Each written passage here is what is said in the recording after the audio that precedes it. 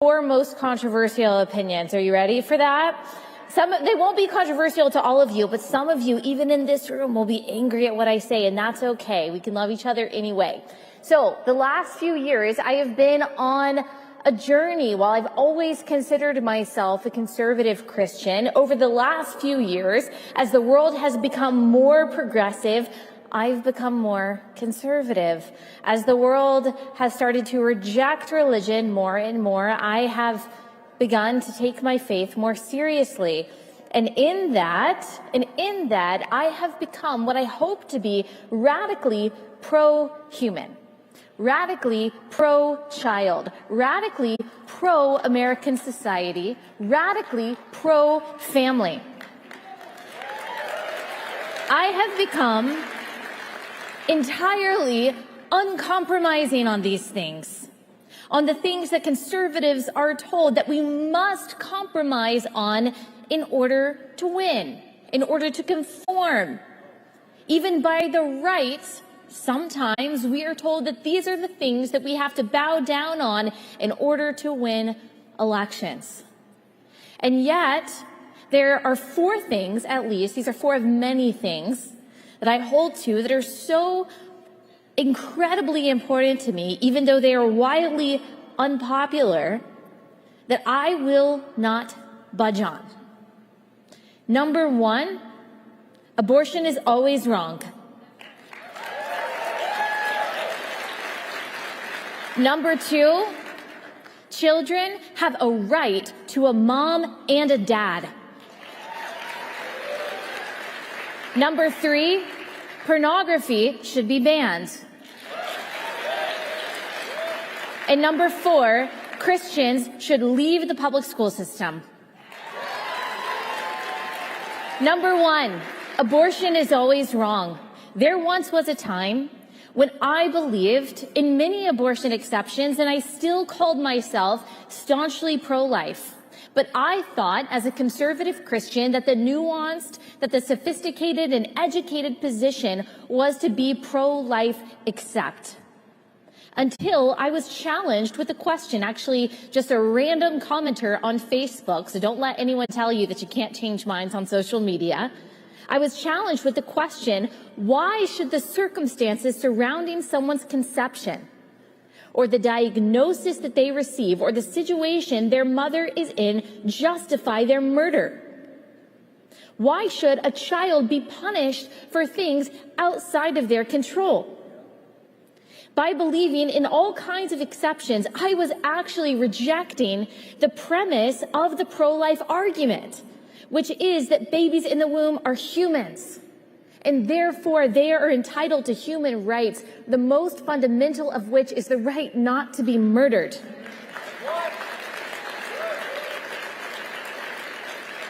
There is a Texas woman who is in the news, and while I don't want to pick on her, I think that this is fair game because this is a story that has been talked about a lot.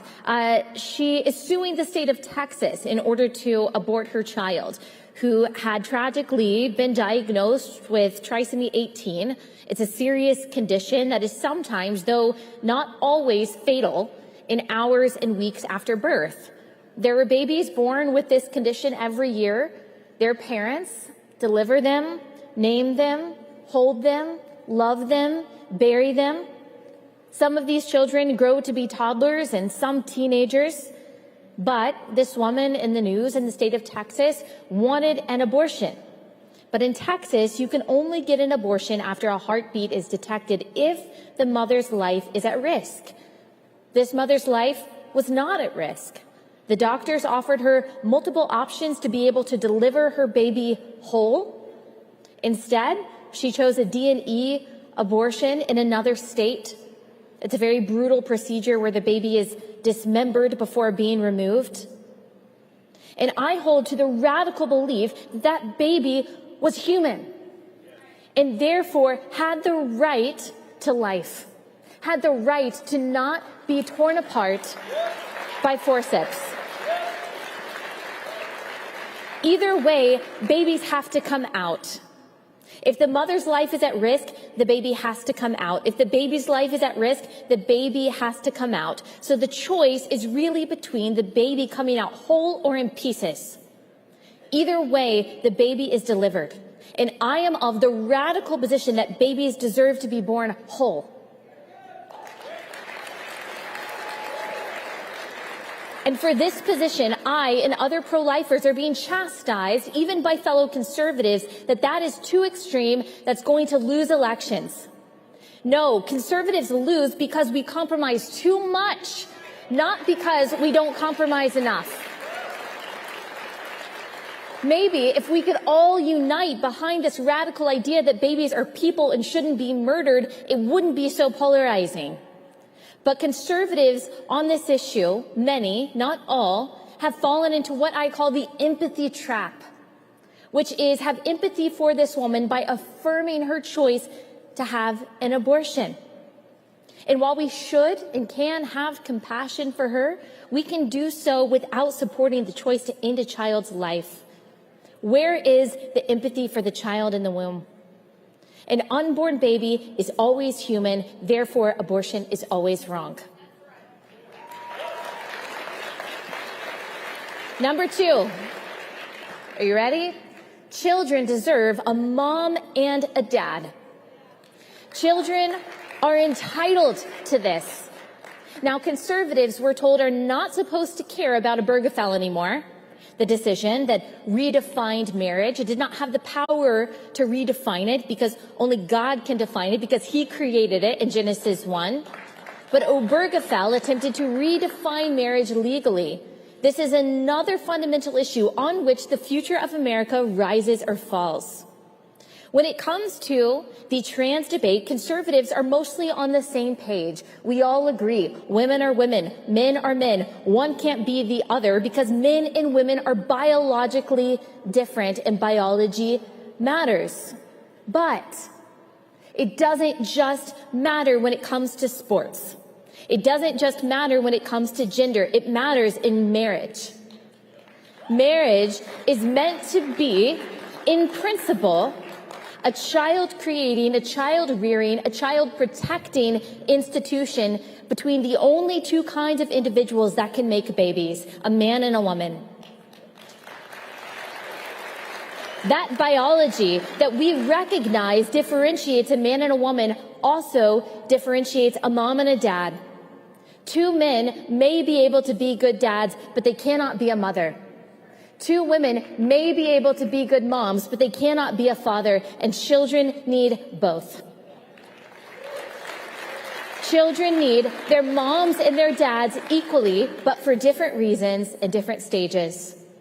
I have been incredibly blessed to have birthed and breastfed 3 children now, something my husband cannot do, which he's very thankful for. When my kids are sick or hurt or tired, they cry for me. When they want to be chased around the house, they call for their dad. They come to me for comfort and their dad for adventure. This isn't due to personality differences, but because of our biological differences. Only moms can teach girls how to become women. Only dads can teach boys how to become men. And we know from decades of data what fatherlessness can do to children. Statistically, it increases their likelihood of delinquency, of teen pregnancy, poverty. And yet, in the name of inclusion, we are purposely creating fatherless children. In the name of inclusion, we are purposely creating motherless children. The reproductive industry profits off of this through things like sperm and egg donation and surrogacy, and I don't have time to get into all of that, the horrifying ethics of these practices. Suffice it to say, we are creating motherless and fatherless children in a grand dystopian social experiment, the results of which will be harmful on both an individual and a societal level. We hear this phrase, trans women are women, and we scoff because it's a circular motto that doesn't mean anything. But guess what? Love is just as circular and meaningless and destructive. Number 3, pornography should be banned.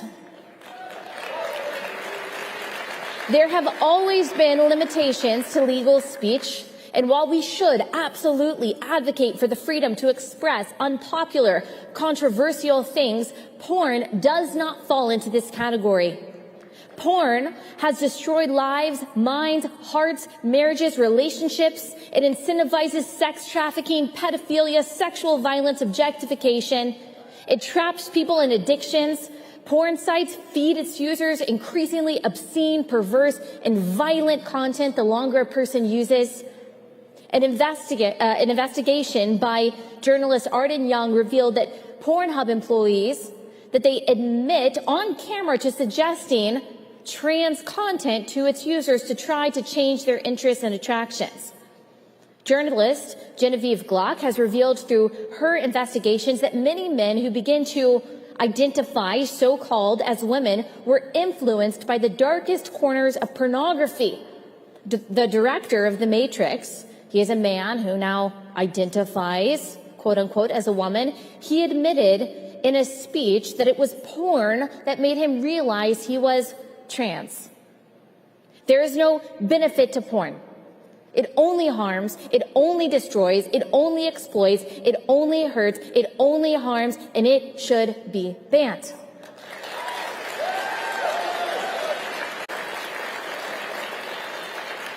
Number 4, we're making good time. Number 4, this is the last one.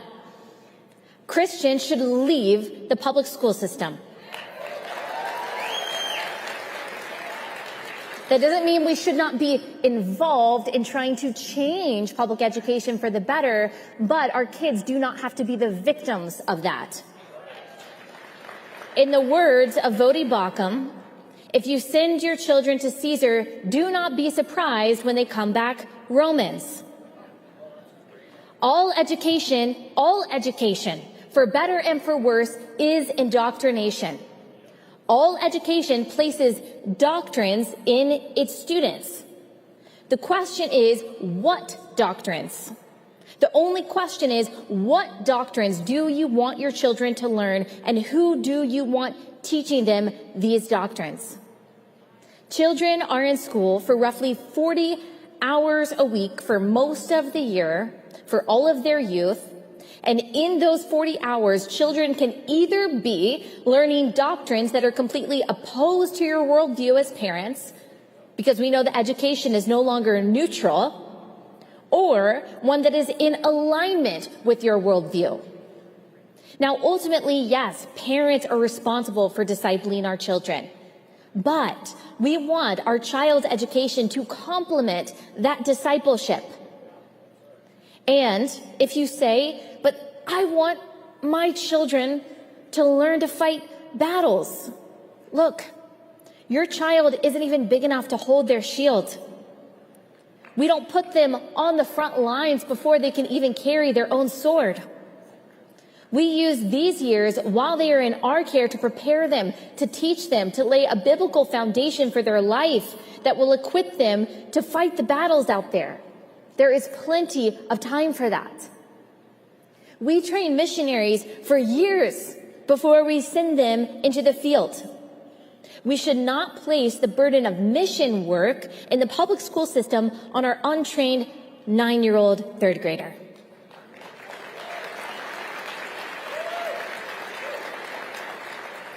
And so we take every opportunity to teach our children the ways of the Lord, whether that's through homeschooling, whether it's through some form of Christian education. That is our responsibility as parents. We do not outsource discipleship to an education system that hates us.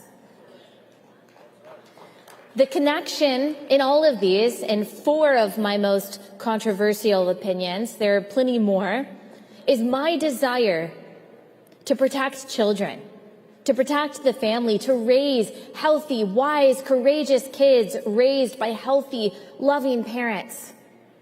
If we want to see change, if we want to make a difference, we have to look beyond the pragmatism that we are told will win the next election. We have to look for generational change. You want to know how the Roe regime fell? It wasn't because of one election or one politician. It wasn't through compromise. It was through decades, almost 50 years of the obedience and the boldness of Christians willing to raise up the next generation, courageous enough to protect children. That's how God works. Which means the change we are looking for might not happen tomorrow. It might not happen in the next election cycle, but by God's grace and his providence, change can happen. Change can happen. So if you want to see change, if you want to make a difference, love God, honor his design, love your spouse, love and protect children, support the family, nurture and raise a new generation of brave, truth-loving adults who will be agents of clarity and courage in a culture of cowardice, chaos, and confusion. Thank you very much.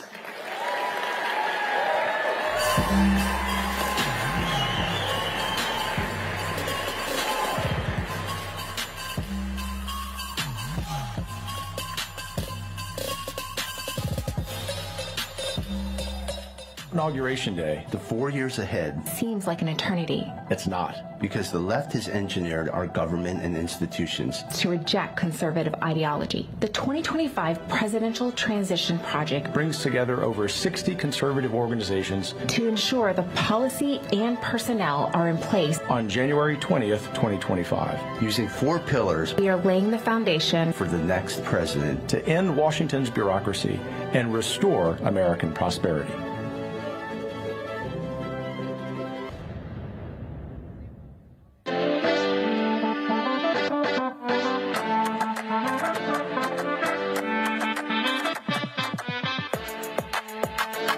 Turning Point USA, we say that chapters change the world.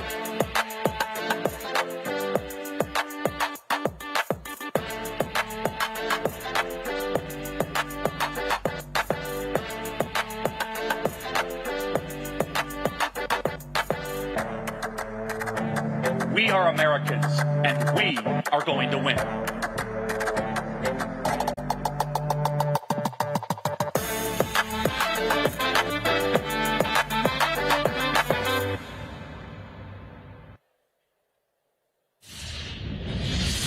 I'm telling you all right now, so many good things are going on. With God, all things are possible. We need elections and not selections. When you have a takeover of a country, the first thing that they do, they're going to silence you everywhere they can on every platform, and then they're going to put fear into the rest of the people that might have courage. God gave us grace right now. We're living it. This is the best time in history to be alive because God gave us grace. We do have all the tools to bring our country back together.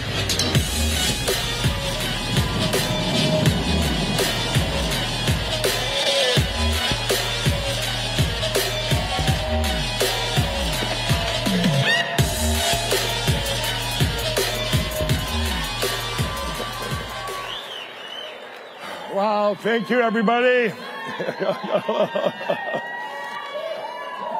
Guess what we're going to talk about?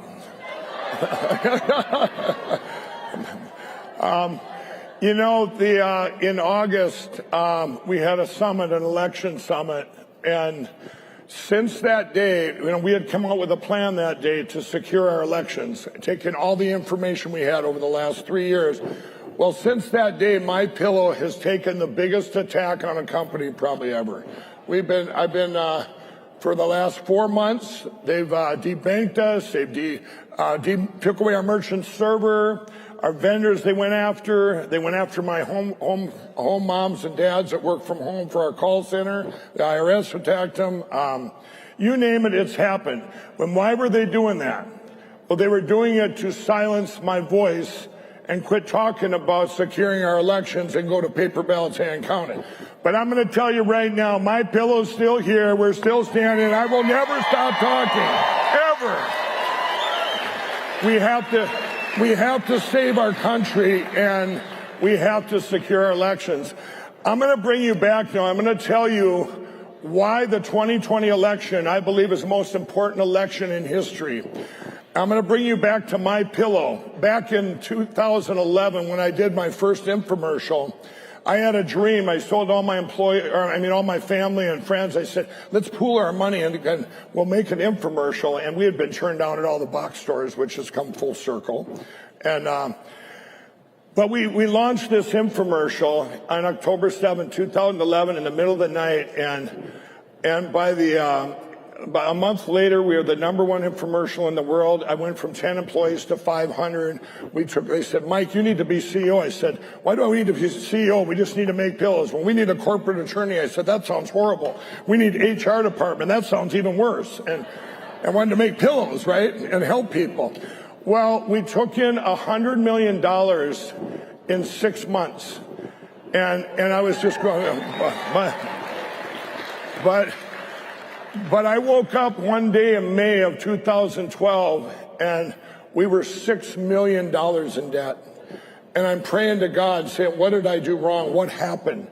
And we look back and all these things, there was so much thing that were outsourced and people came in and told me they knew what they were doing and I trusted people. And there were promises that were broken and things were done wrong. And there was betrayal. A lot of things happened. And we took in all the way up to 2014. It would just stay at this level, and I kept praying. Well, and we get into 2014, and miracles started happening where we were able to bring everything in-house, and we learned from 2012. We learned all the mistakes that were made. I said, I can learn by this huge deviation, right? And what had happened. And we took it all in-house, and we didn't, we did a lot of praying, and we changed our way we marketed and everything, our way we tracked things, and how we did things. And what I'm here to tell you is, and obviously we recovered where we are today. We've sold over 82 million My Pillows,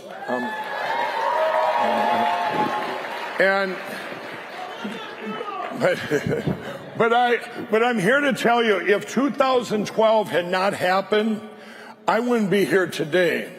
And we all know My Pillow is a platform for a much bigger thing, and that's for where we are with our voice. God gave me a voice for this time we're in, but it's all of your voice. God blessed us way back then. If he didn't bless us, and I'm saying with 2012, even though at the time it was devastating, I thought this is the worst thing that could ever happen. But it turned out it was the best thing because of all the things that manifested from that I learned. So now I want you to flip over to the 2020 election, okay? If that election did not happen, if we didn't want to wake up on the morning of November 4th in 2020 and go, what just happened? And things didn't happen, all these bad things that started to happen, if that didn't happen, we wouldn't be where we're at today. We've learned it opened up a doors that were shut. This evil that had hid all this stuff from us. This uniparty, this globalists, everyone that had attacked our country, and what they did. And evil is greedy. They tried to completely take everything on. I'm going to go back a little bit. I prayed on January 4th of 2021.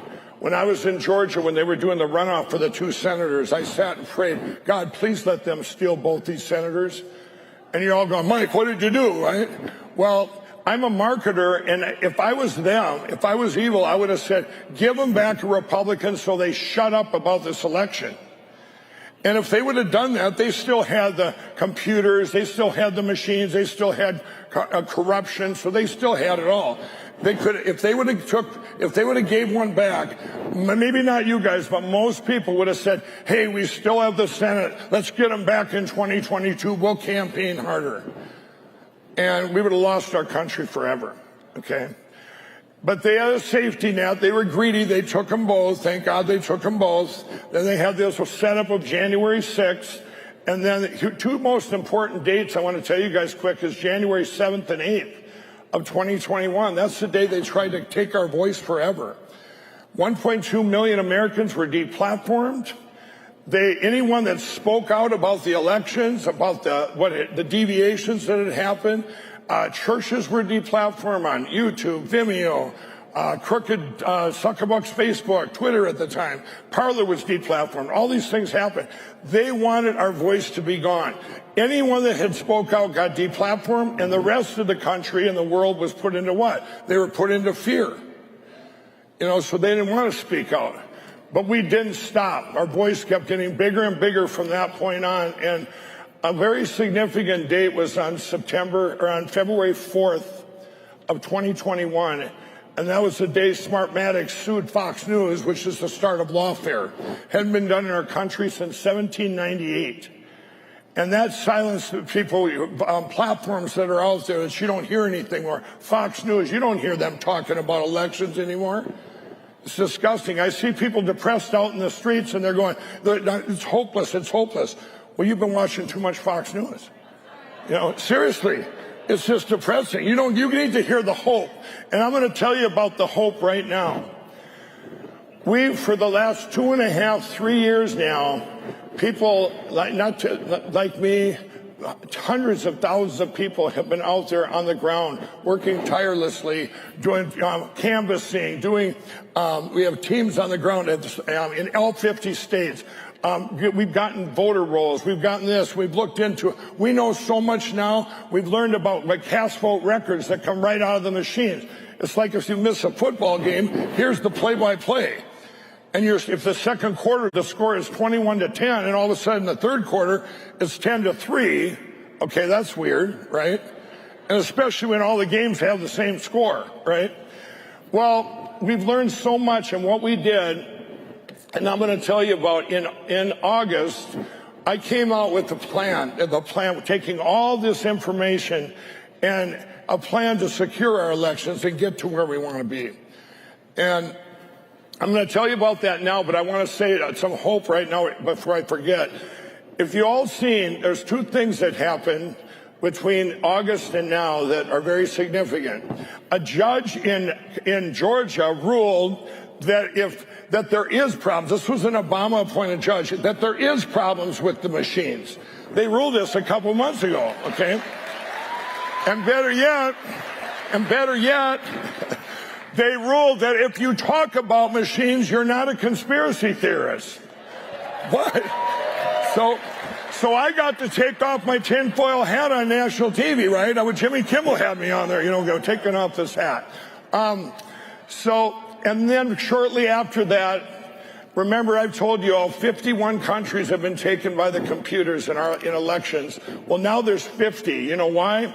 Argentina, one judge ruled this summer that they could get rid of the machines, outlaw them like Germany, France, UK, and the Netherlands, and go to paper ballots hand counted. She ruled that. And they did it in less than 4.5 months. 4.5 months, they completely did their whole country. They just had an election and not a selection. It was beautiful. The people have finally got rid of their socialism all in one little gone. It's beautiful. There's some hope for you, right? Well, we went around over the last 2 years, it's been over 2 years now, to just about every county in the United States. Now I'm going to tell you the plan. So the plan is almost every county can do what they want as far as switching to paper ballots hand counted. Some states like Michigan are Secretary of State down. Most of them you have the right in your own county, okay? And we went around to these officials, these election officials, and every one of them had an excuse why they wouldn't switch. It was one thing after another, okay? Our machines aren't online. It'll be way too expensive to switch over. There was no crime in my town. Donald Trump won. Who cares about who won? We're talking about the elections, our elections, and not having elections and not selection. Anyway, they all gave us pushback. So I'm going to compare back when I went to sell my pillow back in the day, when I did home shows and fairs, and I would come up, and if any of you came up when I was inventing my pillow, I took it and reverse engineered the pillow. If you came up and took out every reason for you not to buy that pillow, I'll give you an example. If you came up and said, I want a pillow that you could adjust, here you go. I want a pillow you could wash and dry, here you go, Really? Wow. I want a pillow that gives value. Here, it's a 10-year warranty. I want a pillow that stays cool. You got that too. I want a pillow that I don't even know you. I want a guarantee that this will work. Here, I got a 60-day money-back guarantee. So what I'm getting at, by the time I got done in that booth back then, if you said no, you still didn't want to buy it, you weren't going to buy one in the first place, okay? So now I want you to take that, and we go to those same election officials, those county officials that have told us no. My team's out there, hundreds of thousands. We have 300,000 people in all 50 states, almost every county in the country. We were tired of getting blocked. Everywhere we went, I'll give you examples. If we did get it pushed through, the biggest blockers were the uniparty Republicans, believe it or not. And that's the word, that uniparty. Don't forget that. You know, I'll give an example in Arkansas. We're in Arkansas, and Cleburne County, Arkansas, went to paper ballots hand counted, right? But all these great patriots down there, like Colonel Conrad down there, they're going county by county, and they're all going to go to paper ballots. This is earlier this year. Well, what does this guy named Kim Hammers do? This guy that's a Republican there, a senator in Arkansas. He goes and pushes a bill through. Are you ready for this? If your county goes to paper ballots, we're defunding you. You can't make this stuff up. This is a deviation in behavior, okay? We got tired of all these Republican states, South Dakota, Arkansas, Alabama, Texas. This is where we got our biggest pushback. We went to get the cast vote records. You got San Francisco Township in California. They put them, it's our right under the Freedom of Information Act. They put them right up on their website and said, here, it's your right, you can see it. Other states shut us down, like South Dakota couldn't get one cast vote record. It's disgusting. This is actually what comes out of the machines, okay? So what we did, there's a couple things we that happen now. When we go around, and next month, maybe in February, my whole team, everyone in this country that's out there is going to go to their county officials again with a better sales pitch. And I'm going to tell you, there will be no reason for them to say no, because here's the tools we have now. It's a little different than before. So if you all know, when, one of the biggest things, because we had all the cyber evidence of the 2020 election and the 2022 election. Now we had all these cast vote records too, right? That's cyber stuff. And the biggest thing to deflect that was the machines are not online. They're not online. Ours aren't online. Well, we developed a wireless monitoring device that monitors that now. We passed out to the clerks in the country on November 7th, this last election. Guess what? They all lied. They were online, And so we have that. So the clerks now know they lied to them, okay? But here's something that really is going to help us is, if you all know when I ran for RNC chair, when I did that, God told me, I prayed, God said to run. He didn't say I was going to win. So you all want to know what came out of that. Was a very important thing came out of that. I got to know all the 168. There's 3 in every state, committeewoman, committeeman, and the chairman. And with that, this last August, all of them got together, the people we had in there, and they passed a resolution by the RNC, and it's no machines, paper ballots, hand counted, same day voting, precinct level, signature required. Now, why is this important? This is important because, for a big reason, when we go around to all these counties now, we need to be able to say to them, that would be the last thing. After we give them all these questions, we'll all go through them. So now when we go to these counties, we'll go, hey, here we're coming back. We're back again. We want to go to paper ballots hand counted. Now, if that clerk or that official says, well, they're not online. Here they are online. We showed you this. If they say, well, it's going to take too long. No. Argentina flipped over in 4.5 months, and their whole election was done in 1 day. And we don't have a system. Yes, we do. We developed it. A lady in Missouri named Linda Rant developed the best hand counting system in the world. I know, because I've dealt with France, Germany, UK, and the Netherlands. This is better. But has it been used? Yes. Last spring, we did an election in Osage County, Missouri. Democrats, Republicans working together. They were done at the same time as the machines with 100% accuracy. What, you know? So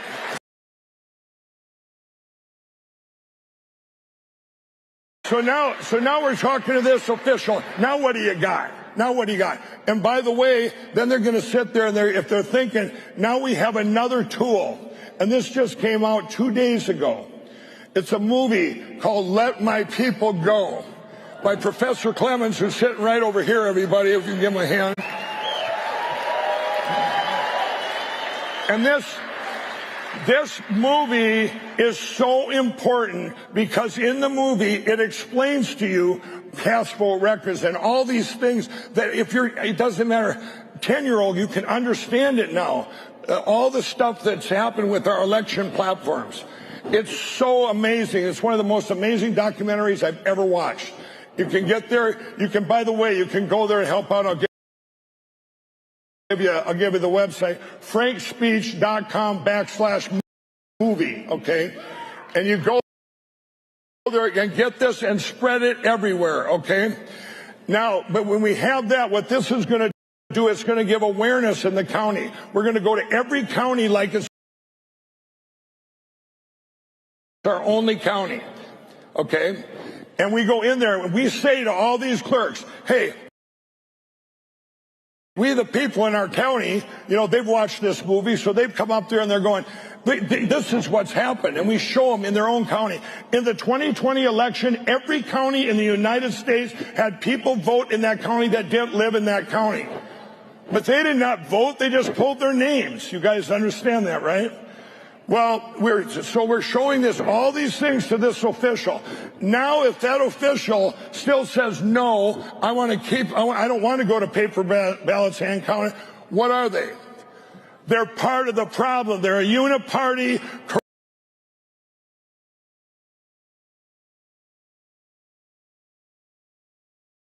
And we're all going to do it at once because we had great success like Shasta County, California, Claiborne County, Arkansas, all these places where once they're known, the media just attacks them like a frenzy. So we're going to do it all at once, and you're going to see this. You're not going to see this on Fox News, okay? And when we do this, by the way, over 200 counties in the United States have committed to go to paper ballots by the 2024 election already. Did you know that? And I'm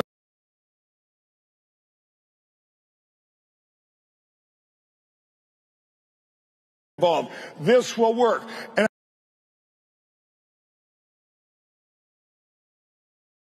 in no way am I also want to tell you, you have to get out and vote. We have to overrun whatever we can get rid of, whatever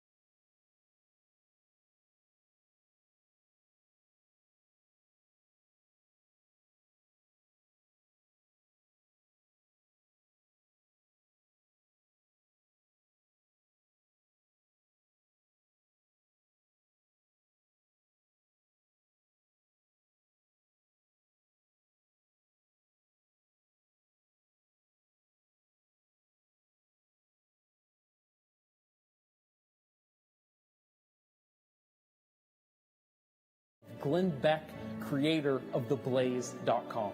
If you would like the opportunity to apply for our program, please visit AmericanJourneyExperience.com to fill out the application. You should have an education coordinator reach out to you within 48 to 72 hours of filing that application. Thank you, God bless you, and we hope to see you in Dallas, Texas.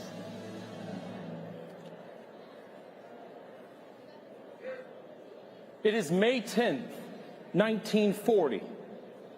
Winston Churchill has assumed power in His Majesty's government as Prime Minister of the United Kingdom. Austria, Czechoslovakia, and Poland have fallen to the Nazis. France is a mere weeks away from surrendering to the enemy. And that will enable Great Britain to lose its greatest ally in all of Europe. Even worse, British Parliament is considering appeasement measures which would allow Great Britain to forfeit the majority of Europe to the fascists. These days in Britain are dark, but Winston Churchill would choose hope. He is called the most revered statesman in the 20th century because of his boundless optimism, his courage, his tenacity, and his ability to mobilize the English language in a way that no leader had before. And he changed it into its most effective fighting form, which is inspiration into the hearts of his fellow countrymen. He knows that if he is to defeat Germany, he must not leave the United Kingdom only in form, but actually unite the kingdom in fact. So he marches to the House of Commons and he gives one of the greatest wartime speeches of all time. He says that Hitler knows he will have to break us in this island. But if we stand up to him, then all of Europe may be free, and the life of the world may move forward into broad sunlit uplands. But if we fail, then the entire world, including the United States, including everything we have ever known and cared for, will sink into the abyss of a new dark age made more sinister and perhaps more protracted by the lights of perverted science. Let us therefore brace ourselves to our duties and so bear ourselves that if the British Empire and its Commonwealth lasts for 1,000 years, men will still say that this was our finest hour.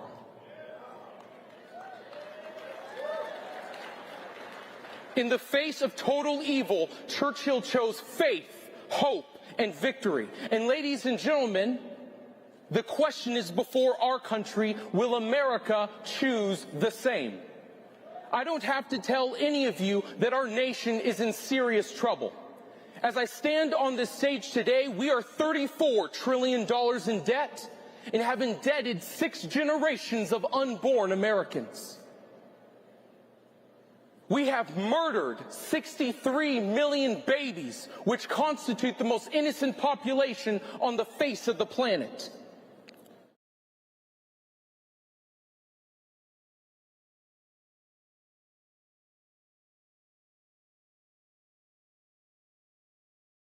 From the local middle school to the highest echelons of government, we are undergoing an ideological war that, if left on its present course, will spell the end of the Republic, our values, and what makes America exceptional.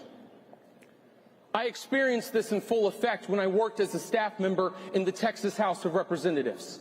I would ask representatives and senators and lobbyists a very simple question. And that question was, what do you think makes America exceptional? And I received a range of incredibly disappointing answers. Answers like, well, Elijah, what makes America exceptional is the fact that we have freedom or liberty or a powerful military, or we're leaders of medical innovation and invention. And while I would argue all of those things are good, none of those things is what makes America exceptional. You see, what made America separate from all of the other governments on the face of the planet was the fact that we understood this simple promise. You've probably heard it before. It goes like this: that we hold these truths to be self-evident. That all men are created equal and endowed by their Creator with certain inalienable rights. That among these are life, liberty, and the pursuit of happiness. And to secure these rights, governments are instituted among men, deriving their just power from the consent of the governed. So you see, it doesn't matter what laws passed by Congress, what order is signed by the president, or what opinion is rendered by the Supreme Court, because we believe that there's a supreme being who holds within his hand the destiny of all nations, and the destiny of every single man, woman, and child in this room. So tell me, America, is that something worth fighting for?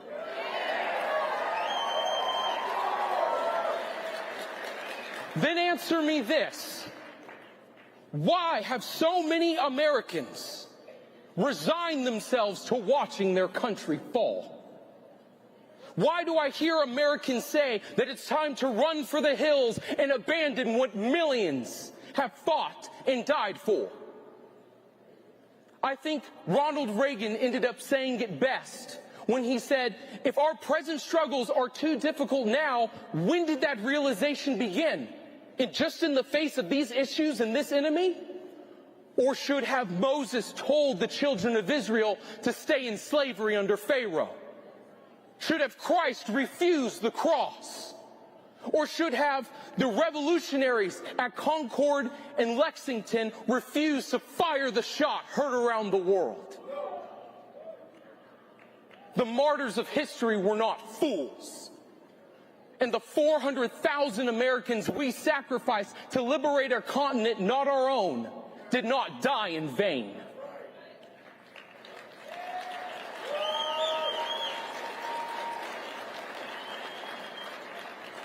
And if only we as Americans remembered this history and we understood the history of our heroes, we could channel the same courage and excellence and mobilize that to save these great United States.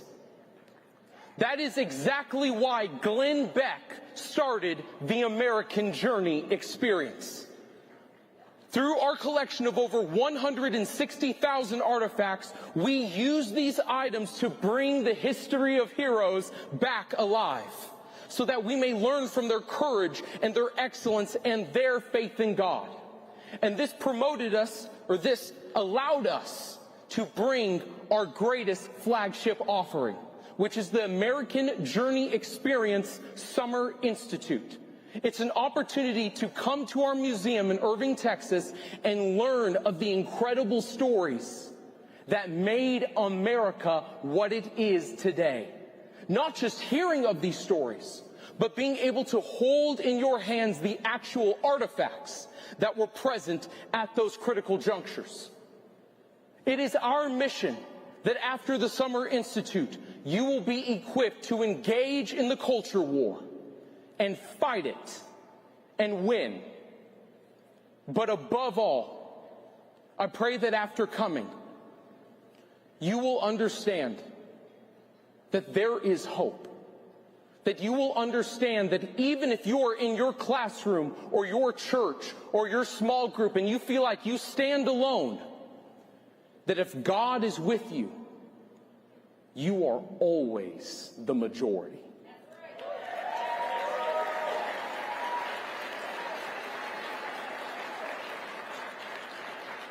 So where are you, men of courage? Where are you, women of honor?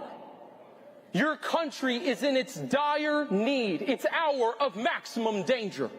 Will you respond to its call with courage and virtue? Or will you let this, the last best hope of man on earth, fall? I know you won't. And I pray that you will join us in this great endeavor. Thank you. God bless you. And may God bless these United States of America. Thank you.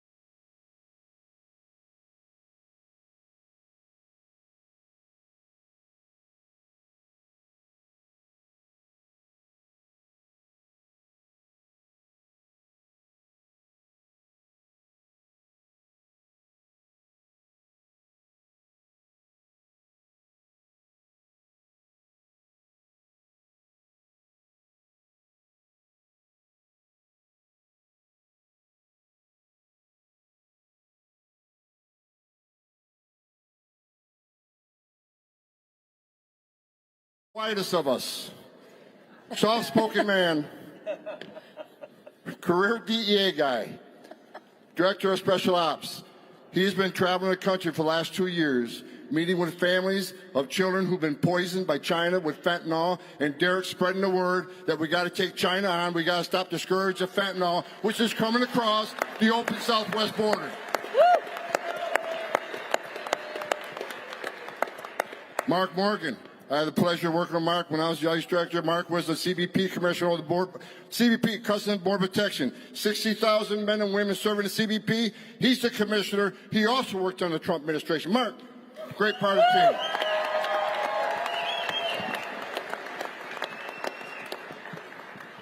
team. And Sarah Carter. I don't really got to say anything about Sarah.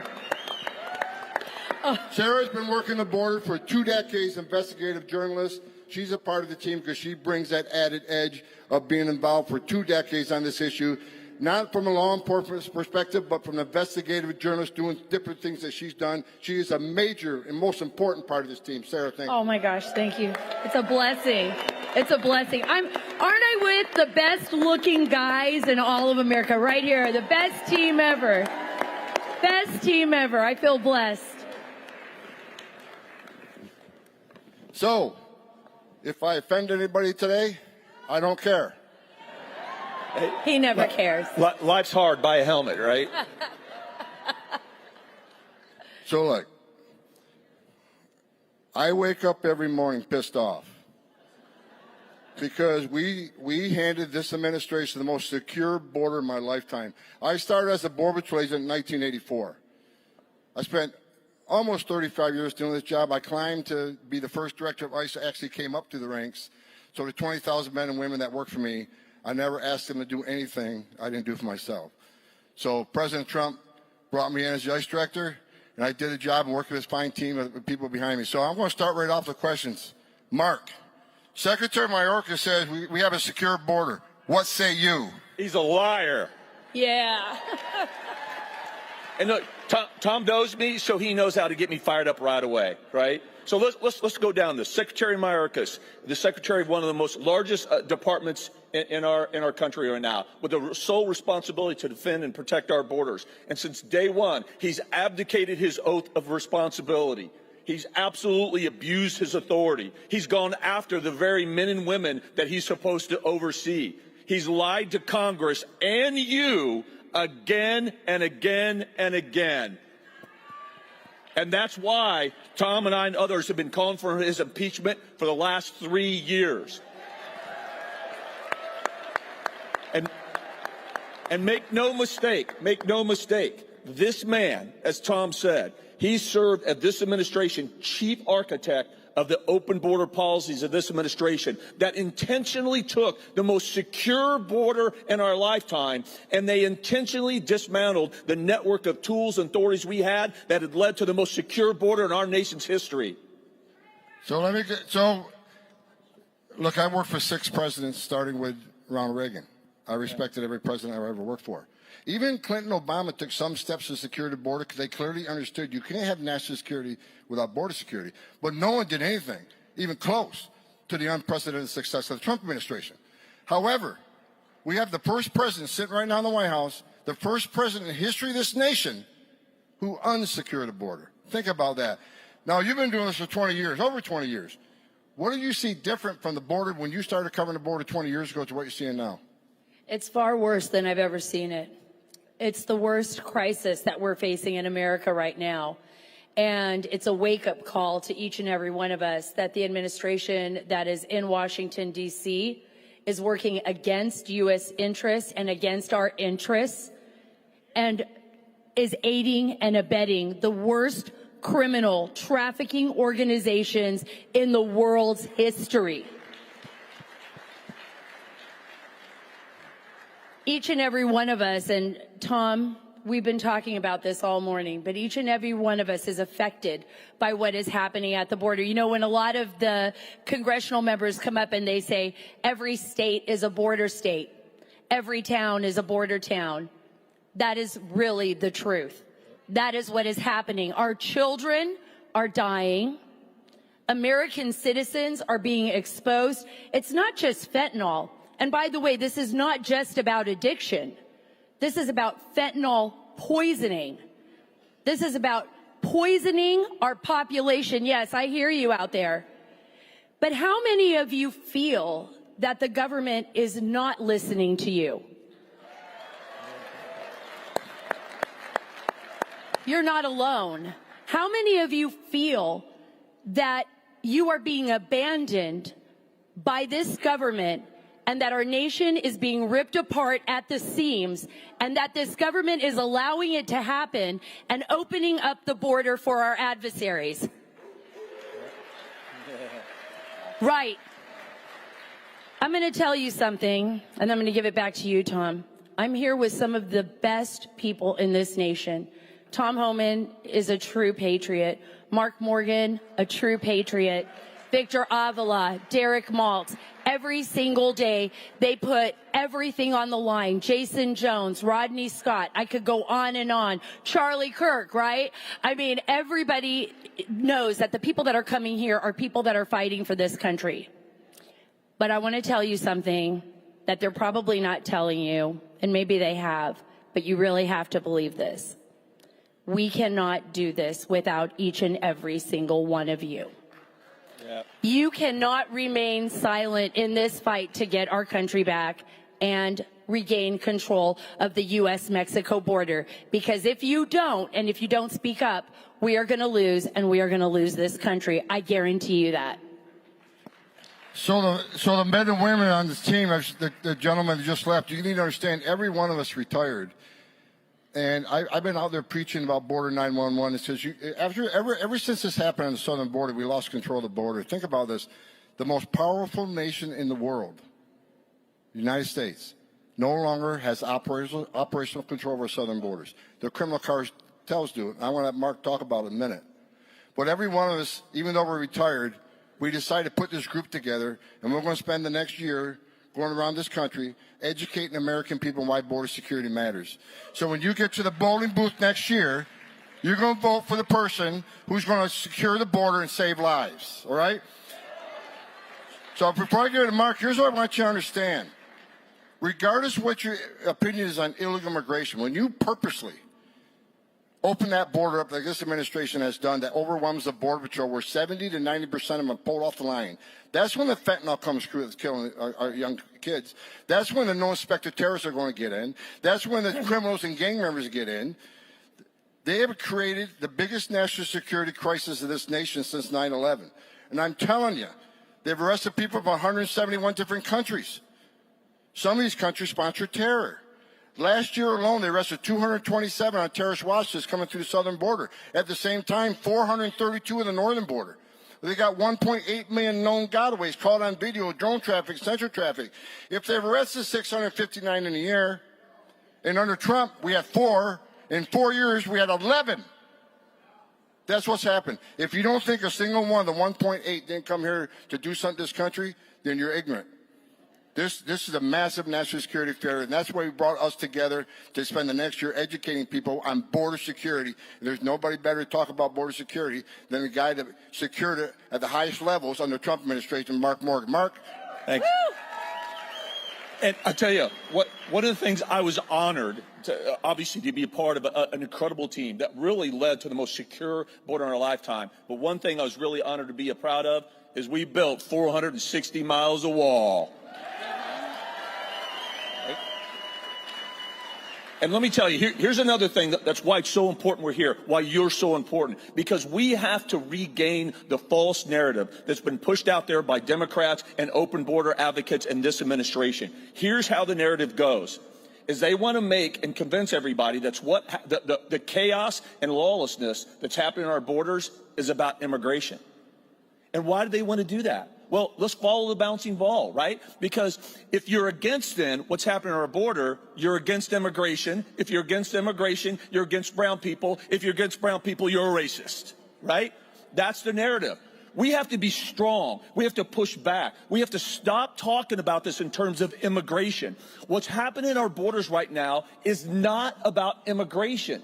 That's a separate issue, right? And what's happened at our borders is about border security, which is synonymous with national security, and our inability to secure our border is being driven by illegal immigration. And let me give you a quick analogy. Sarah, you and I were talking about this before. So let's say Sarah and I, we go grocery shopping, and she goes in and she fills her cart full of groceries. She goes in line, she pays. I go in and I fill my grocery cart full of groceries, except I leave and I run, I don't pay. We go to the parking lot and somebody says, hey, what'd you do, Sarah and Mark? And we both say we went grocery shopping. Right? No, she went grocery shopping. I committed a crime that had a multitude of downstream impacts.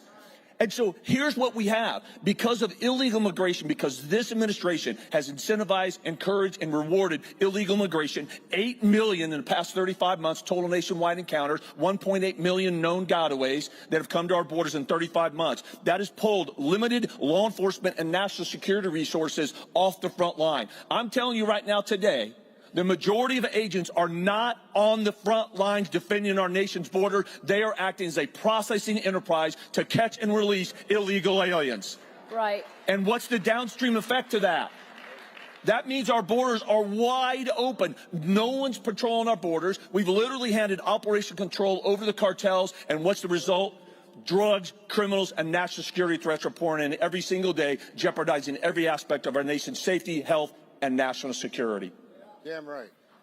Sarah, we need to talk about a subject that's uncomfortable. And one of the things that broke me throughout my career is the children that are smuggled into this country.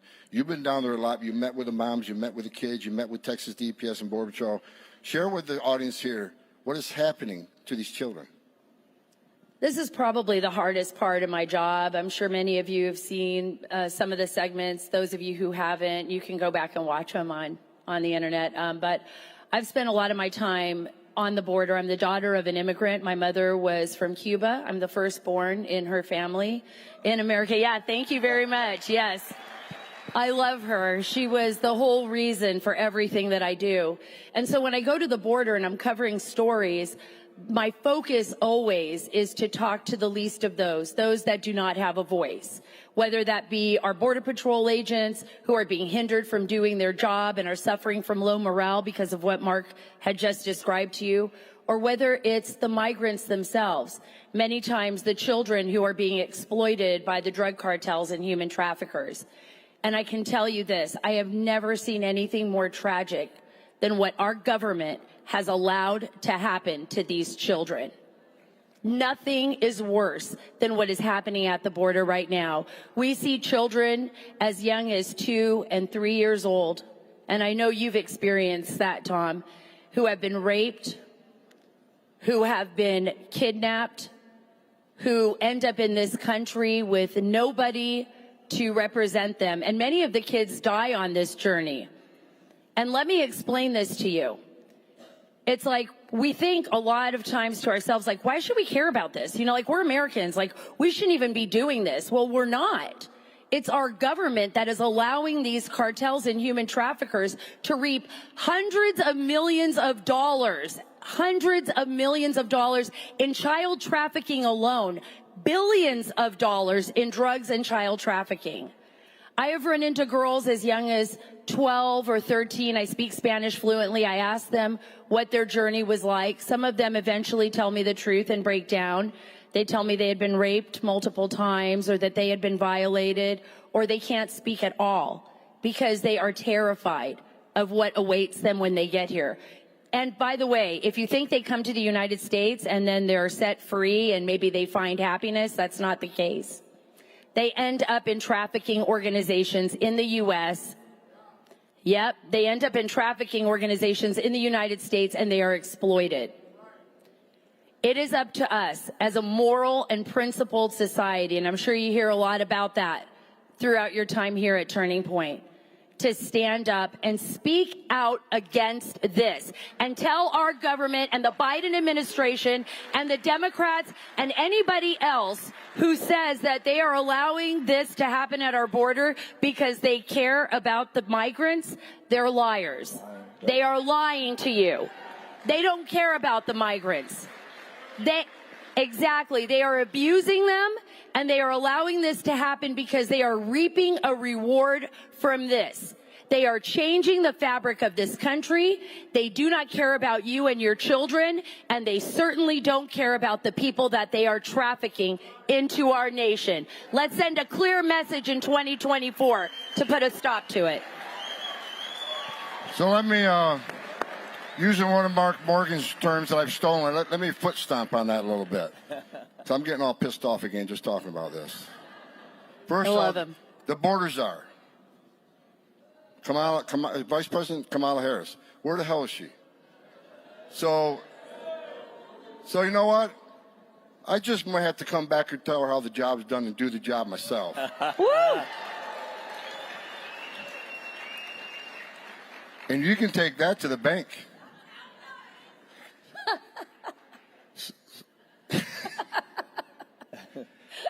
Where was I going?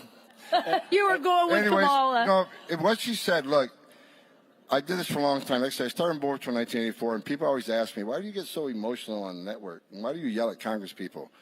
Because most of them are morons, that's why. I mean, I had to educate AOC, who's just dumb. And she didn't know it's illegal across the United States illegally. And I've argued with a congressman that told me, shut up, I won't shut up. You can pound that gavel all you want. I got the right to speak here today. I earned the right to speak here today. And I'm the only one under oath. You know what my dream is? My dream is someday going to go testify, and rather than me being under oath and them lying to the American people, let's put them under oath and let me ask them a few questions. So I want, one of the things when people see me, they say, "Hey, I love that video of you and AOC. I love that video." They don't remember I was ICE director too. It was just a YouTube thing. But the biggest thing this administration can do to law enforcement is kill their spirit, and that's what they have done. Secretary Mayorkas, when he retires, he's going to retire without zero respect. He's going to have zero respect from the tens of thousands of women in the Border Patrol, Customs Border Protection, ICE, all these Secret Service, all these law enforcement officers who have now been vilified by this administration. Before I hand it to Mark, you're the CB commissioner under the last administration. Secretary Mayorkas stood at the White House and slandered the men of the Horse Patrol who were innocent. And to this day, have never been apologized to, even though the investigation showed them innocent. They didn't do anything wrong. They did exactly as they were trained to do. The horses did exactly as they were trained to do. The only ones who broke the law that day were the illegal aliens entered the country illegally, which is a crime, then ignoring verbal orders from a federal law enforcement officer, which is a felony.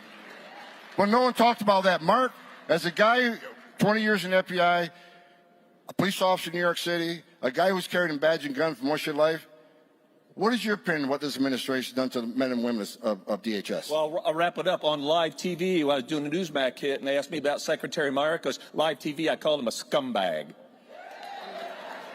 Right? This is we were talking about this backstage. This is a defining moment. And look, I'm not trying to blow smoke your way. You are a critically important element in the next 10 months. Look, you've heard the statement by now, every state is a border state. And I'm asking a rhetorical question, but think about it. I want you to think, what does that mean? Are you able to articulate that? Because we travel over the country, from San Diego to Brownsville to Maine, and I got to tell you, even strong conservatives, they still don't understand what that means. Because a little bit of human nature, if we don't think something is not piercing our bubble, we don't see it as important, right? But I promise you, there's another phrase that goes with that. What happens at the border does not stay at the border. Right? We've all heard, every one of you has heard about a fentanyl poisoning in your city, your town, your state. Well, where the hell does the fentanyl come from? Exactly. So that veil, your bubble has been pierced. A lot of people just don't understand it. Every single day, we have murderers, rapists, pedophiles, aggravated felons, and gang members among the 1.8 million known gotaways that are sneaking past our Border Patrol agents because they're in facilities processing. Where do you think the murderers, rapists, and pedophiles and gang members go? To your towns and cities and states, right? So we have, and Tom already talked about the terrorist threat. In the past 35 months, over 285 illegal aliens on the FBI's terror screening database has been apprehended. Tens of thousands of special interest aliens. Tens of thousands we've apprehended that we know, come from countries that sponsor, harbor, and facilitate terrorism. And I get asked a question, Mark, so do you think that a possible threat's going to come to our borders? And I say, no. And they look at me, it's already here. I mean, with all due respect, we need to wake the hell up, right? And we need to start pushing back. We need to start taking back the narrative that this is not about immigration, it's about border security. But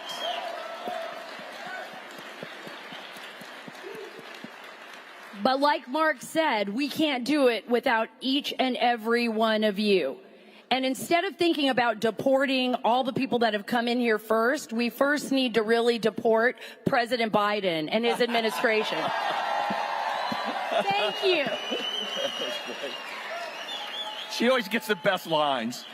No, I'm going to tell you why. Because we can't fix this when we have people in office who are making this happen.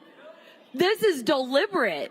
This isn't like, oh, I had some policy and it went sideways and now I need to fix it. This is like, how do we make the border as open as possible? How do we break this nation, right? There's no other word for it. Because I wouldn't open my front door of my house with my children asleep inside and just let anybody in, would you? Would you just say, is it okay to have a neighbor that's gunning down other members of your neighborhood and selling drugs next door? Would you call the police? Right? So why is our government not doing that? Why are we not asking the real hard question?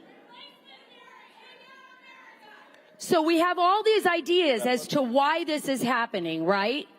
But just like you, we're all just trying to expose the truth. We don't have an exact answer, but we know what it is, right? We can't give you exactly what it is, but what it will require is each and every single one of you to do your job, to stand up, to speak out, to say we're not going to take it anymore, and do that in your local communities and your schools and all across this country, and invite us to come visit you, because I promise you we will be there for you, and we will stand up for you and fight for you. Thank you. So let me end with this. You all know whose side I'm on. So I got a passion. I got a dream. I wake up every morning pissed off at what they unsecured our border and caused all this chaos. My dream is to come back and run the biggest deportation operation this country's ever seen. And you can take that to the bank. Border911.com. Border911.com. Help us out. Border 911.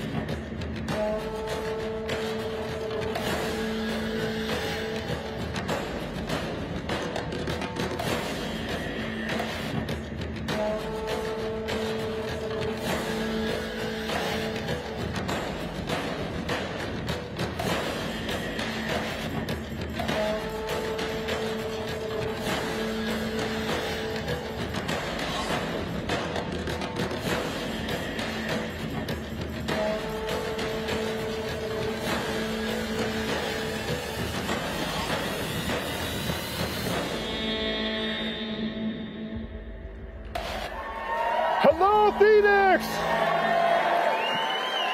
Hello, everyone! My name's Roy from the new federal state of China. We're Chinese, but we are the opposite of the Chinese Communist Party. I have one message to convey. The Chinese Communist Party does not represent China or Chinese people. It is the enemy of Chinese people, American people, and the people of the world.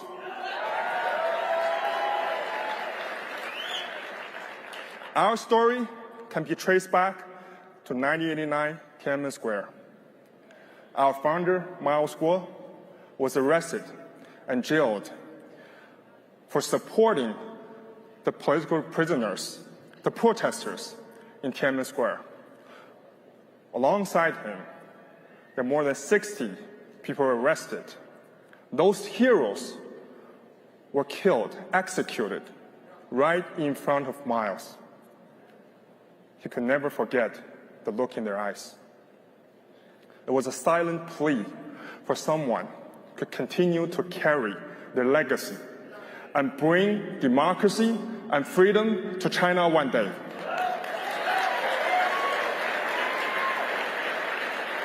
Miles survived, and many years later, he started a movement called the Whistleblowers Movement, with sole purpose of taking down the CCP.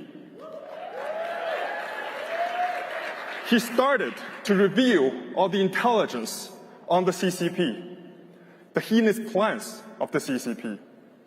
Of course, as a result, he became the most targeted and persecuted Chinese dissident.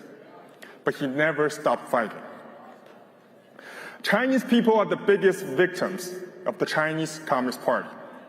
As we speak, millions of Uyghurs are jailed in concentration camps. Tibetans and youths are victims of pedophilia and organ harvesting. Hong Kong protesters or any other people who dare to speak against the regime will be disappeared, silenced, and executed. As we speak, over 400 million forced abortions were executed since the CCP adopted one-child policy. The Chinese people never had a chance to vote for their government. They never had the right to own land. They never had freedom of speech, or freedom of religion, or rule of law. They became more than slaves of the CCP kleptocrats. But I'm here more than just sharing our own stories. I'm here to prevent our stories becoming American stories. The CCP, thank you. The CCP has already infiltrated almost every aspect of the US life. It has launched an unrestricted warfare against all of us. It unleashed a deadly virus that killed millions of innocent lives. Its fentanyl export is killing 300 American people per day. It spread the spy balloon above us, and its spying operations are almost everywhere, in media companies, in big tech, scientific institutions, universities, Hollywood, and Wall Street. It's behind wars in Ukraine and the Middle East. It formed a new axis of evil alliance with Russia, North Korea, and Iran. Your pension funds, your educational funds, your savings are being invested in Communist China right now, and the total number is a whopping $7 trillion. And Xi Jinping is more than ready to confiscate that money and give that to the terrorist groups and fan the flames of conflicts and seize the perfect opportunity to invade Taiwan. For the past 8 years, Miles and the whistleblowers from the NFSC have exposed the truth around Hong Kong crisis, HNA group, COVID, and COVID vaccines, and many more. Those warnings were not taken seriously enough. Every time we revealed this kind of information, I had hoped we were wrong, because if the information is wrong, a lot of people wouldn't have to die or suffer. But in the long run, it has always been proven, verified as true. And today, for the first time ever, I have 3 specific pieces of exclusive intelligence to share with you. And I urge you to listen very carefully to what I have to say and verify for yourselves through time. Number 1, you may have already heard the secret biolab in California. Actually, the CCP has already finished building 11 P3 biolabs in the Middle East, Africa, and South America. They have the capability to manufacture and unleash new viruses at Xi Jinping's command. That's the same kind of virus that already killed 6.5 million people. Number 2, CCP's military installations. The CCP has already deployed 3,500 ballistic missiles, the DF-10A series, in 3 countries in the Middle East, worth a total of $50 billion.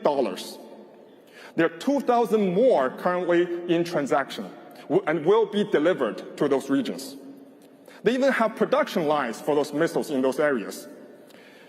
Additionally, the CCP has built no fewer than 20 nuclear ICBMs. They deployed DF-41 series with nuclear warheads. They can reach the mainland US or any other country. Number 3, the Chinese Communist Party is behind the terrorist group in the Middle East. In Iran and Syria, the CCP has already built an army of 20,000 mercenaries ready for combat and to join Hamas. And each individual will be paid $10,000 per month by the CCP. And there are another 20,000 mercenaries ready to be deployed in the event of escalation between Israel and Hamas. The intelligence I just shared with you is brought by NFSC, thanks to the courageous whistleblowers inside China that risked their lives to bring those messages.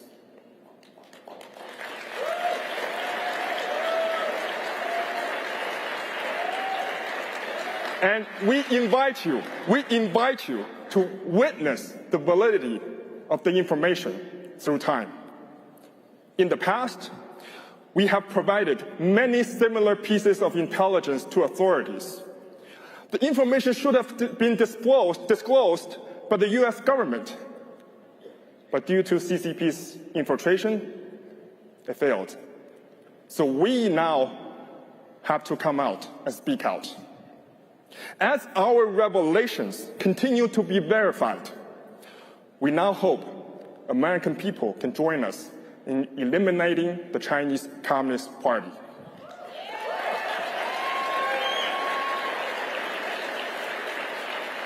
And we're not asking you to give us money or arms or die for a revolution or wars. All America needs to do is very simple. Stop supporting the Chinese Communist Party. And decouple from the Chinese Communist Party technologically and financially. And leave the rest to the new Federal State of China. And we ensure you the elimination of the Chinese Communist Party in China.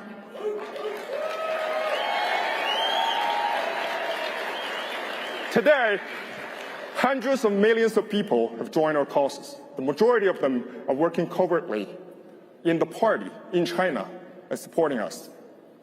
We have 21 chapters around the globe, and we are more united and determined than ever. And I truly believe soon enough, we'll stand atop the Beijing Pangu Plaza again and put Xi Jinping, the dictator, on a Nuremberg trial for his crimes and make it the devil's last night. That night, we will see the end of the evil communist regime. That night, we will reunite with our loved ones. And that night, for the very first time in history of that soil, we will see a free China, a new China, the new federal state of China. Thank you.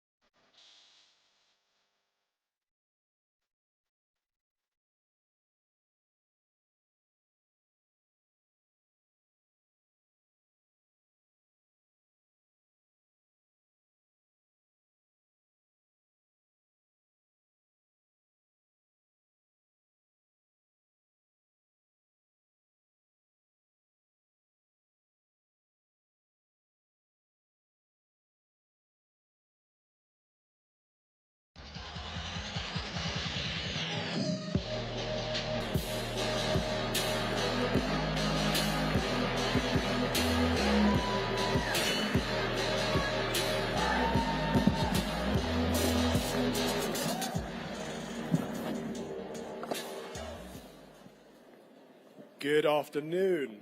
My name is Father Calvin Robinson. Today we have a wonderful panel. We're going to be breaking down the false narratives of DIE within the church. I'm going to give my wonderful panelists an opportunity to give a brief introduction of who they are and why you should be listening to their words. First of all, we have Kevin McGarry. Good afternoon. It's a real honor and privilege to be here. I have, I'm really spoiled because I have all the guys that I highly esteem as fathers in the faith and just standing up for righteousness. So I'm really just glad to be here.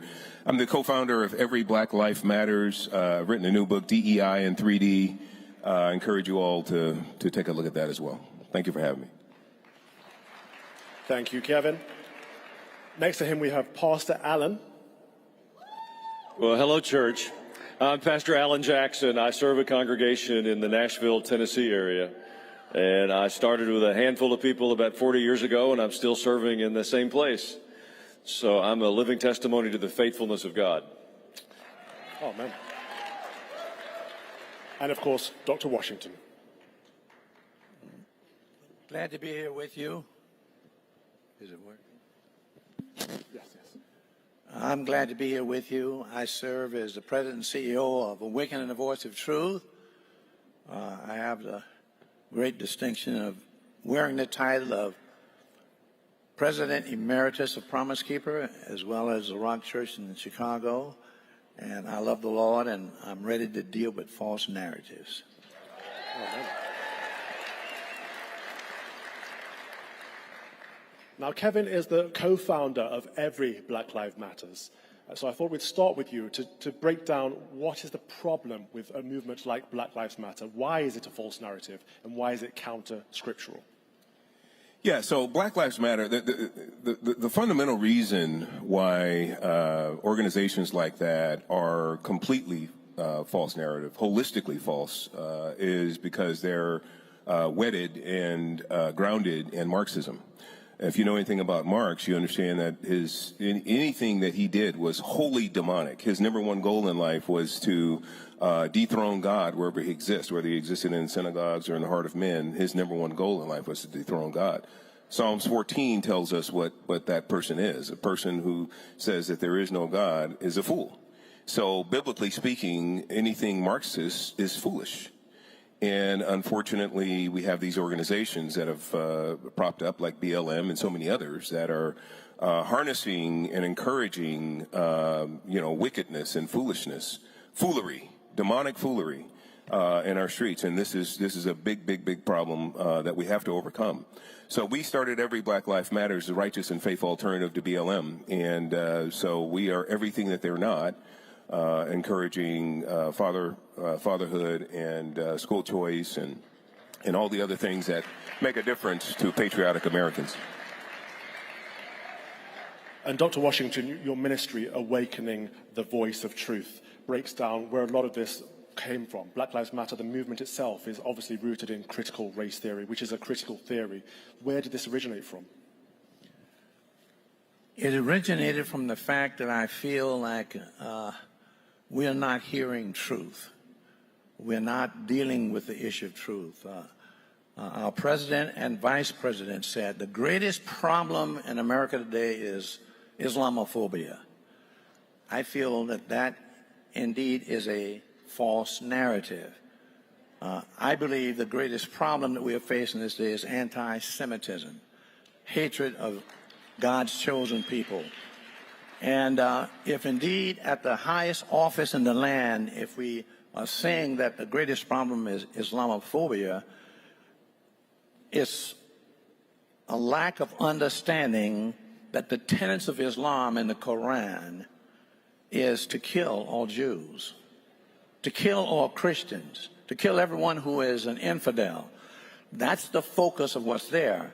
And if we're saying at our highest level that Islamophobia is the greatest problem, it means that we are protecting their right to carry out that message. So we need to have truth. Truth is the greatest problem is anti-Semitism, where across our nation and around the world, people are expressing hatred for God's chosen people. And as we hate them, we're mocking God. And we need to understand that's truth. Amen. I do want to bring the conversation back to Islamophobia at some point, because I don't think we could be Islamophobic enough. I don't think we can be afraid enough of the threat that is Islam, of the Catholic heresy that is Islam, the threat to Christendom that is Islam. So I will come back to that. But I'd like to bring Pastor Allen into the conversation of BLM. And your ministry in Nashville is obviously a wide demographic, a very broad, diverse demographic. What was the impact on the ground, and how did you challenge the false narratives that in order to be inclusive and diverse and equitable, we have to be affirming of sin, and we have to promote the idea that racism is something that's inherent only in white people, and this idea that original sin has been replaced with whiteness? How did you break that down on the ground in your day-to-day ministry? Well, thank you. I think the challenge in the church, there are so many winds that are blowing around and so many ideas that we lose our foundation. We are centered in the redemptive work of Jesus of Nazareth. We're sinners and we need a Savior. And that translates beyond any skin color or ethnicity or language or nationality. And when the church loses that message, the culture loses that message, and the culture loses its conscience. And we've seen that happen. The church has lost the courage to confront our culture with the truth. We want the approval of our culture, so we're willing to trade away the truth in order to think we could gain a broader audience. And the opposite has happened. The churches are empty and people aren't participating. And we need the courage in the church once again to say we need a Savior. We've got to come back to the power of the gospel. Unfortunately, we have filled our churches with a false gospel, which has resulted in a false church, and which has given fuel to a false narrative that's consuming our culture. And the solution, Eric Metaxas said it last night, we're in a spiritual battle. Before we're in a political battle, we're in a spiritual battle. And the church is going to have the courage to recognize that and tell the truth to our culture, and then I think we'll see God intervene. Very good, thank you. Kevin, this Western civilization that we live in, we used to call it Christendom because it was built on the foundation of Christ. From our laws to our culture to what we deem to be good versus evil, all came from the Bible. We've taken Christ out of Western civilization. We've left a massive void that is being filled with wokeness, so those things like Black Lives Matter, but also with Islam. How do we combat all of these false narratives? How do we remind people that there is one way, there is one truth, and we know him in the person of Jesus Christ? Yeah, I think one of the best ways for us to really get a handle on what's been happening is to just go back down memory lane for just a couple of years. I think what we see now is very telling. And by God's grace, we're seeing that the Lord himself is actually separating the sheep from the goats. The goats would be the ones that are hellbound, and the sheep are the ones that hear his voice and follow. But here's what he's doing. If you remember in 2016, there was a false narrative about, well, it's I'm with her and it's her time. right? And then you fast forward then to, then we get into, George Floyd. And then, hey, all whites were complicit with what happened in Minneapolis and all of this. And that's another false narrative. Then you fast forward to COVID. And then, hey, you need to close your churches and this and that. And this is all false narrative driven by and undergirded by a foundation of Marxism, all of it. Then you get to, CRT and DEI, complete false narratives, right? That everybody needs equal outcomes. That's ridiculous. God didn't make robots. God made individuals. He gave us each an essence of who he is with an individual path to accomplish individual things in his divine providence, right? For each of us. Then you get to, and then now you come to Hamas. Now, all of these things, as we're going through this, you see the church now really separating. We see a lot of, and so we see some pastors that are here and we see it manifest. And then now you get with Hamas, what Hamas did over a month ago, and it's even more, telling where pastors are and where they're not. And so now we have the opportunity now to say, okay, I understand because I can see, I'm clear-eyed, God's lifted the veil, and I could see who's with us, who's with God, and who's not. Those who won't say anything about the atrocities that have happened over the past, even as just a brief history I gave you, and who still stand on the side of culture, a demonic culture. Yeah, you can call them what you want. You can still call them pastor if you want, but these people are fallen, and we need to pray for them.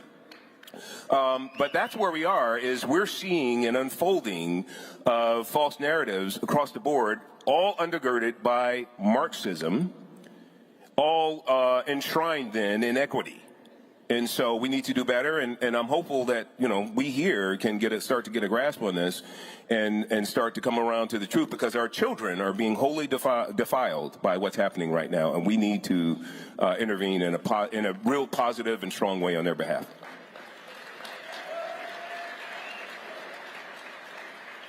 Dr. Washington, I think Kevin raises a good point about what we here can do, because it's so easy for us to sit back and think, okay, so the woke people are wrong on BLM, on gender issues, the Mohammedans are wrong on Islam because it's a false narrative. But what about us here, the Christians, the conservatives?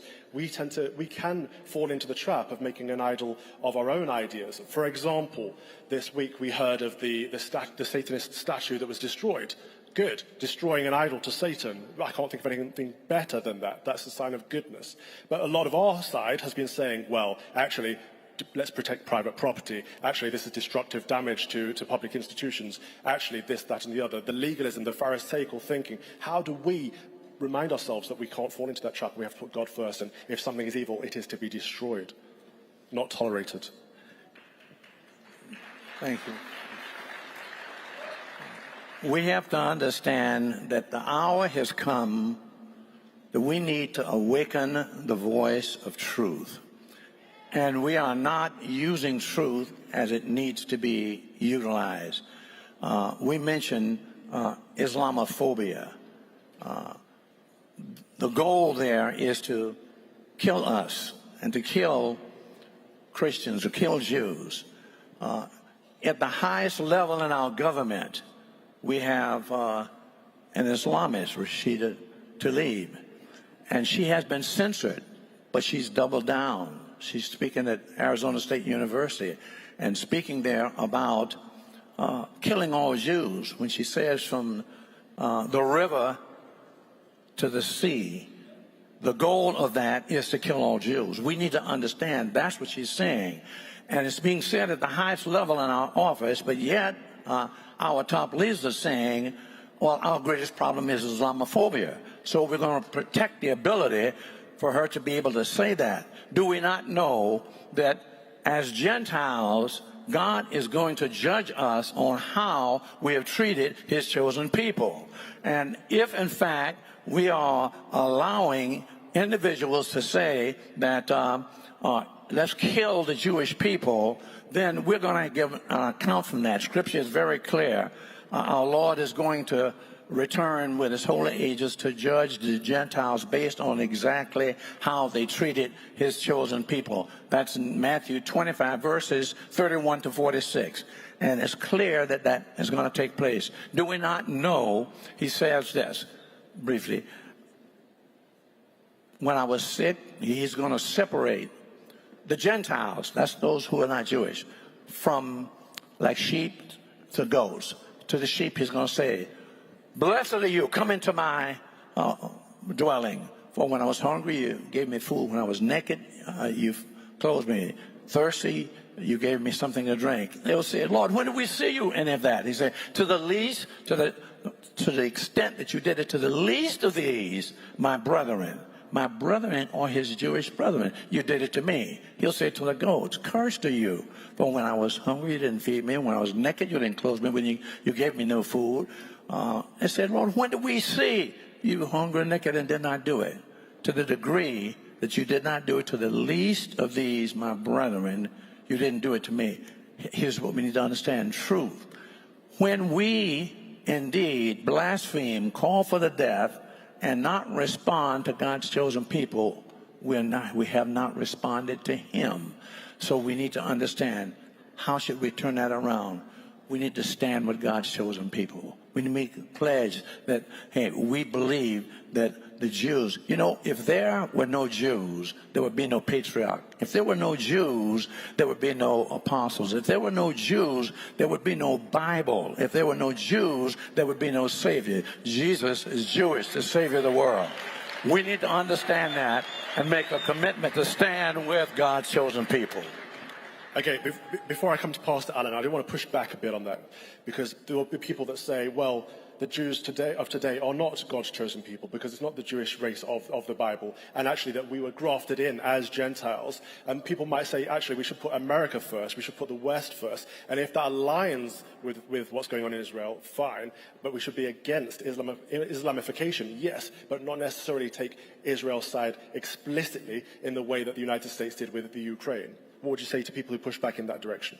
Well, we must speak truth. And the truth of the matter is that Israel today is the Israel of the Bible. We got to understand this.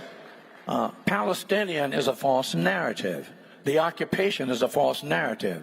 All of the land belongs to God's chosen people. He gave it to them over 3,000 years ago. And if we don't recognize that that's true, there are people who are saying that Israel is a false Israel. It's not the Israel. That is not true. The truth of the matter is that Israel today is the Israel of yesterday and the Israel of tomorrow. And it's the place where when Jesus comes, he's going to come to Israel, the Mount of Olives, and we're going to be with him for 1,000 years. That's truth, and we need to stand up for that without flinching. Okay, thank you. Now, Pastor Allen, I want to wind it back a bit, back towards us. If you can't tell by my accent, I come from a Christian country, an explicitly Christian country. Now, things are a bit different out here. You seem to have drifted to a universalism, a relativism where all ideas are to be treated as equal. All cultures are to be treated as equal. All faiths are to be treated as equal. But we know that's not to be true. We know there is one truth. There's one way, there's one life. He is Jesus Christ. We know there's one true faith, Christianity. How do we shift the narrative over here from these Christian states, which were explicitly founded as Christian states, that have somehow become this broad narrative of everything goes? That's a really good question, and it's something I think we've all got to process and think about. What we've witnessed is a rise of darkness, and the only way that happens is the light has failed. So I don't think we can sit in our churches and point through the windows and say those people are the problem. I think it's the condition, the hearts of God's people. But we have to be careful. They're using language to manipulate us, and one of those words is tolerance. Once upon a time, tolerance meant that everybody was entitled to an opinion, but it didn't mean every opinion was equal. Well, currently, they're trying to tell us that every opinion should be given equal validity, except the Christian worldview. For decades, we were told that our faith was not welcome in the corporate boardroom. That if we were people of faith, we shouldn't bring those values into the corporate boardroom. And if one person raised their hand and said, I'm offended, then we should withdraw and be quiet. We saw that in academia. We saw that in our hospitals. We've seen it in every part of our culture. So the Christians timidly withdrew and surrendered the field. Until now we find the corporate boardroom and academia driving a worldview through the heart of our culture that is patently anti-Christian. And the question is, are we going to have the courage to stand up and say, we were wrong, we surrendered, and we're going to retake the territory that we walked away from. We're bringing Jesus back into the boardroom, and we're bringing Jesus back into the hospital, and we're bringing Jesus back into the political arena. And I'm a pastor, I can speak to this. The people say to me, don't be political at church. I'm not advocating for a party. I'm advocating for a worldview. The sanctity of human life, the dignity of marriage, that every person has an innate dignity before God. The church has to have the courage to take those values. We spent hundreds of hours being trained in the culture of the first century. If you've done any formal biblical studies, you have to understand a culture before you can understand a text. We learned it about the first century. We learned it about the 10th century BCE. And then we find ourselves today where they say if we comment on current culture, we're being political. I'm not being political. I'm bringing my faith to bear on the world in which we live. We don't have a theoretical faith. We don't worship a theoretical God. There is a God. He can be known. You'll give an account of your life to him. And we want to do our best to represent him well with our brief journey under the sun. So I think we need courage in the church more than a desire to be applauded by our culture. Thank you. Now, Kevin, Pastor Allen's right, our faith is political. But we've moved from, as a culture, we've moved from saying alternative lifestyles are acceptable to alternative lifestyles are now the new normative, and normative lifestyles need to be denigrated. And we've moved to a point where actually to be a white, straight Christian male is to be looked down upon as something wrong. Now, what can we advise? How can we help people who aren't leaders, who aren't pastors? How can we help everyday Christians stand up for that truth and say, no, actually, if I happen to be straight, if I happen to be white, if I happen to be a Christian, that is a good thing. It's not a bad thing, and I want to live my life true to Christ. Yeah, that's a great question. The reality is that those of us who profess Christ as Savior and Lord, we have all of the history and facts and truth on our side, but a lot of us don't really, we haven't connected with that. So when we get accosted by a demonic culture, we have a tendency to want to withdraw or to cower back. Those days are over. This is the remnant church. This is the time for the church to stand up and speak truth to power or wherever it is. It needs to be spoken. That means when our children, our grandchildren, and community children come home and try to say that we're white supremacists or we're racist or this and that we need to understand truth and help them out of their condition of wokeness. The only way that we're going to be able to do that, however, and this is where I'm the nub of the issue, is a lot of us don't understand what happened historically. A lot of us don't have the grounding, the foundation to be able to stand up and to answer appropriately answer questions that honestly our children, grandchildren, and community children and others around us may have. And so we cower because we don't have answers. So the answer is we need to equip ourselves with the facts and with truth and with history and with the principle of what we stand on. And the way to do that is, it just so happens that I have an online course that'll give you everything you need to know. So you just go to our website. It's online curriculum, the multiple modules, and only a couple of dollars. You go there and you take it at your own pace, but we give you all of the facts and truths so you will have the answers to help stave off the demonism that's rampaging across our culture and society and really captivating our children.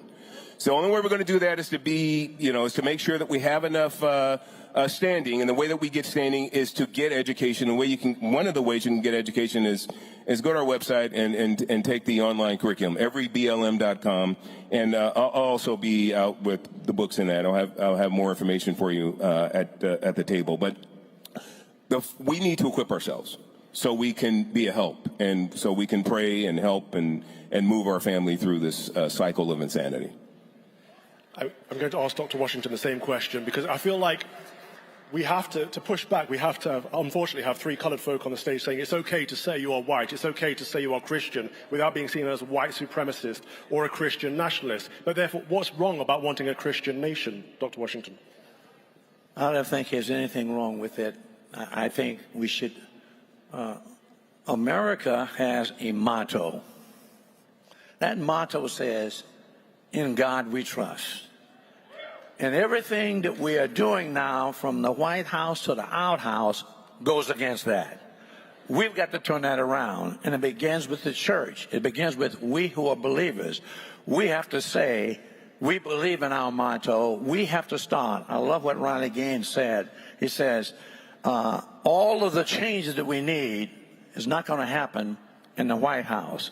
It's going to happen in our house.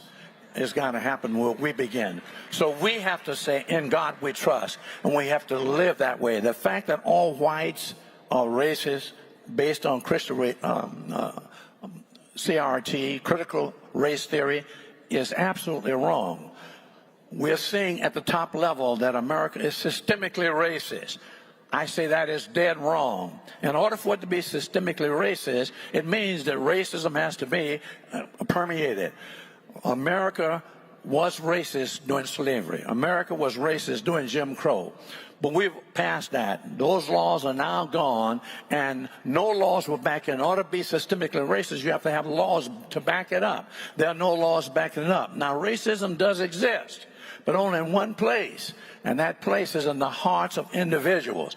And the only way to remove that, watch this, is one single powerful word. That word is relationship. We have to have relationship across the lines of division and have oneness. I've written a book called One Word, The Cure for Hurt, Hatred, and Hostility. I just happen to have 200 of those books available. I'm going to give to the first 200 people to show up. But the issue is we need to understand that we have to stand firm. We have to stand firm in our motto. Let's recapture the motto. If we believe in God, then we won't have abortion. If we believe in God, we'll honor his son, Jesus Christ. If we believe in God, we'll have a marriage only between a man and a woman. If we believe in God, we'll love our neighbor no matter who that neighbor is, like ourselves. So what we've got to do is live our motto beginning in the house, and we can then change the White House.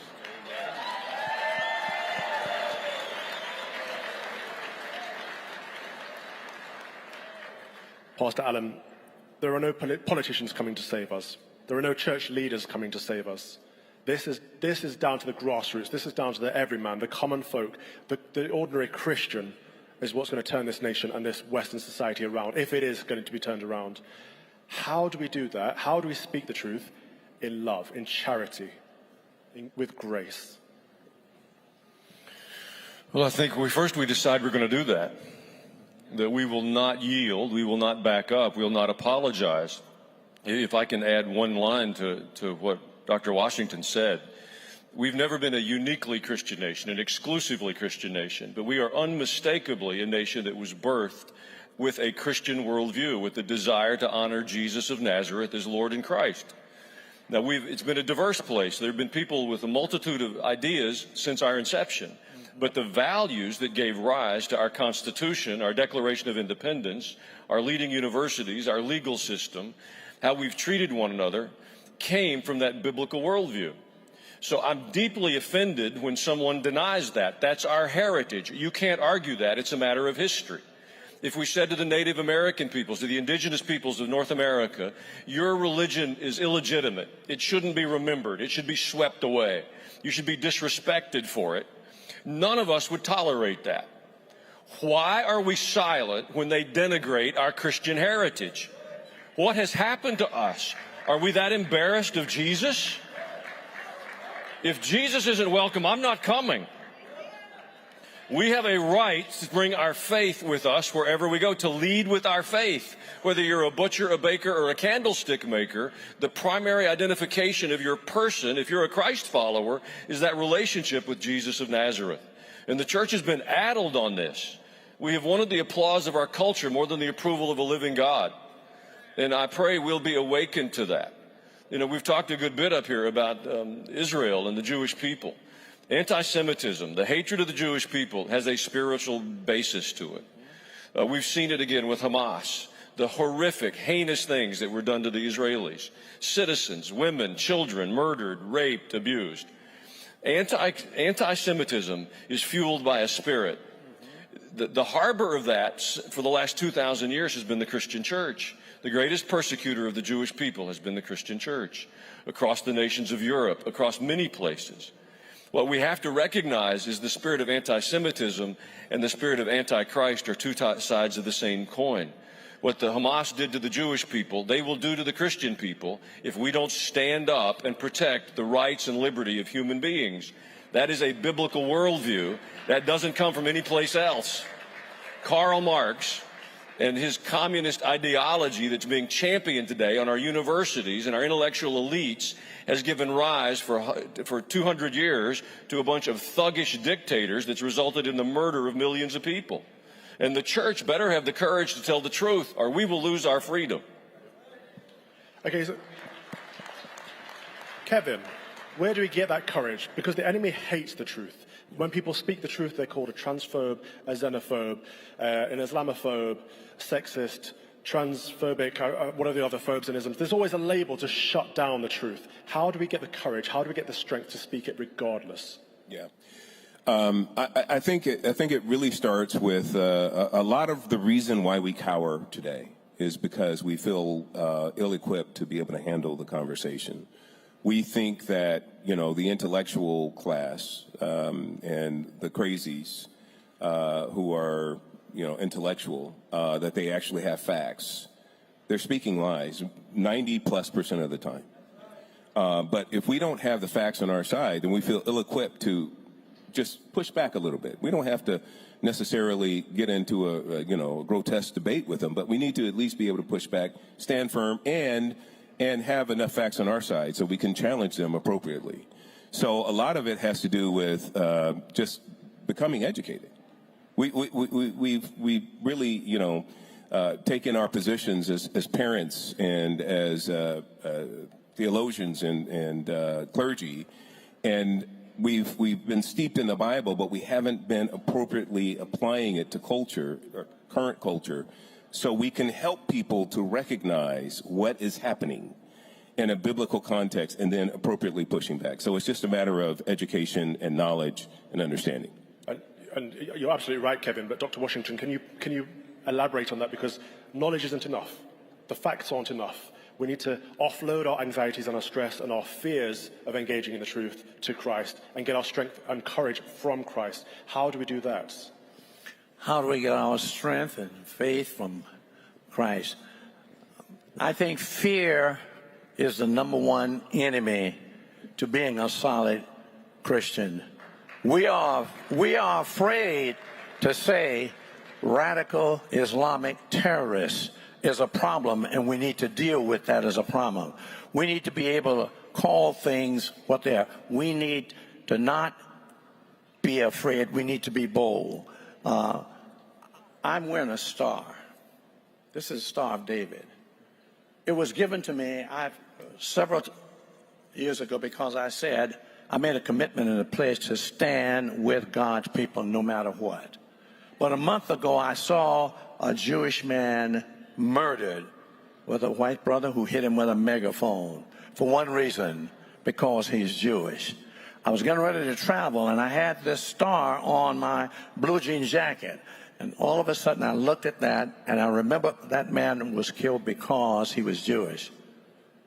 And to my shame, I removed the star off the jacket. Why? Because I was gripped with fear. I've been preaching for years saying the day is going to come when it's going to be dangerous to be Jewish. That day has already arrived, and I faced it, and I took it off. I am ashamed of that. I got my wife, we cried together, and I repented. And 3 Sundays ago, at an I Stand for Israel service, I said to Paul Wilbur, who is Jewish, I said, Paul, I'm ashamed to admit that I removed the star because I was afraid. But I'm asking you, Paul, give me that star again. And I promise you, I will never, ever take it off again. And this is the star that he planned on me. I wonder today, how many are you here today would really be willing to stand with me and say, I'll stand with my Jewish people no matter what. I'll stand with them no matter what. I'll be with them. I'll stand with them no matter what. Amen. This blesses me. This blesses me to no end. I'm going to be, along with my brother from England and Kevin, and the pastor's pretty busy there, at the Faith booth. And at the Faith booth, Kevin and I both have books that we're going to give you this free. But I also have more than 100 of these stars. More than 100. And if you'll come to that booth and you'll say to me, I made that pledge, I'm going to give you a star.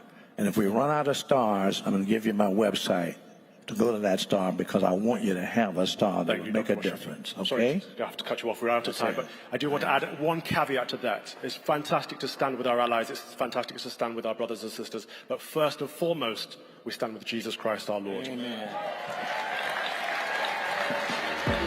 Round of applause for Kevin McGarry, Pastor Allen, and Dr. Washington. I've been Calvin Robinson. Thank you very much. God bless.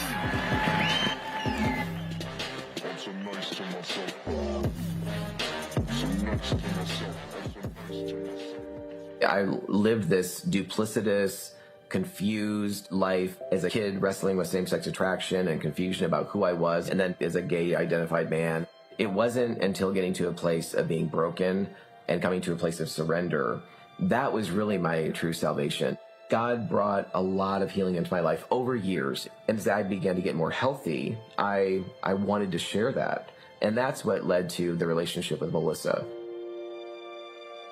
We just realized that the church does a lot of things well, but it doesn't do a lot well when it comes to addressing sexual brokenness, or even sometimes relational brokenness. We decided to start Love and Truth Network as a means of helping to equip and to be a blessing to the church. We want to come alongside of leaders who simply want to really effectively minister in these areas. Absolutely, change can and does happen. God is still calling us out of our lies, out of our brokenness, no matter what those are. God is still transforming lives. We are so excited to be with you this year at AmericaFest. We are also in the exhibit area, and we would love for you to stop by and visit with us at the Love and Truth Network booth.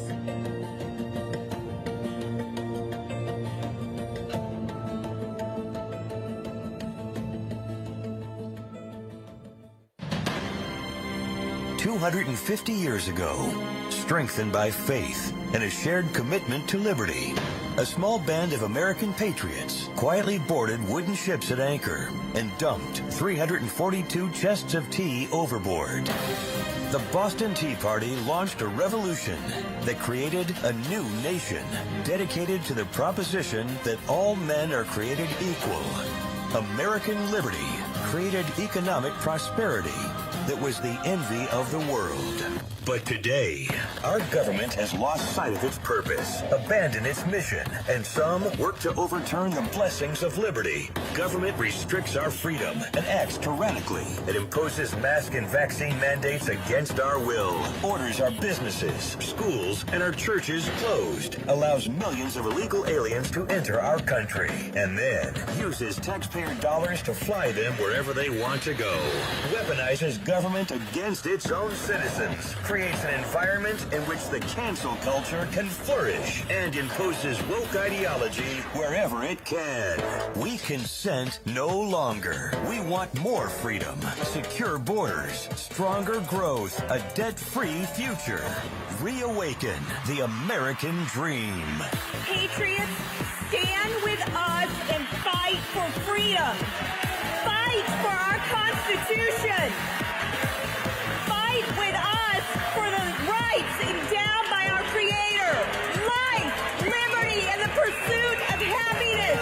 Fight for a better future. Under the leadership of Jenny Beth Martin, Tea Party Patriots Action is on the front lines of today's battle, fighting to reclaim our lost liberties, end our crippling debt, reject socialism, and secure our elections.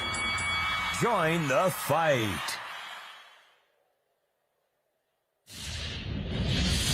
More and more companies are going woke. Well, one company is doing something. Michael Seifert. He's the founder and CEO of Public Square. I certainly believe that this is a turning point in corporate America. The United States is heading into a new Renaissance era with a lot of companies that are fighting the good fight. I've been really excited to find businesses that align with my worldview so that I can shop in alignment with my values. If you're going to try to mess with us, we've got the resources to make sure that we're impenetrable. I'm excited because it's about time the microphone of society gets passed back toward we the people.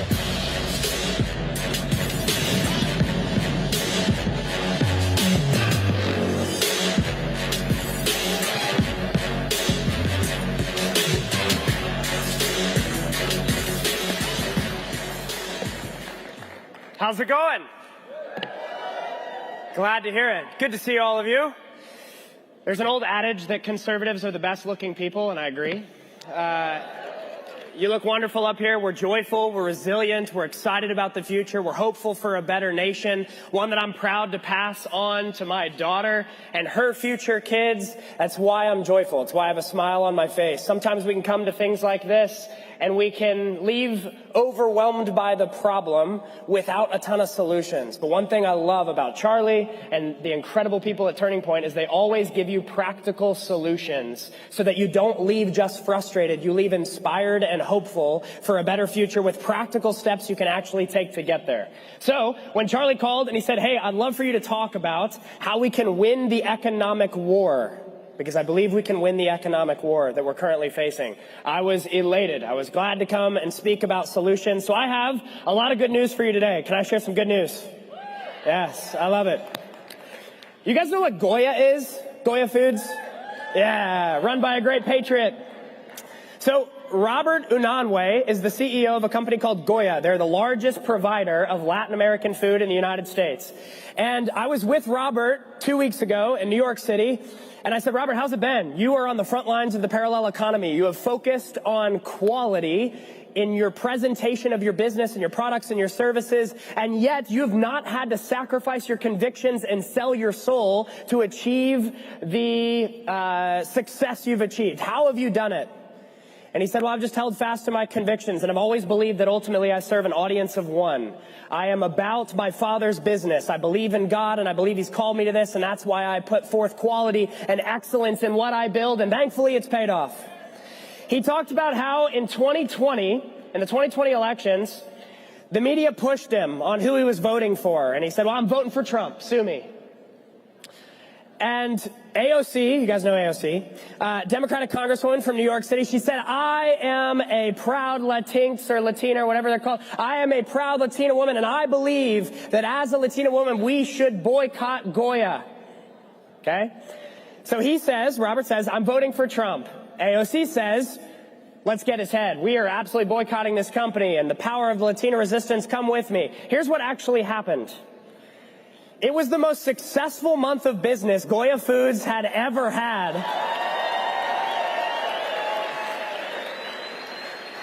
And the most hilarious part of all this, he actually gave AOC Employee of the Month and hung her picture on the wall.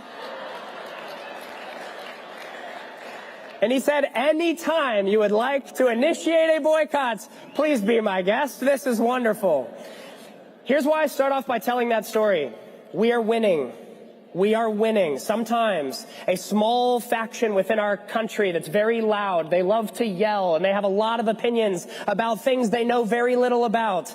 They come out with their bullhorns and the blue hair, and they get so angry, trying to convince you in the process that you're alone, that you're the crazy one. When in reality, if you love your country and you love your Constitution and you believe in the classic American principles that built this great nation, you believe in objective reality, you are not in the minority. Millions and millions of Americans stand with you. And anytime we see something happen in economics, like the flood of support to Goya, or like the boycott of Bud Light or the boycott of Disney, anytime we see things like the success of Sound of Freedom on a 10th of the budget of Disney,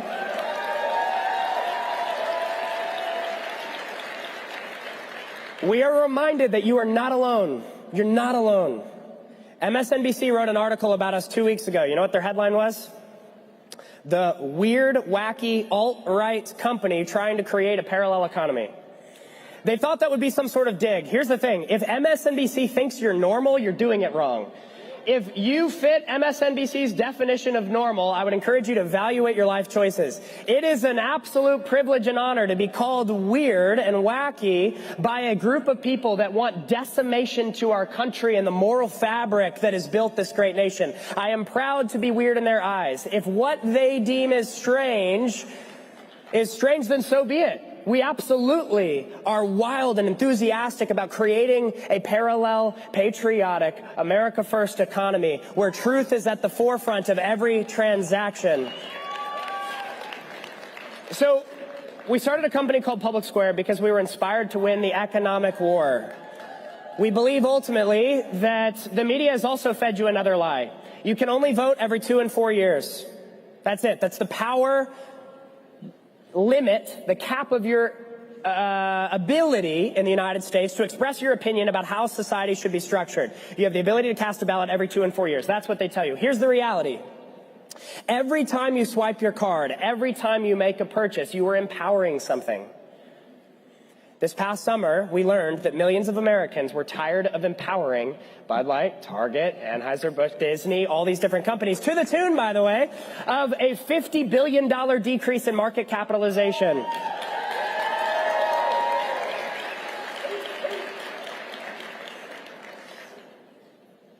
So, we are winning. We have a lot more power in our wallets than we realize. And today I want to share with you 3 ways in which I believe we can win the economic war. Not just for this generation, not just for a momentary glimpse in our nation's history, but actually for generations to come. First, it looks like you have to recognize you're in a war. There was an old saying that the last person to recognize they're in a knife fight loses. The first person to recognize it already has an upper hand. You're at an economic war. I did not start this war. We are on the forefront of creating an economy that actually works for the American people, but we did not start this battle. People say, and MSNBC criticized us in this article, they said, you guys are stirring division in our country. We said, excuse me, we didn't start this. I was comfortable with neutrality. In fact, I say all the time, I'm not even an inherently political person. I'm driven by principles, but I'm like a normal dude from 2006. It's just the country left me behind.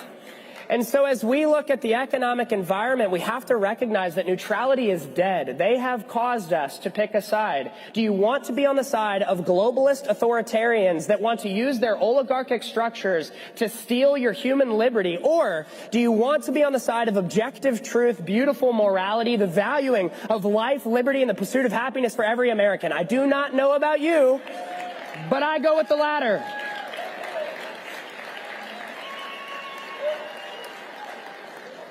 So step 1 is you have to recognize you're in an economic war. The other side has realized it. Mark Benioff, you guys know who Mark Benioff is? He's the CEO of Salesforce, one of the largest companies in the world in software. Did you know that Mark Benioff, not only did he buy Time magazine so that he could have a media apparatus to serve his regime, he also called himself the most anti-conservative CEO in the country. He takes pleasure in canceling you, funded lawsuits against the former president. Jeff Bezos created Amazon, took your data in the process, used it to weaponize his forces against you, hired 19 lobbyists for the FTC so that they could keep their bureaucratic regime going, bought the Washington Post so that he could have his own media apparatus entity that would protect his image. Nike will gladly lecture you about climate change while they are lobbying the United States government to continue the use of slave labor, while they claim they're the virtuous ones. And by the way, our message is not ditch Nike and go with Adidas. They're both bad. But did you know there are thousands of small businesses around this country that are owned independently by families that would love to serve you, and they would never lecture you about climate change when they are just trying to serve you products? So number 1, recognize the economic war you're in. Proverbs 3:9, I'm a man of faith. The Lord is the light of my life. Jesus Christ is my Lord and Savior, and I never shy away from any opportunity to share that. I love liberty because I know the author. That's why I do what I do. Proverbs 3:9 says, honor God with your wealth. It is impossible to honor God with my wealth if I am funding communist authoritarians that act more like weaponized political organizations than they do functioning businesses. I can't honor God with my wealth if I am funding anti-God companies. That's number 1. Recognize the war you're in. Okay? Number 2, recognize the power that you wield. I open this by talking about this. You wield incredible power with your wallet. Anytime you spend your money on something, it is what you are empowering. So, if you're a builder of solutions, which I hope that you are, conservatives should be the most creative people on the planet, driven to solve problems. It's in our nature. Last year we learned, I'll give you an example, that every single major diaper brand, this will seem random, but I'll connect it. Every single major diaper brand in the United States today, just to show you how far wokeism has gone, vocally or financially supports abortion. Did you know that?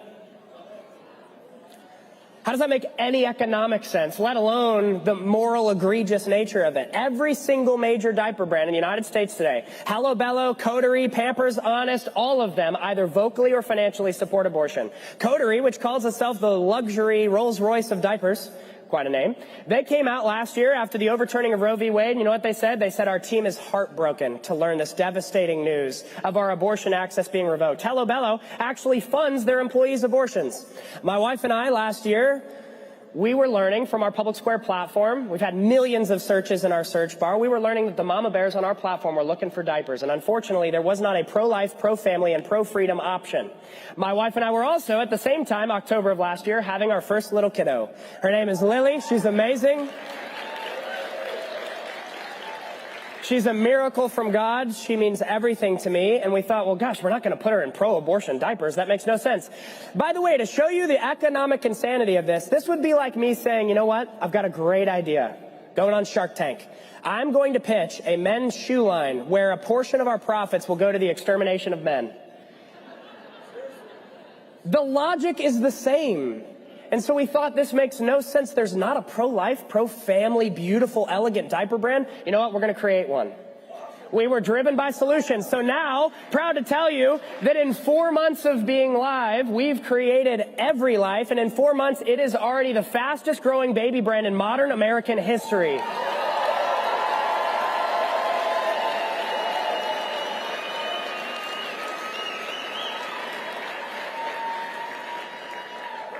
And we have a simple message. No matter where you're from, no matter what you look like, no matter your socioeconomic status, the color of your skin, your background, every life is a miracle. It's deserving of protection and celebration. And far be it from me to be someone that would ever advocate against the most vulnerable and their right to life. That's the message of our brand. And we give back to pregnancy centers, adoption facilities. When Maui hit and the fires happened, we actually donated over 150,000 diapers to Maui with the power of our consumers. It's been amazing. And best of all, the diapers work. We have a 1-year-old. She's an Every Life baby. It's wonderful. What's my point? Be solution-oriented. If step 1 is recognizing the moment that we're in our nation's history and the economic war we're facing, number 2 is recognize the power you wield as a consumer or a business owner to create change. Corporate America will listen to you. ESG funds have been decimated the last 6 months because the power of consumer spending has made it very clear to the tyrants on Wall Street and in Washington, D.C., we do not want what you are selling. It is working. You wield power in your wallets. So step 3, what do you do with it? Well, you use it day in and day out. Sometimes we hear folks reach out and they say, hey, I'm just concerned. You know, I still have an iPhone. I have a hard time leaving all these woke companies behind. What's the point? Our encouragement to folks is just start somewhere. You never know the power that you wield until you actually start wielding it. You never recognize the change you can have with your wallet to vote, not just every 2 and 4 years, but every single day until you start to wield it. Y'all, we have story after story after story. We have over 75,000 businesses on Public Square, well over 1.5 million consumer members. We hear testimonies every day of business owners reaching out and saying, my business has been saved. We had a hair salon that reached out and said, we were going to have to go out of business. COVID took it out of us. The government wouldn't let us open. We actually faced fines from the government. And yet, with the power of Public Square and the consumer base that we've garnered through this parallel economy, we're actually back on our feet having the strongest season of business we've ever had.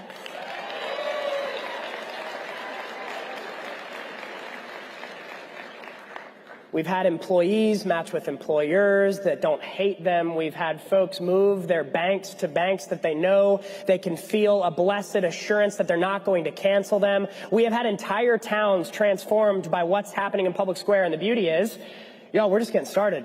In less than 18 months, this platform already hit 1 million members faster than Twitter, Airbnb, Spotify. The movement of the parallel economy is growing. Power structures of society are being shifted back toward we the people, and all it takes is starting with a shift of your spending for one item. Pick an item. I bought this watch from Public Square. Bought my socks from Public Square. I got a coffee from a Public Square business. You start somewhere, and you will find over time that more and more of your purchases are weapons in this economic war that will shift the power structures of our country back to the values of we the people. You get to be on the forefront. You get to make change. You have a wallet. It's time to wield it. Sound good? Let's go. Love it. Hey, friends, it's fantastic to talk to you. You can learn more about what we're doing at Public Square at publicsquare.com. We're changing the country with the power of consumer spending, and we would love for you to join us on the journey. Have a great rest of your Monday. Thank you so much. Many companies are promoting what is wrong. We celebrate what is right. We choose life. Every miracle from God. Boy and girl, black, tan, and white, planned and unplanned, gifted and special. Every one of them is celebrated here. Every life. A diaper company that celebrates and protects every precious miracle from above.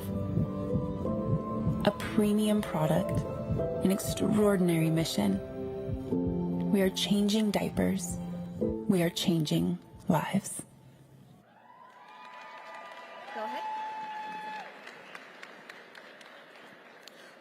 Aloha Turning Point USA. My name is Jason Jones. Hey! Not the immigration Jason Jones, but let's give a round of applause for the other Jason Jones, too. We love him. I'm a filmmaker and the president and founder of the Vulnerable People Project. Our mission is to stand with the most vulnerable people in the world when the world has left. And I have to say, since Joe Biden was elected president, or since Joe Biden went to the White House, the world has fallen apart and work has been very hard for us. So my organization works, and we're the last Western organization operating in every province in Afghanistan. This week alone, we distributed 200 tons of coal to the widows and orphans of our Afghan allies who are killed in Afghanistan, to their widows and orphans of our allies who are killed, and Joe Biden abandoned them.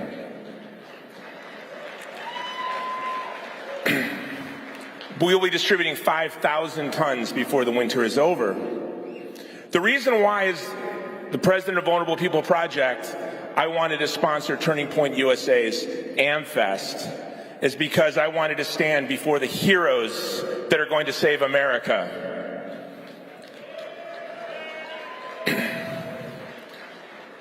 And we need to save America, but we have to remember the world needs a city on a hill.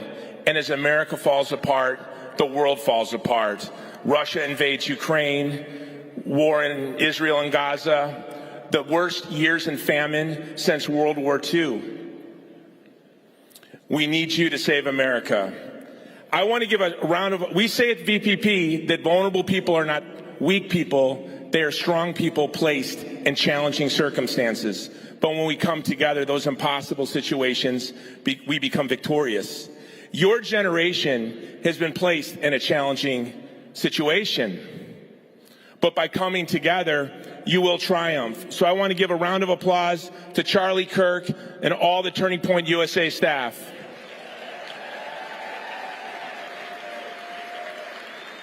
And I want you to give a round of applause to all the young heroes who are fighting for freedom on their college campuses and at their high schools. Because that's what takes real courage. At VP, I have a new book coming out April 16th, and there will be tens of thousands of copies given to all TPUSA young people. It's called The Great Campaign to Defeat the Great Reset. Are there any Klaus Schwab fans here? None? Are we going to defeat the Great Reset? This book maps out the strategy and the plan on how we will defeat the Great Reset. But as we seek to save our country, save Western civilization, there's an important battle that you can begin today. And this is how you, right now, can begin to defeat the Great Reset. Number one, love God. Number two, love your parents. Because they want to separate you from God and they want to separate you from your family. Are you here with your family? If you're here with your family, I want to hear a round of applause. Tragically, on the other side of the spectrum, no one would applaud because they don't go anywhere together as a family, and that's quite sorrowful. Love God, love your family. Number two, preserve your moral imagination. Preserve your heart.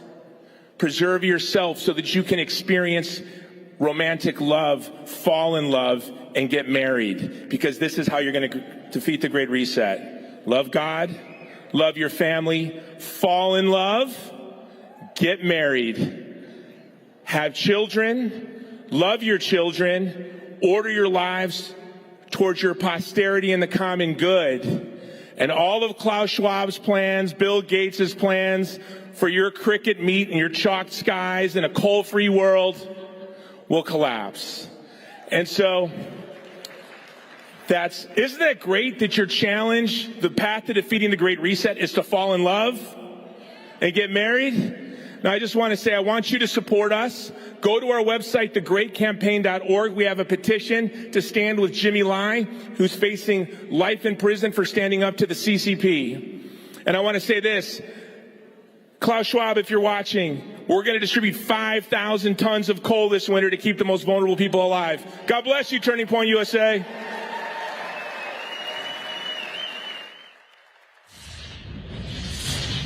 Deep into an unconventional war. Woke culture cannot possibly have gone too far or far enough. It cannot go too far. Our education system is completely repurposed to do brainwashing, to bring people into conflict-oriented analyses of society. Because I don't think enough Americans understand what America's about. America is founded on a single important key principle, is that not one of us is God.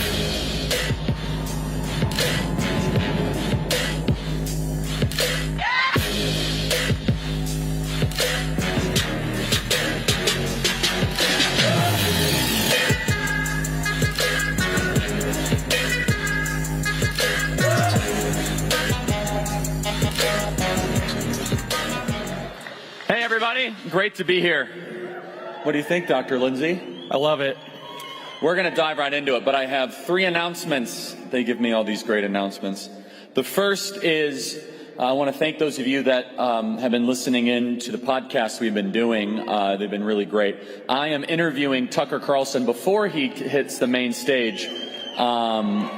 And it's at 3 o'clock up right near where all the breakouts are. You have to be a member, but it's at 3 o'clock if you guys want to go to that.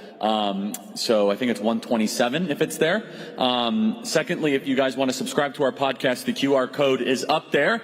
And then finally, just because I always want to be very clear and honest, Candace really was going to do her best to be here. She just had a baby, as you know, and had foot surgery, so she'll be joining us remotely. Just want to let you guys know that.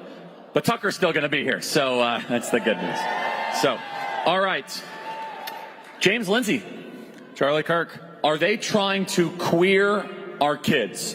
Yeah, our education, our media, our social media is in the grips of a religious cult that's doctrine is called queer theory. Well, queer theory, you know, we did this 2 years ago, sitting on this stage, and I was like, queer theory opens the gates to hell. And it is 100% true. The idea behind queer theory is, first of all, let's just get this out of the way. Queer is not an identity.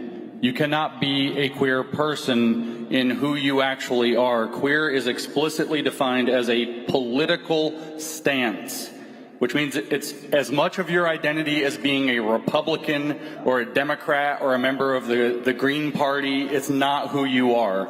It is not being gay. It has nothing, in fact, to do with being gay. In fact, it's hostile to being gay in the same way that critical race theory is hostile to being black unless you agree with them.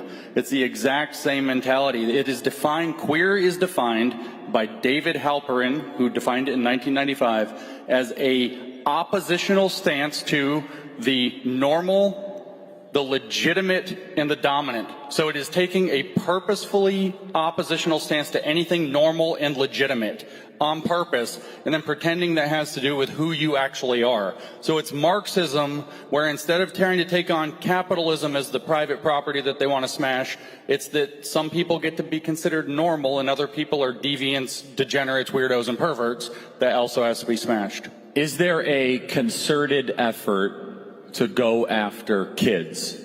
Oh yeah, absolutely, because kids are very impressionable.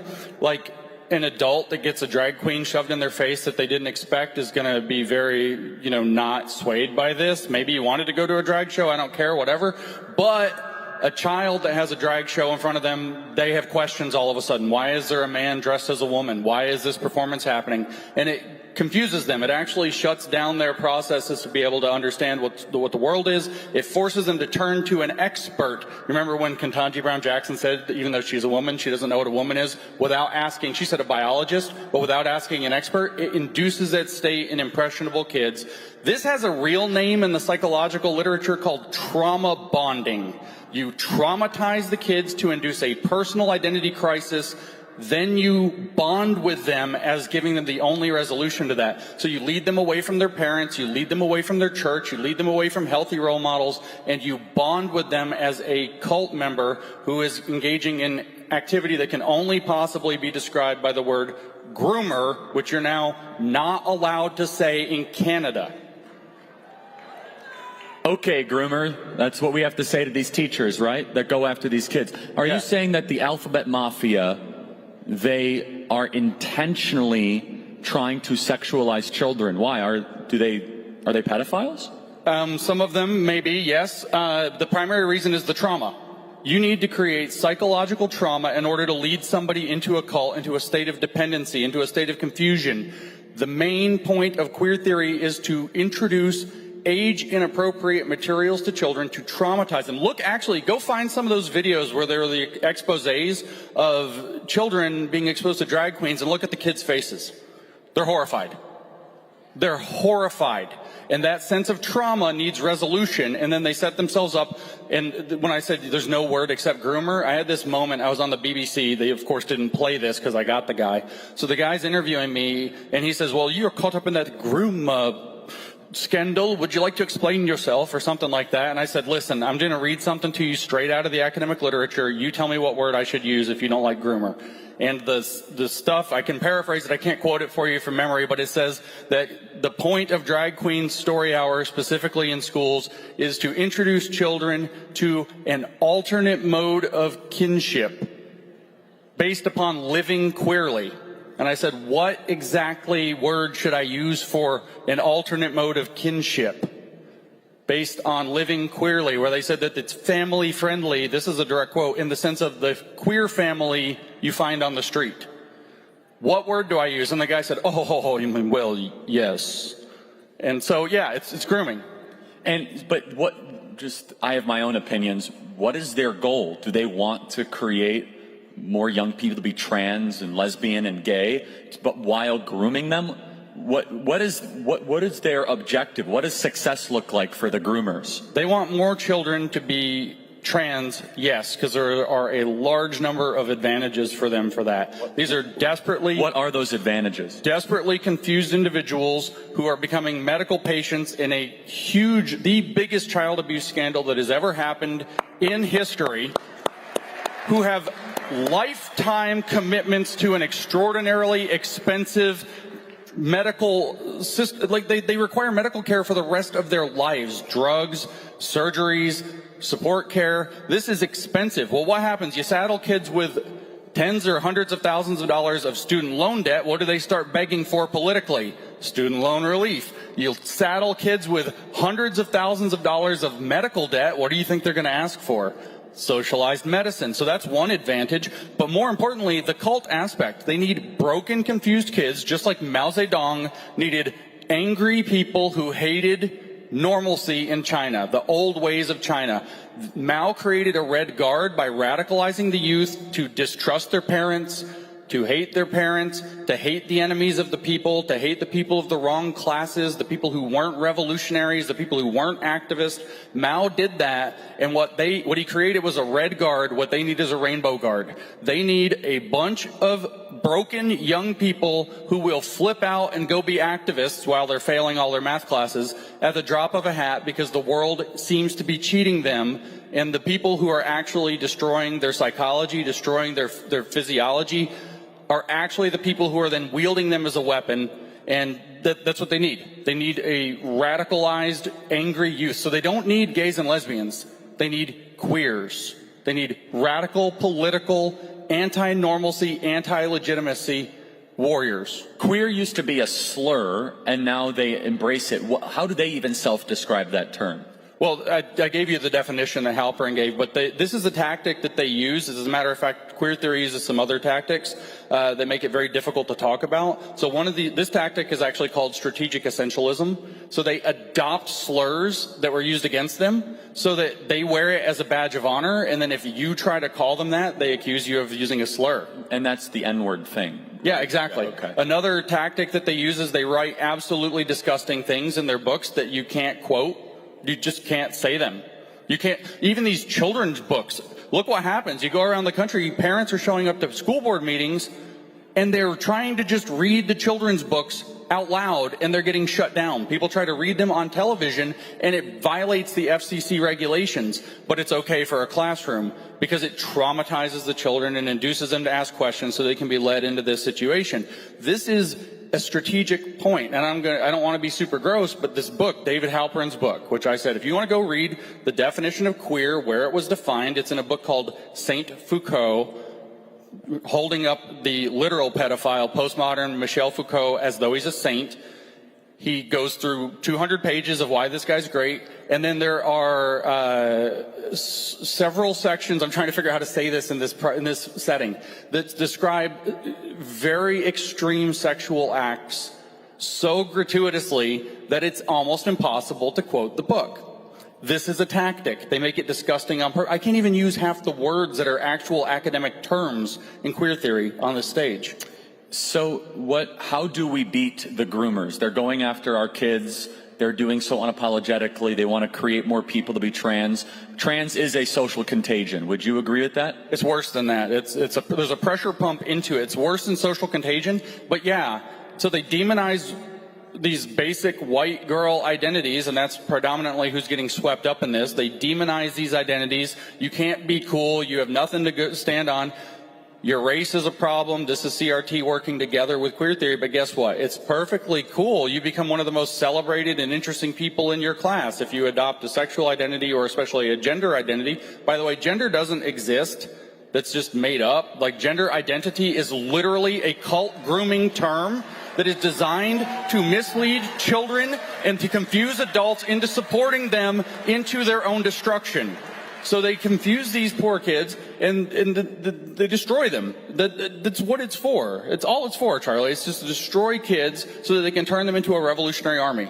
So James, do you think we're going to see a push or a focus on getting rid of child protection laws, legalizing pedophilia? Is that part of this? I mean, you already see the pushes, and it's like, I don't say it is sometimes actually in the queer theory literature, but it's more accurate to say that the pedophile stuff is never far from the queer theory literature. And some of their writers are pedophiles. Well, that's true. Foucault, for example, that's right. But you see, for example, just after David Halperin defines queer. He says, well, it could mean a lot of things. So it could mean people that are in, non-traditional marriages or marriages with children, very naughty children, for example. And it's in italics. It's like, what are you talking about, David Halpern? Or you read Gail Rubin, who's credited as writing the first paper in queer theory called Thinking Sex. And she has like 3 or 4 sections in there where she's defending what she calls intergenerational sexual relations. And then also she has a long section where she openly defends and says nobody will stand up for the boy lovers.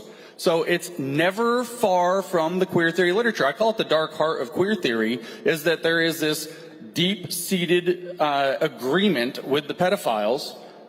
It's not necessarily the whole school, but it's a deep-seated agreement that's never far from the literature. And there certainly isn't denunciation or intentional separation, but there's almost kind of parallel tacit approval, or at the very least indifference to that. Would that be right? Yeah, that's right. And so I want to make sure that we really keep hitting this. James' battle plan. How do we beat the groomers? How do we beat the people who are queering our kids and trying to turn the entire country gay and trans? Yeah, I'm sorry, I forgot to answer that part of the question. We have, the thing that these people fear the most is clear articulations that expose what they're doing.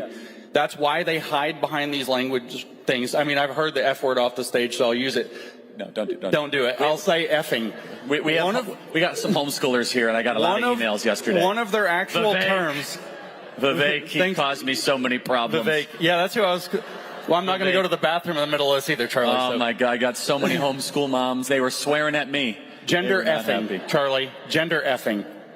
That is a term of art. Thank you. God bless, James. That is a technical term in the field. It's an activity to make gender more weird, like it's not weird enough. So what do? We have to expose them. We have to expose them with clarity. We have to show how they are building these apparatuses, implementing these apparatuses, getting them in the schools, that they are using trauma bonding, that they are changing definitions. Here's an example. The DSM-5, when it talks about gender dysphoria, which used to have a completely different name, it used to be treated as another one of these delusional identity disorders like anorexia, or one of these things where the goal is to treat the underlying disorder, but what it does is now is it switches to say we're going to treat the distress associated with the disorder. So now the goal isn't to treat the disorder, it's to treat the distress associated. So what do? Affirm it.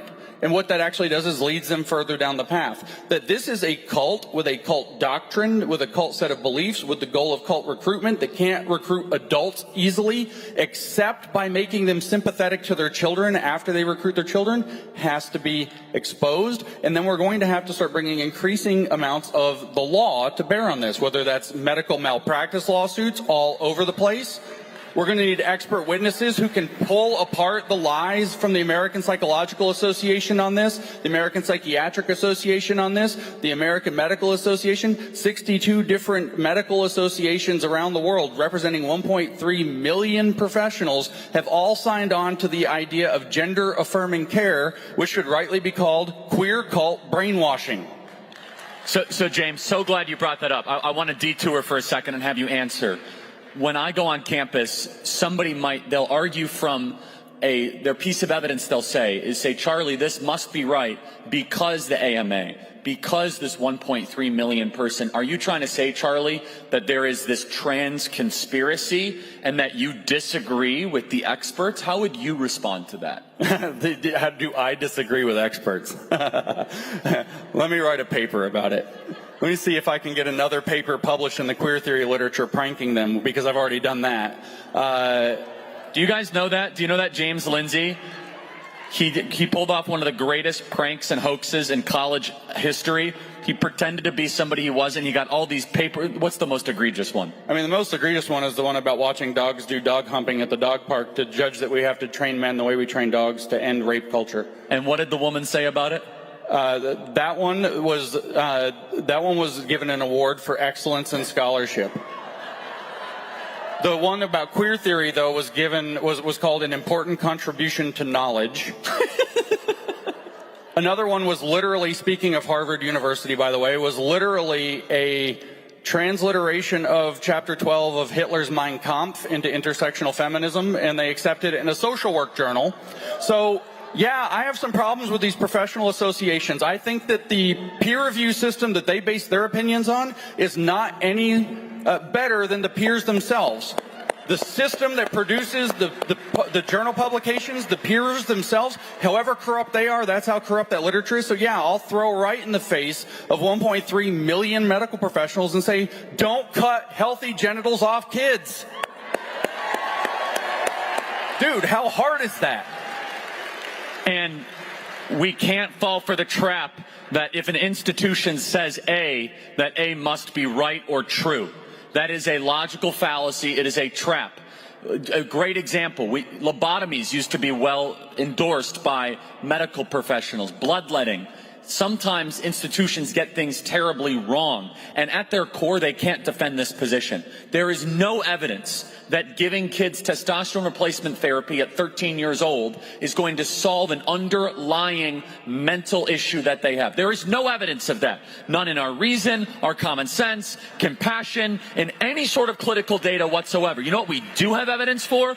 We have evidence, thanks to Dr. Miriam Grossman, who is a hero for her book, Lost in Transnation, where she said, if we used to solve gender dysphoria through something called watchful waiting, you have somebody that says, I think I'm a boy, I think I'm a girl, and you watch them for 90 days and 120 days, and you see if with proper environment, proper discussion, if they still feel that way. And guess what? Puberty ends up not being the problem. Puberty is the solution to many gender dysphoria related issues, especially with young ladies. So young ladies, they might feel, oh my goodness, I have a lot of puberty anxiety. I might not feel at home in my body. If you go to every young woman in this audience or woman, I guarantee you there was a moment where you felt uncomfortable and not yourself in your body going through puberty. Praise God there is not some witch doctor that tried to cut off your breasts if you would have said that to a pediatrician. The story's so sad, Charlie. To get right into what you just, the story is so sad because it's not even just puberty anxiety. A lot of times these young girls have actually experienced some kind of traumatic incident. Maybe it's a small one where somebody ogled them or something. Maybe it's a big one where they got actually sexually assaulted. Maybe it was something where they got groped as they turn 12 and they start to develop. They have some trauma. They develop shame about their body. They associate it with the changes that they're going through in their body. And then some witch doctor, some queer cultist leads them to believe that maybe what you should do is run from the body you are instead of deal with what actually happened to you in a healthy way. What we're doing is we're dealing with people who have sometimes serious underlying mental issues, sometimes less serious situations, trauma, injury, concerns, anxieties, and we're describing the most aggressive possible treatment protocol. Let's socially transition you, treat you as you're a completely different person, by the way, and hide it from your parents under official school policy. Let's try Lupron. Let's do puberty blockers to you to stop the thing that will walk you out of this in many cases. Let's do cross-sex hormones, which will mess with your body tremendously. And hey, guess what? We have surgeries too. And then they are often misled. I know a person in my life who they couldn't stop it. Recently, this young girl, 13, 14 years old, something 12, maybe ends up going through a double mastectomy. This child and her misled father fully believe they'll grow back. They can fix that too. They're being lied to by the most evil cult that has ever taken grip of our institutions in the history of the world. And so, James, we have 4 minutes. How do we beat these people? We must show, not tell. I think Pastor Amanchukwu has done a great job of this when he goes to school board meetings and he shows the profanity. What are the rules? What are the marching orders? How do we beat this cult? Because they control so many institutions. They control the media. Right now, the Charlie Kirk YouTube page currently has a strike on YouTube because I said trans people suffer from a mental delusion. By the way, if you guys please help us out, subscribe on YouTube if you can. It helps actually us break out of that shadow ban. They control everything. We can't even speak about this in certain parts of social media. Praise God, Elon Musk has liberated Twitter because we finally have an opportunity to talk about it. James. Yeah, you have to take advantage of those channels. We need an army of people. I know there are some even psychologists in this room who do this, who are digging into this, who are able to give clear articulations of what's wrong with it. We need people who are saying, no, this is really what the truth of the matter is. We need parents who are saying, no, absolutely not. We need parent after parent after parent protecting children. We need to figure out ways to reach our kids. Guess what?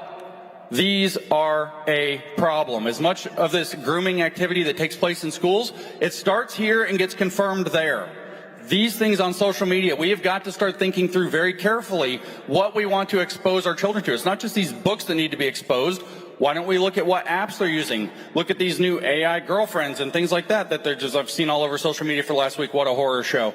What do you think is going to happen if you're letting your children have unsupervised access to people who want to lead them down bad paths? We have to take these organizations like the Trevor Project, for example, find out what's going on underneath the hood. We know James O'Keefe is here. He likes to find out what's under the hood of organizations. Well, somebody needs to be finding out what's going on at the Trevor Project that leads kids to call out and, oh no, I'm having a crisis. I might commit suicide. They reach out to this thing and they start telling them, well, maybe, you know, we're non-judgmental. So maybe you want to look into cross-sex hormones or something. Maybe you want to look at an affirmation plan. Maybe you want to do it. And it has a button that they can push at any time. So if their parent takes their phone, they can push one button and it deletes their entire history so their parents can't possibly find out what's going on at that place. By the way, the World Economic Forum listed it as one of 14 ed technology programs that's changing the world a couple of years ago. So what's going on there? We need to start digging into the apparatuses. There needs to be massive investigative journalism. There needs to be massive digging into the queer theory literature to show how evil is. Stuff like Watchful Waiting,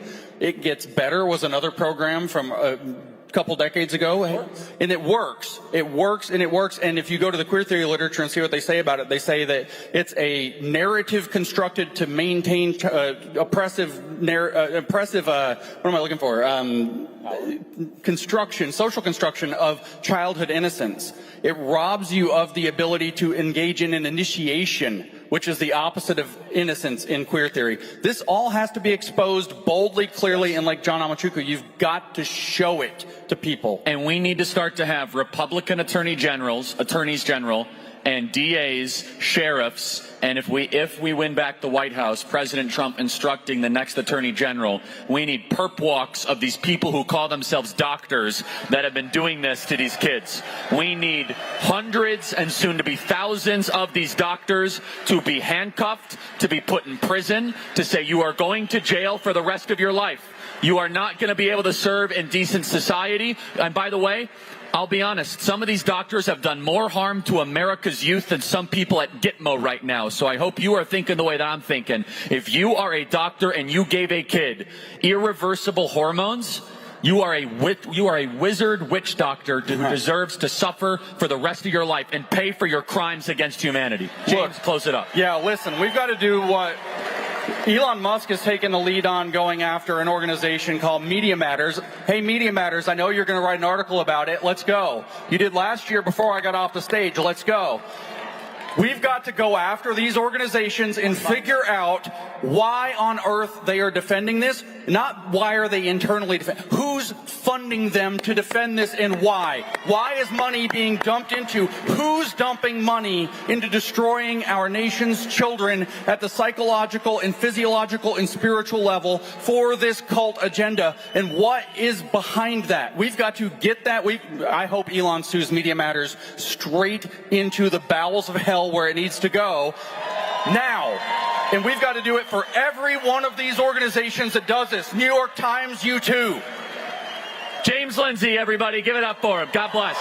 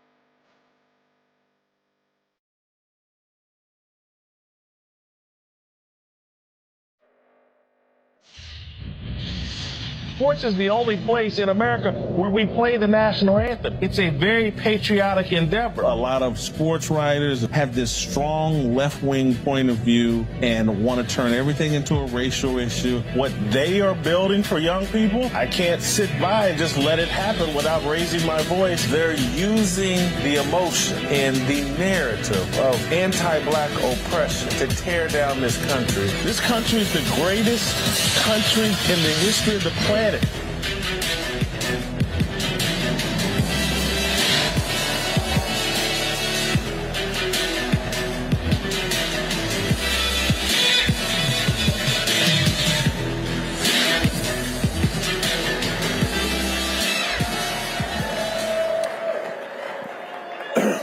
Thank you so much. Thank you, Charlie and Turning Point USA, for inviting me. I don't have a lot of time, so I want to get right to my message. I spent much of the last year trying to get people's mind right, particularly men's mind right, so that we can engage in this spiritual battle that we have going on globally, but obviously, most obviously here in America. And so my message throughout 2023 was that bearing witness requires courage, not perfection. And that message was sounded because the left and the secular use our imperfection to silence us. Well, Jason, how dare you stand on truth and stand for those things? Didn't you used to do X, Y, and Z? Didn't you commit these sins? And so my message to men was, bear witness, don't let them use your sin to silence you, and embrace your identity in Christ. And that will clean you up. And so I started embracing my identity in Christ, and then it became much more difficult. And this is 7-8 years ago. I started wearing my faith publicly. And so once I branded myself a Christian, I looked really stupid inside of a strip club. Oh, you're a Christian. There were a number of things that I used to do that looked really stupid once I started wearing my identity in Christ. And it allowed me to stand on truth and speak on things. And so I'm not encouraging anyone to embrace their sin, but don't let your sin silence your walk with Jesus Christ. You need Jesus because of your sin. And I say all that to say that in 2024, I'm changing up the message. And I'm going to spend all of 24 trying to encourage men in particular to come out of the mindset of apology. We have to quit apologizing for sins we did not commit. We have to quit apologizing for America's history. And so we're selling T-shirts here from the Blaze. Stop apologizing on the front. And on the back, it says, America's history inspires gratitude, not shame. And so I want to walk you through how they're using shame to further silence us, to make us unwilling to stand on truth. And there's a lot of examples of this, but two of the most powerful things going on that is silencing men and making us get into this apologetic mindset. And once you're in a mindset of apology, when it comes time to take a bold stance for what's right, you're in the wrong mindset. You're thinking, oh, I can't say anything because this group had terrible things happen in their past, and so in order to correct these terrible things that happen in their past, we have to allow terrible things to happen to us right now. And there's two groups using this very effectively, hand in hand, working together to change America. The feminist movement and the Black Lives Matter movement. They are shaming, they are recreating America's history and promoting a narrative that is completely inaccurate. All of us that were blessed to be born here or have been granted citizenship here owe an incredible debt of gratitude to our ancestors, to our founding fathers, to our founding principles. I want to walk you through it logically so that when you get challenged on this, you will have a response. And so I'm going to first start with the feminists who their narrative on America is, oh my God, America is so sexist. And if it weren't for these sexist traditions, if women weren't oppressed in the 16, 17, 1800s, oh my God, the head coach of the New England Patriots would probably be a woman if we were allowed to live free in the 16, 17, 1800s. And so their narrative that they're promoting is that our customs and cultures and traditions in the workforce were a byproduct of sexism, not necessity. That is a lie. Our culture in the 16, 17, 1800s, the way women were treated and the roles that were in place for women were a byproduct of necessity and common sense. It was reflective of a culture that was trying to live up to biblical values and biblical principles. But more than that, we didn't have DoorDash in the 1700s. Men had to go out and hunt and kill and fend off wild animals and fend off attackers. And so, and it took, we didn't have vacuum cleaners. We didn't have Clorox wet wipes. It took a lot of effort to maintain a home in the 16, 17, and 1800s. Women, in their proper mindset, in my view, were so respectful and so honored by the responsibility God gave them of nurturing and developing and grooming children in the womb, because that is when life begins, that women weren't sitting around saying, oh my God, if I was an advertising executive, how much happier I would be.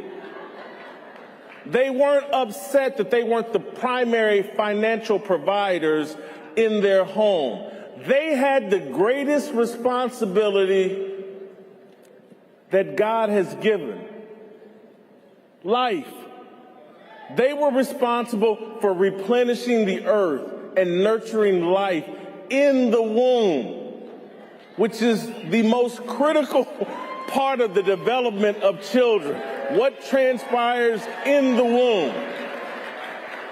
And so they have recreated this history that, oh God, it was all just sexism, and we didn't have the right to vote until Susan B. Anthony and the women's suffrage movement. And I will defend life before suffrage, because a vote used to represent the family.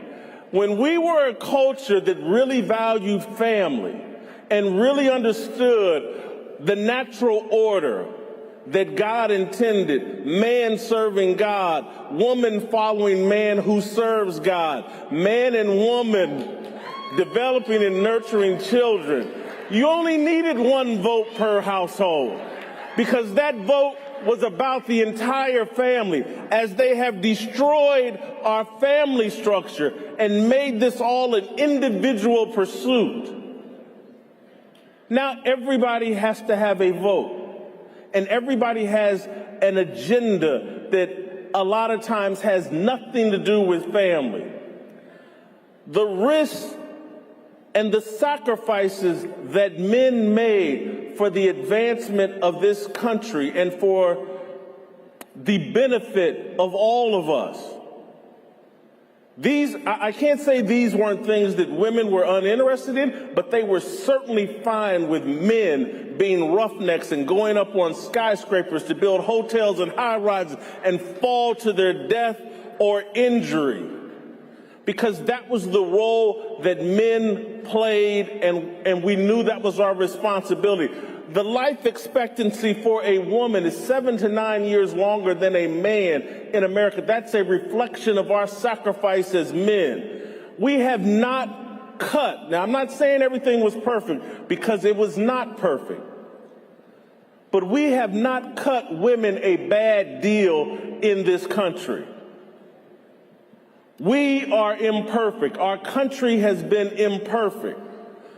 But those of us that are believers and were believers, and the people that put together those founding documents and established this country, made incredible sacrifices that we all benefit from, and we should all have an incredible amount of gratitude towards. That is the true narrative as it relates to men and women in America. I want to go a cut deeper as it relates to race and the Black Lives Matter movement and the diversity, equity, and inclusion movement and the anti-racist Ibram X. Kendi and these people that have painted this narrative that America owes black people today a debt for all the wrong that transpired in the 1600s, 1700s, 1800s, and 1900s.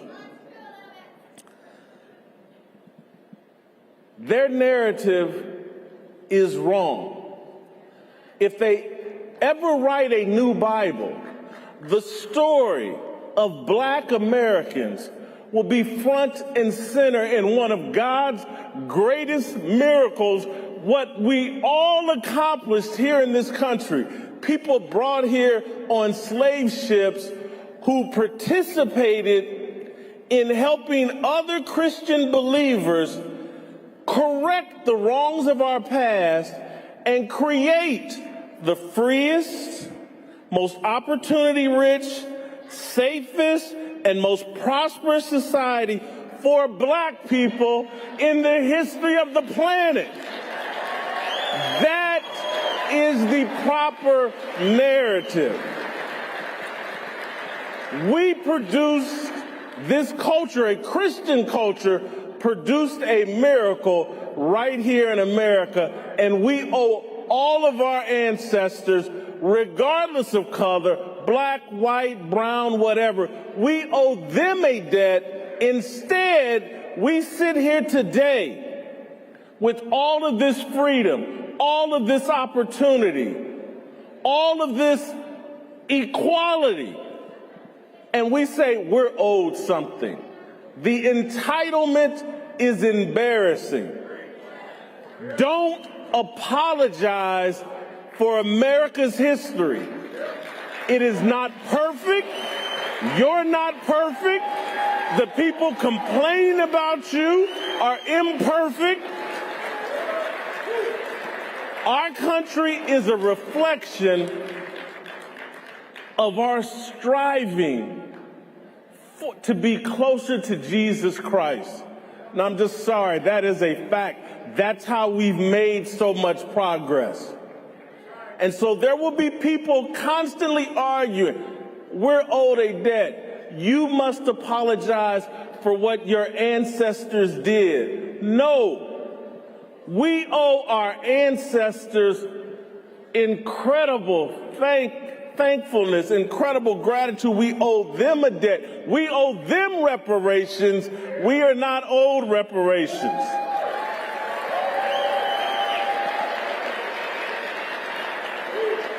Don't apologize. If you're in the mindset of apology, when it comes time to stand on truth, you will fail. And we are headed towards a time where we're all going to be required to stand on truth. We have to get our minds right in order to engage in this battle. And when you actually take the time to research or just think about our history, you will become more confident in defending this country. You will become more confident in saying that we need to restore a Christian culture. When I hear a Bill Maher sit on his television show week after week, he's not saying this exactly, but this is what he's saying. He'll never admit it. But if you've been watching Bill Maher for the last 2 or 3 years, he is arguing virtually every week, man, things were better before this country went totally secular. I could crack the jokes that I wanted when this country wasn't totally secular.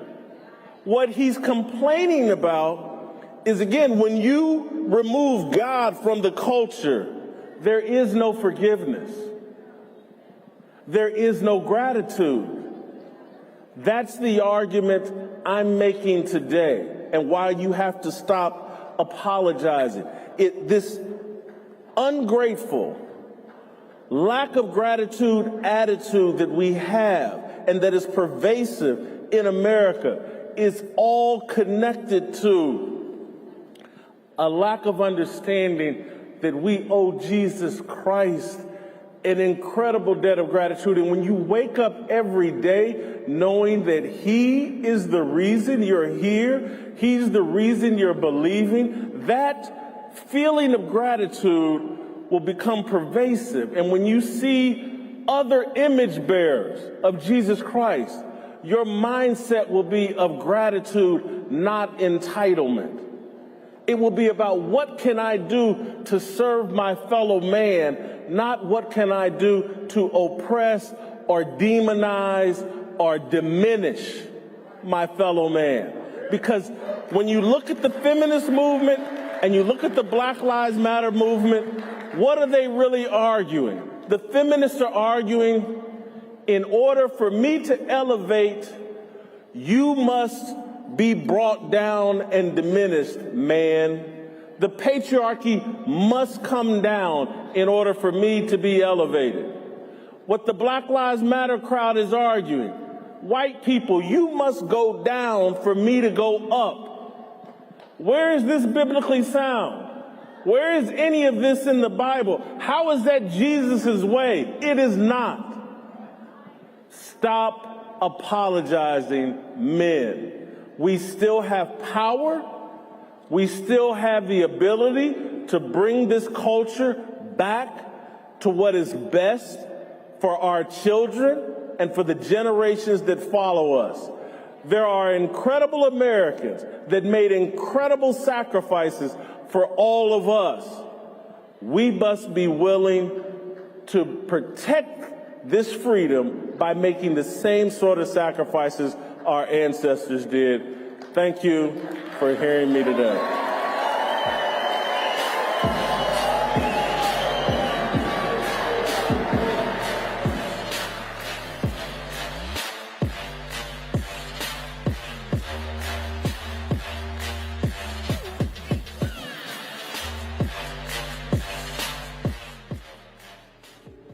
Hey everybody, I loved attending and speaking at the Pacific Justice Institute Gala last year. Brad Dacus does amazing work and really is a shining beacon of liberty in a dark, dark place.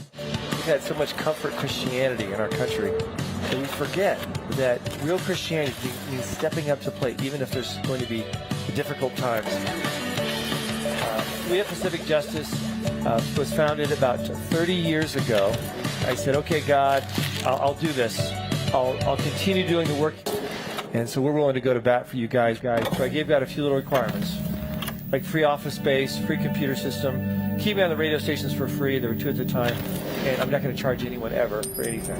We now have 36 offices, 29 states, affiliate attorneys all across the country. So go to bat for you.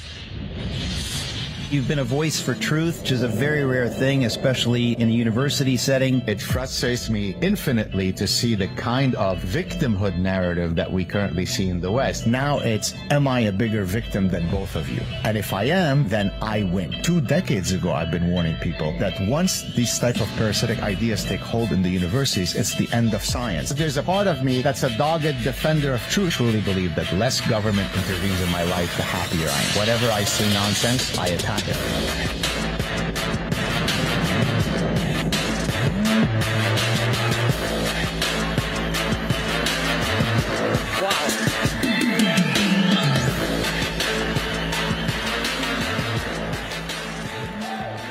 Wow, what a crowd. What a crowd. Thank you to Charlie Kirk and the Turning Point gang for having me here. What energy. It's unbelievable. Slight change of maybe pace. I'd like to talk to you about happiness. This is probably the #1 thing that people say that they'd like to achieve in life. And yet, of course, the devil is in the details. It's not always easy to know how to reach happiness. People call me the happy warrior because even when I'm taking on all these difficult topics, I always seem to have a smile on my face. So I had the temerity of writing a book on happiness, which is not an easy thing to do because probably the #1 topic that philosophers have talked about for several millennia has been how to live the good life. Now here's the genetic breakdown. About 50% of our differences in happiness scores come from our genes.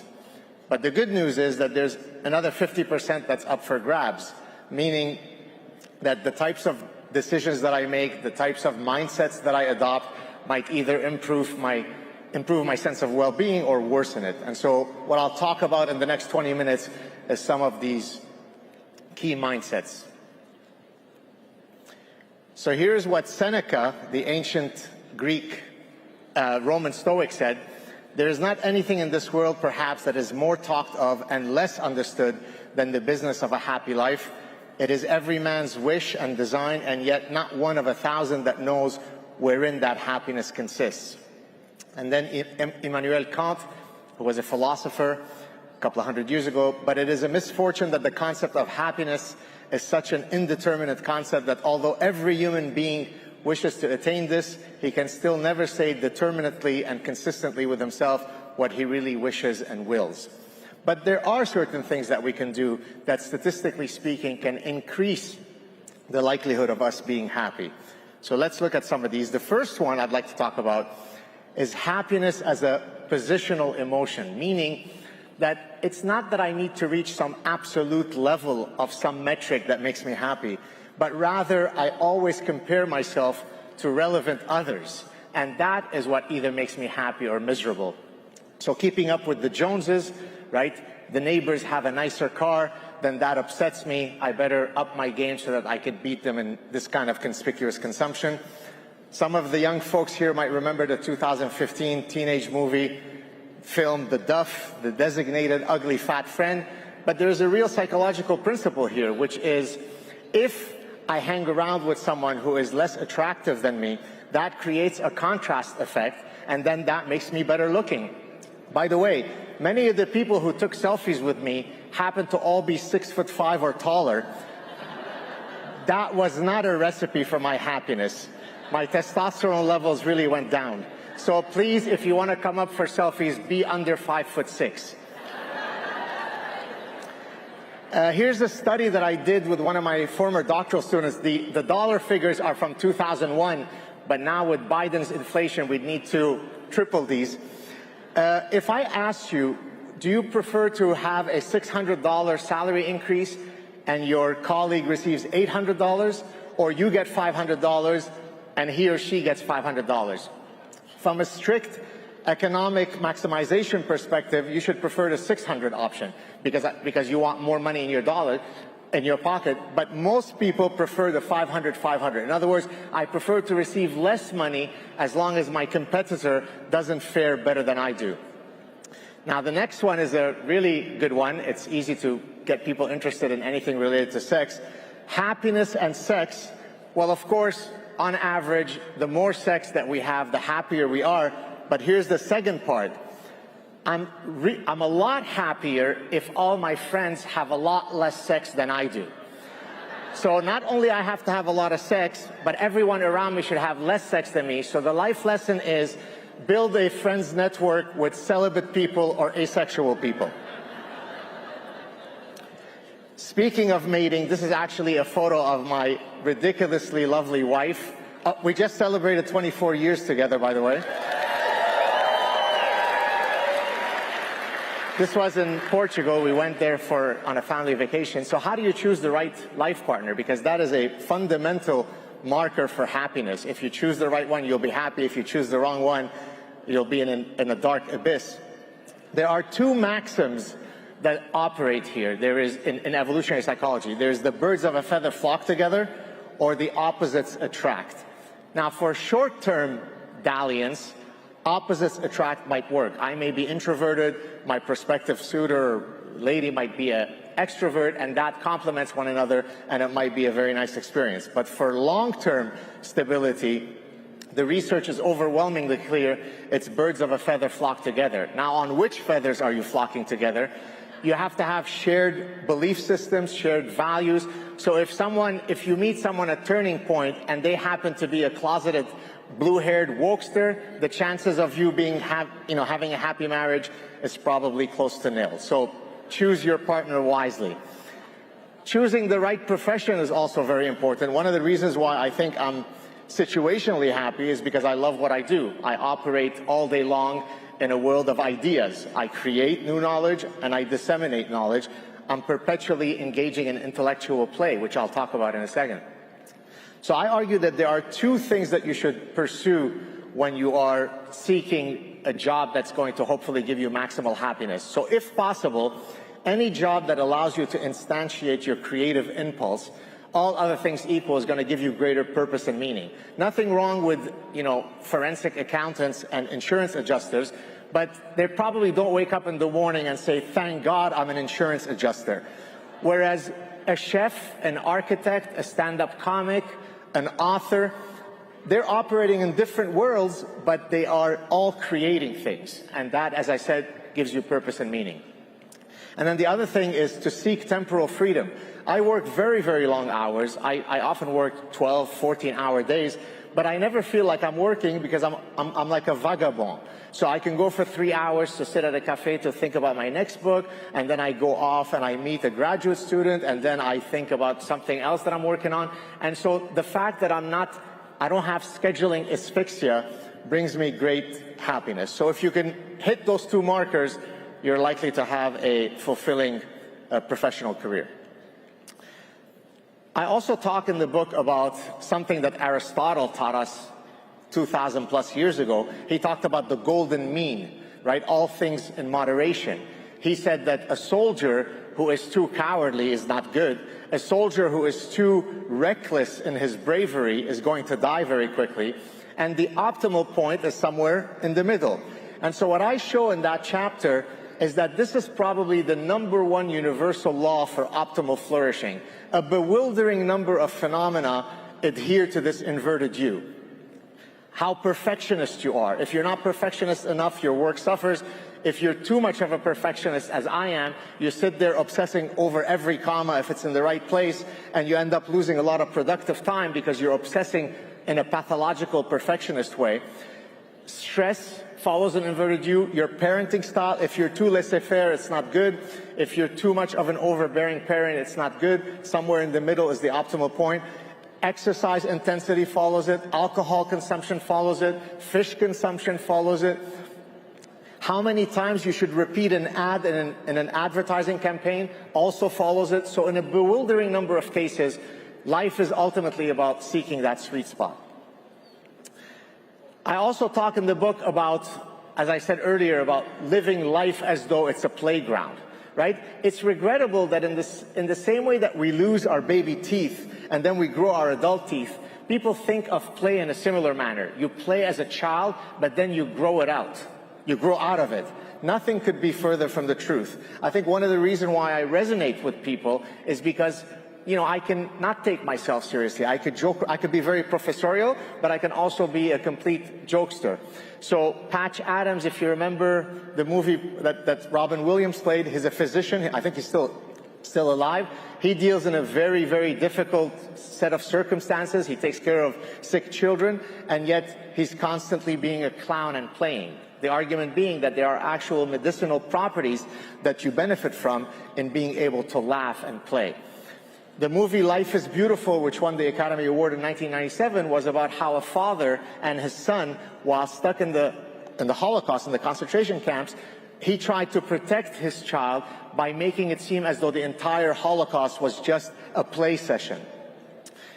The next one, you see a sniper, that actually comes from my personal history. I grew up in the Lebanese Civil War, and my parents would tell me one of the ways that you would die in Lebanon was there were these snipers at the top of buildings that would just blow up the brains of anybody who walked within their visual field. And so they would tell me, okay, go outside and play, but don't pass this particular imaginary line because that would open you up to the visual field of the snipers. So even in such dire circumstances, the innate need to play was there. Science is a form of play, right? And there are several scientists, myself included, who've argued that science is nothing but, highbrow intellectual play. You're trying to see which variable correlates with which other variables, what causes what other variable. So it's the ultimate, 1,000-piece puzzle. Dogs, these are actually our dogs, Belgian Shepherds. If you live your life without dogs, you're really missing out. A dog says, love me, rub my belly, give me food, I'll take care of everything else, I'll sniff your bombs, I'll take you out of avalanches, I'll protect you. I mean, try to burglarize our house with these guys around. Belgian Shepherds are absolutely insane. All I ask in return is take some time to play with me. That's a pretty good deal. And then here is actually a Photoshop picture of me that's became famous on the internet. A fan did it. By the way, someone at the university tried to fire me because I posted a Photoshop image of me because I was making fun of transgender people. And in this case, this alter ego is known as Fierce Sally. Yes, there are some more wigs there. I'll get to that in a second. It turns out the research shows, maybe it doesn't surprise people in this room, that conservatives have repeatedly scored higher than liberals and progressives, in scientific studies.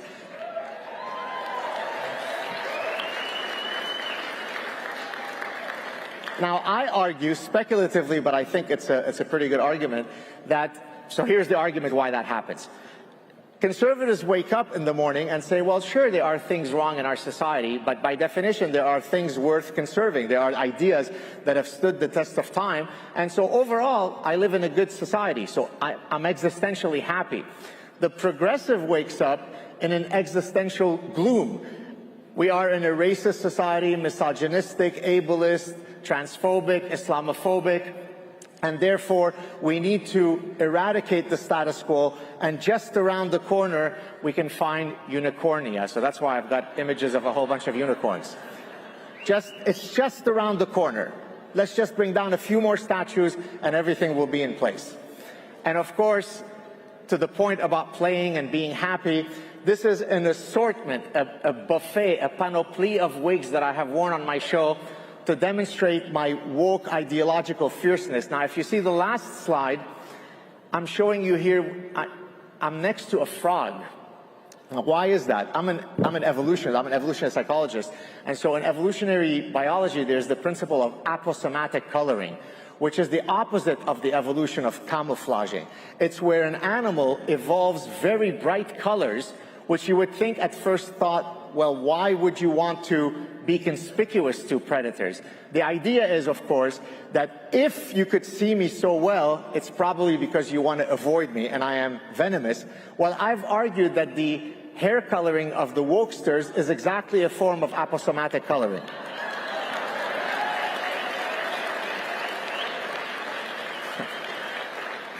Variety as the spice of life, that's another chapter. So if you look at the top row, Buffets, we love them. If you go out to an all-inclusive, you end up, on average, putting on 5 pounds per week that you're there. So if you go for a 2-week all-inclusive, that's 10 pounds, so be careful. Because it's easy for us to hoard a lot of food because we've evolved in an environment of caloric scarcity and caloric uncertainty. Just to give you a sense of how much our brains are tricked by the desire for variety, if you give people one-colored M&Ms or multicolored M&Ms, even though objectively speaking they taste exactly the same, people end up eating a lot more from the multicolored bowl. Or next to it, there's the pasta, one-shaped pasta or multi-shaped pastas. It's the exact same pasta. People end up hoarding a lot more from the multi-shaped pasta. So variety can be a bit of a quicksand trap. Below, you see variety seeking where, that's why I put sometimes. In some cases, you may not want to instantiate your desire for variety seeking, especially in the mating domain, especially if you're married. So on the one hand, we've evolved the desire for long pair bonding because we're a biparental species and we have children that take a long time to reach sexual maturity. But on the other hand, both men and women have also evolved the desire for sexual variety seeking. I'll leave it for you to navigate through that conundrum. And then the last image I have here that deals with variety seeking, this is the Vitruvian Man.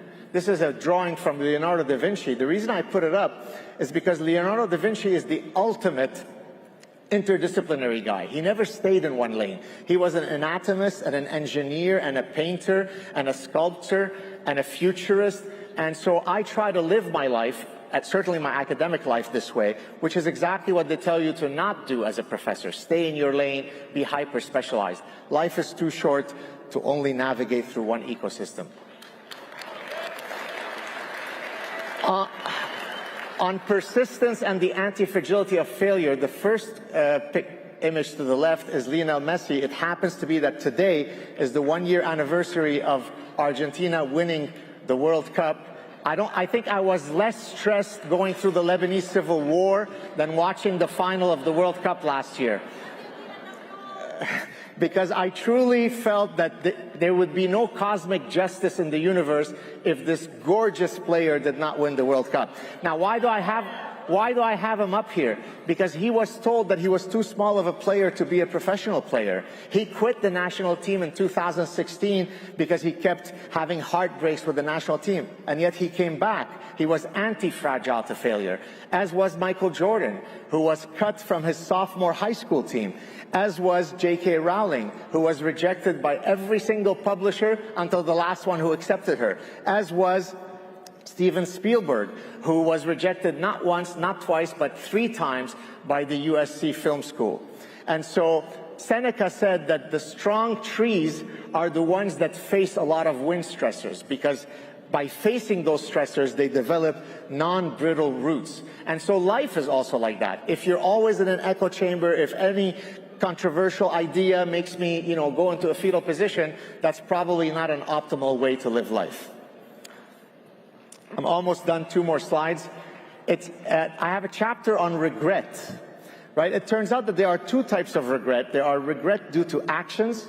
I regret that I cheated on my wife and now I'm divorced. So that's a regret due to an action versus regret due to inaction. I regret that I never became an artist and I became a pediatrician because my dad and his dad were pediatricians. Well, it may or may not surprise you that the biggest looming regrets that most people have over the long run are regrets due to inaction, the roads not taken. And so if you see here, I've got the 5 biggest regrets that people on their deathbed enunciate. The first of which is, I wish I'd had the courage to live a life true to myself, not the life others expected of me, meaning existential authenticity. Now, I have 2 photos here of 2 remarkable guys who didn't think it was too late for them to pursue their dreams. On the left is actually a gentleman from my own university. He had left Nazi Germany as a young man. He had never pursued his university education because he had to work. Pragmatic realities forced him to work. In his 60s, when he retired, he began his undergrad. In his 70s, he began his master's. And when he was 92, he finished his PhD. 1 year later, he passed away. So it's never too late. And the other gentleman has been on my show, Manfred Steiner. He obtained a MD, became a medical doctor in 1955, picked up a PhD in 1967 in biochemistry, but his real love in life was always physics. So after he retired from medicine, already a man in his 70s, he started studying physics and obtained his second PhD at the age of 89 in physics, and now he's feverishly working on publishing papers. He's in his 90s, so it's never too late. Last slide about the importance of gratitude and contextualizing whatever you're feeling in terms of, you're having a bad spell in your life. The gentleman on the left, David McCallum, is arguably the greatest guest I've ever had on my show, and you've probably never heard of him. He spent 29 years in prison for a murder of which he eventually was exonerated. And as we were chatting, I looked at him, I said, David, you're a much better man than I am, because you're like the reincarnation of Buddha, because there is no rancor in your life. There is no vengefulness. I would want to burn the world down if somebody took 29 years of my life. And then he answered, well, I have a sister who has cerebral palsy, and she is bedridden, and she finds a way to smile. So really what I went through wasn't so bad. So he was able to contextualize having 3 decades of his life stolen because someone else had it worse. And then finally, Bijan Gilani is someone that I met when I was a professor at University of California, Irvine. He was a doctoral student then. He was doing his PhD on studying the homeless community, but he was a very wealthy man, independently wealthy. He finished his PhD. Many years later, a reporter tracked him down and found out that he had become homeless through the vagaries of life. And the car that you see right there is his house. That's where he lives. And when he was asked, are you happy? He said, well, why wouldn't I be happy? I have a library. I have a card to the Newport Beach Public Library so I can go and nourish my mind all day. I have a card to the Newport gym. I could keep my body healthy. I'm a moral person, I'm a knowledgeable person, I have no reason to not be happy. So contextualize whatever you're going through, be grateful, and thank you very much.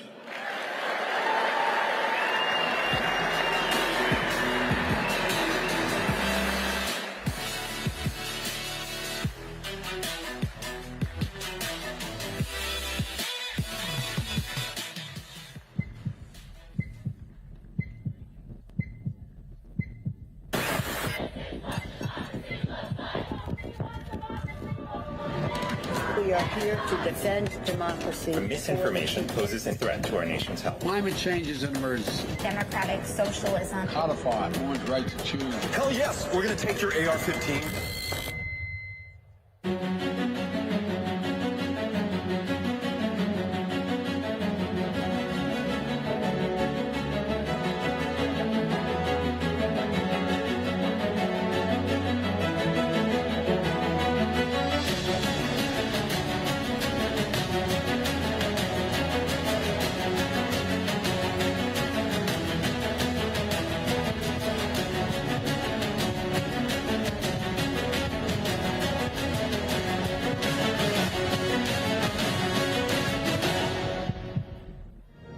And the fact of the matter is look, we're all going to answer to him. But I live by that faith.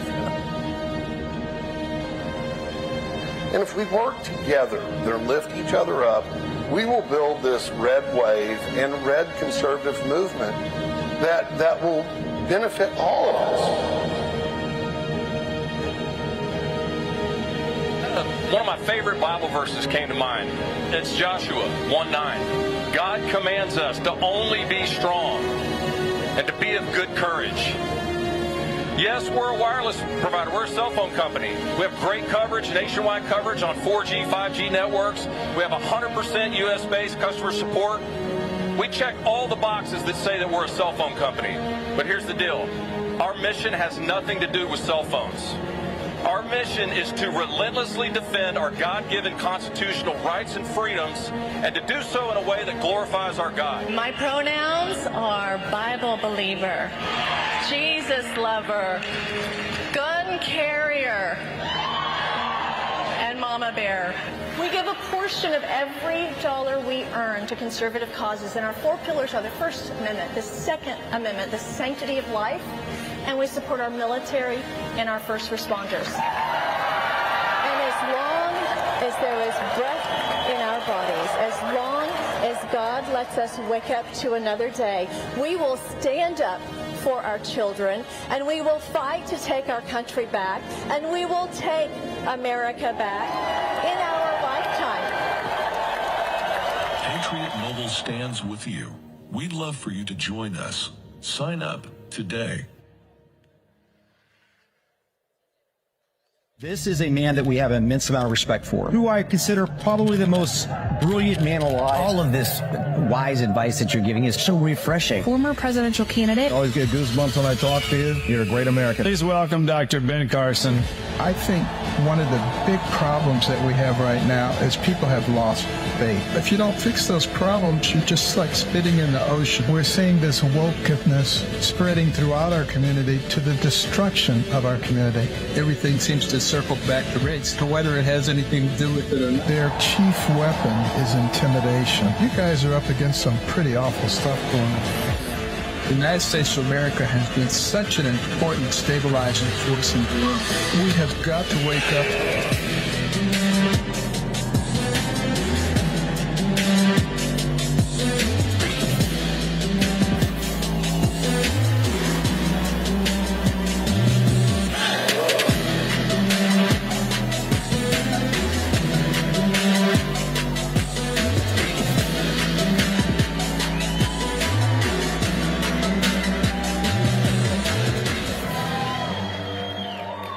Dr. Carlson, everybody.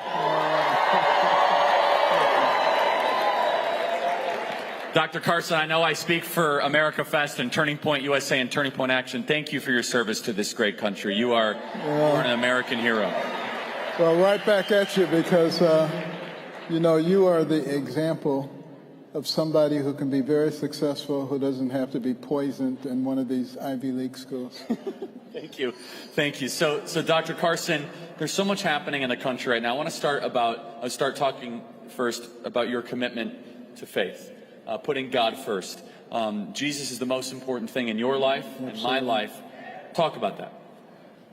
Well, you know, I grew up in a household of faith, but I really didn't understand it until I was 14 years old, when I tried to stab someone.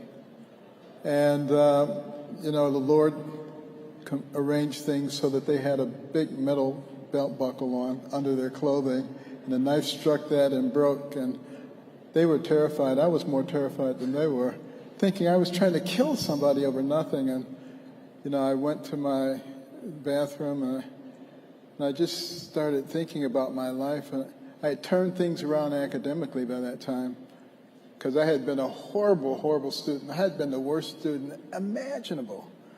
But, you know, got things turned around academically. But I realized I would never realize my dream of becoming a doctor with a temper like that. I would end up in jail, reform school, or the grave. And none of those appealed to me. So I just prayed, and I said, Lord, you got to show me the way. And there was a Bible there, and I picked it up, and there are all these verses about anger. You know, like Proverbs 19:19, there's no point getting an angry man out of trouble because he's just going to get back into it.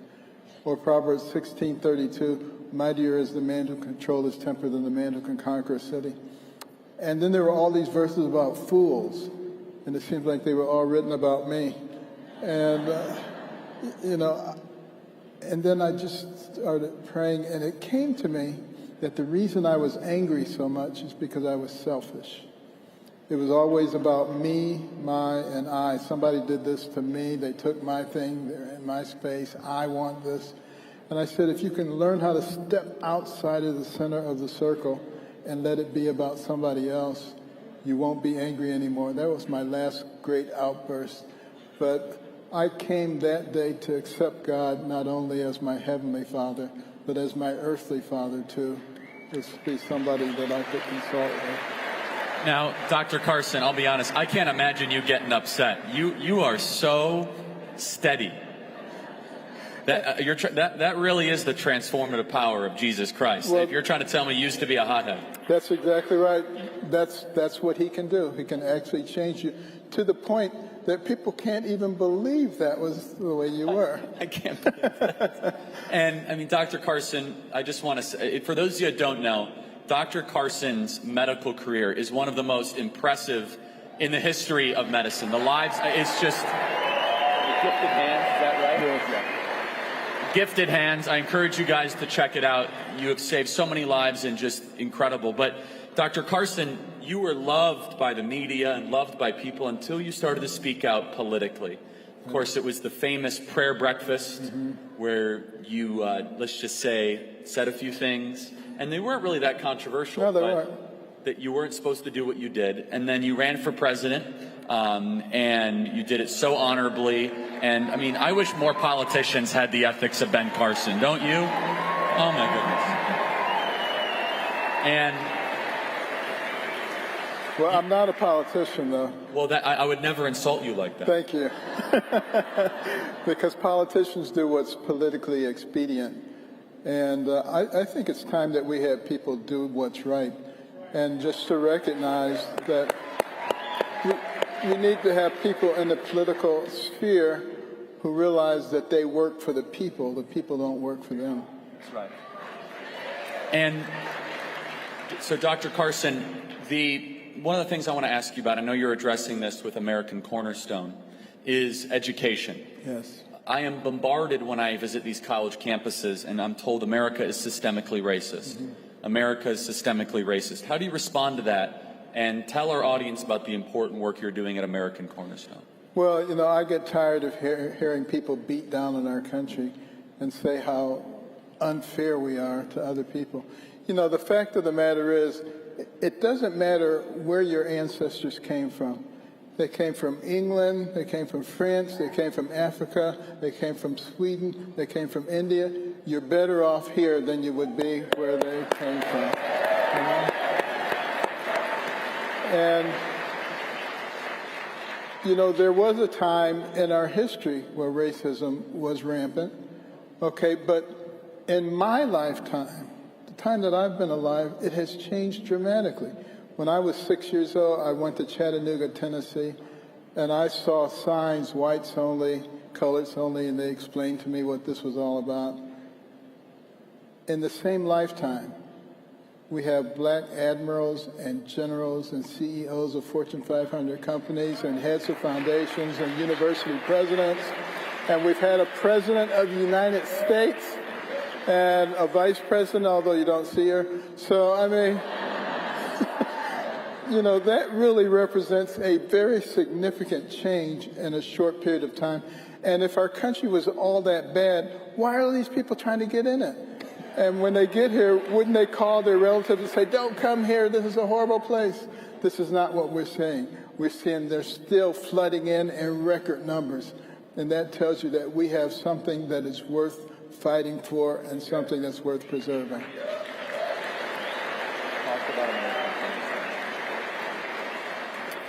Well, you know, at the end of the Trump administration, I said, I can retire, finally, because I had failed retirement the first time.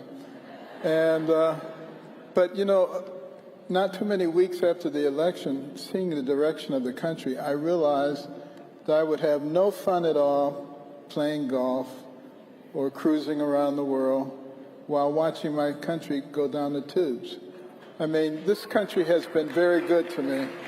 And, you know, my American dream was to be a doctor. And some people would have thought that would be a difficult thing to do from where I came from. But, you know, as a child, I loved medicine, anything about medicine. Dr. Kildare, Dr. Casey, all those stories on television. I even like going to the doctor's office. And I would gladly have a shot just so I could smell the alcohol swabs. I mean, anything. It's kind of weird, Dr. Carlson, I gotta say. Well, maybe not a COVID shot, but yeah. I mean.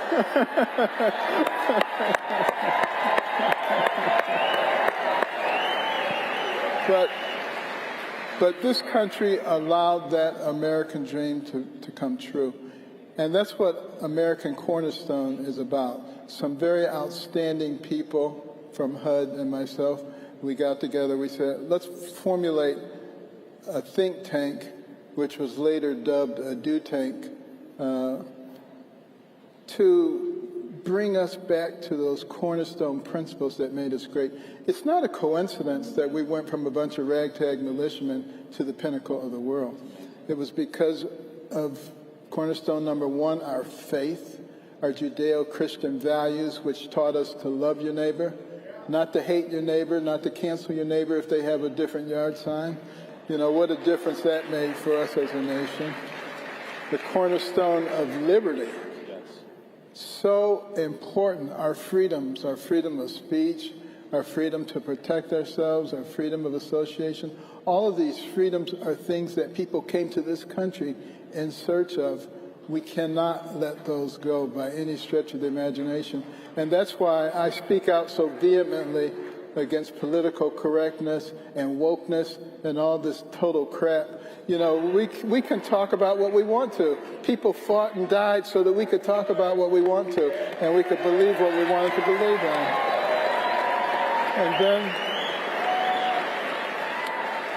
And then the cornerstone of community. You know, we had people who came here from all over the world, different places. We had communities of 100 families, nobody else around for 50 miles.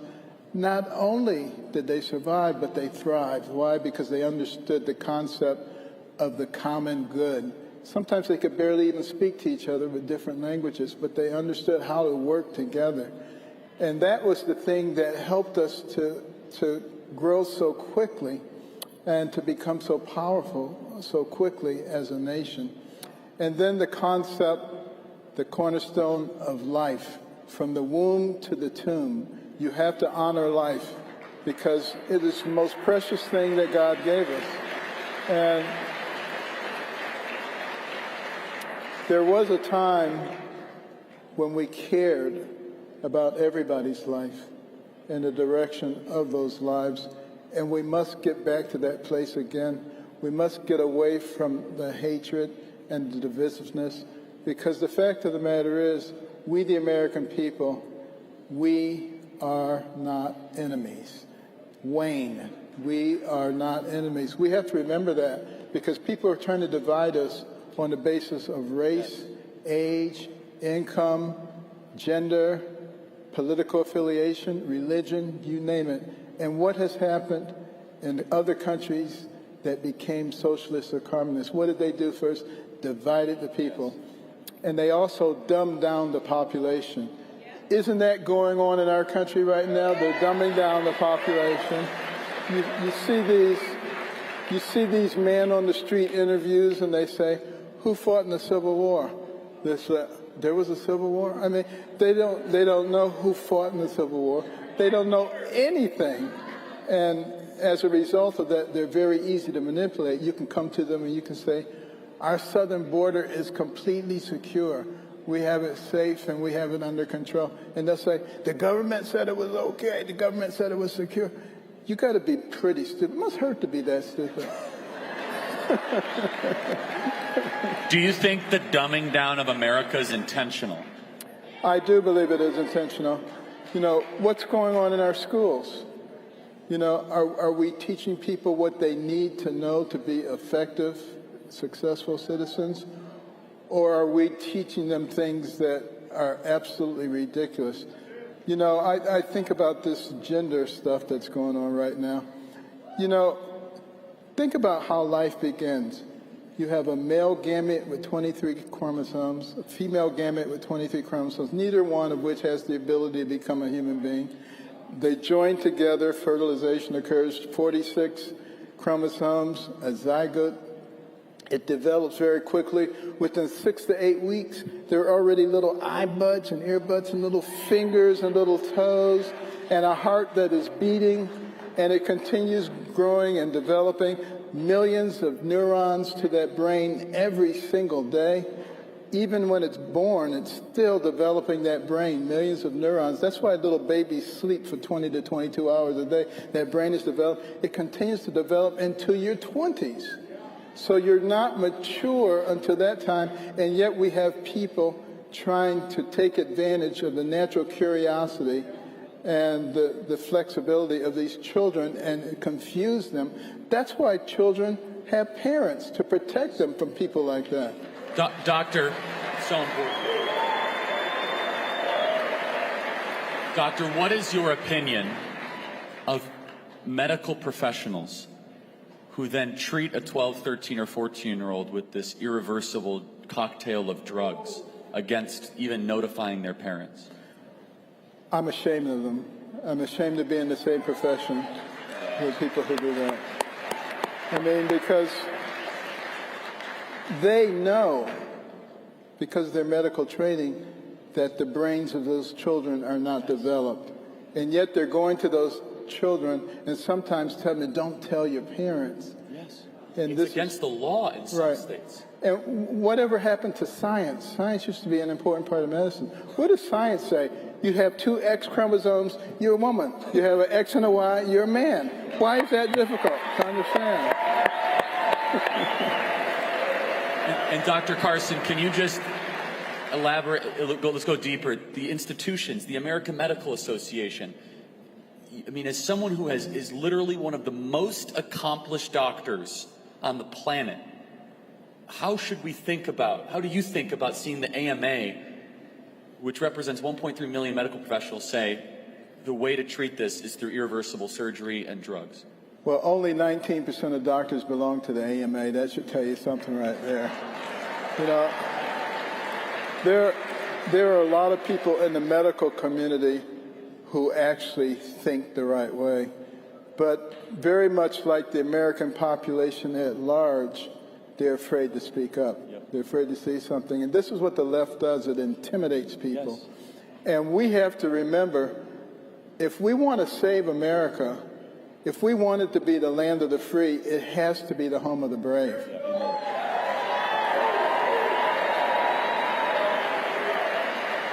Give a sign-off here for our activists of all ages, specifically the students that are facing opposition on campus. Well, I got to tell you, I am so happy to see so many young people who are brave enough to stand up for what they believe in. And, you know, you guys are the missionaries. Okay, there's a whole bunch of heathen out there. And you need to go out and you need to speak up. You need to talk about the things that made us into a great nation. Don't be ashamed. You know, so often people just stand in the corner and stare at their feet and hope no one calls them a nasty name.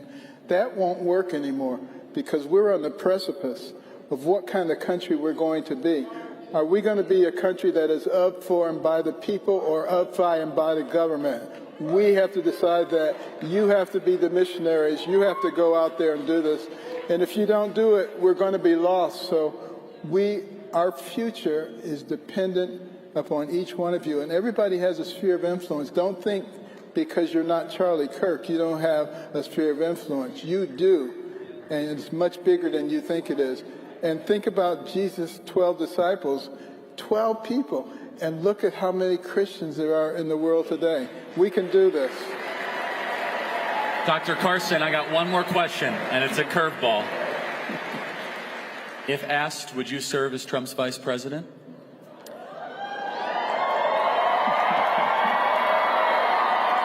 I'm getting you in trouble. Well, let me put it this way.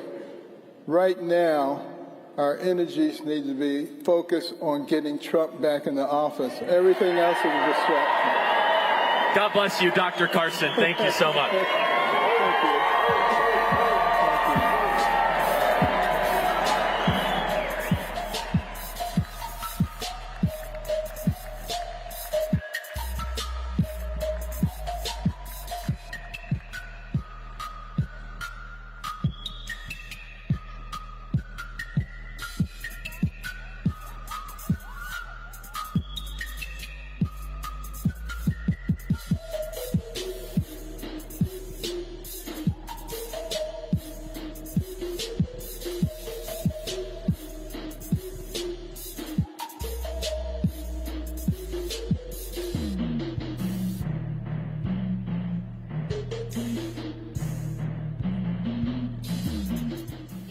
imagine tackling the subjects that most comedians wouldn't dare go near. He may not be the most politically correct comedian. He's not a woke leftist. Now, someone who is not tiresome and desperate is actor and comedian Rob Schneider. That's what tyranny is when people empower, do horrible things, and they don't have any consequences. What they want to do is destroy everything that they don't agree with and start over in this imagined utopia. I think it's important to attack what is in power. We have to protect the most vulnerable, the members of our society, our children. I think we need to stand up and protect them. I think at a certain point, it's enough of this and stand up to it. Put enough dents into this tyranny, and eventually it'll collapse.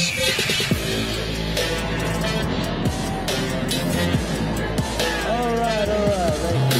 Thank you. Hi, how are you? Thank you.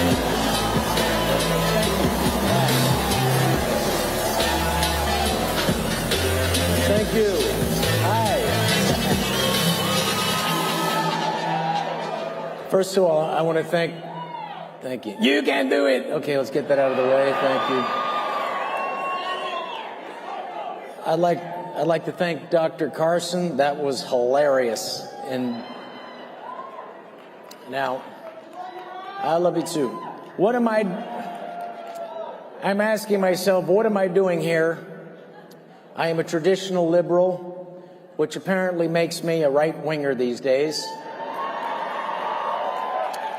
Traditional liberalism, women's rights, gay rights, civil rights, not judging a person by the color of their skin, free speech, these are now conservative values. So much has changed so rapidly. It's only been a couple of years since we've learned that women could have dicks. If you speak your mind in Hollywood, you go from playing the bad guy in Spider-Man to Naked and Alone, Celebrity Edition, which was actually a lot of fun. First, I want to say Merry Christmas. Merry Christmas to you. I know it seems odd today that even saying Merry Christmas can be viewed as politically incorrect because, you don't want to piss off all the people that are going to go to hell. And they are.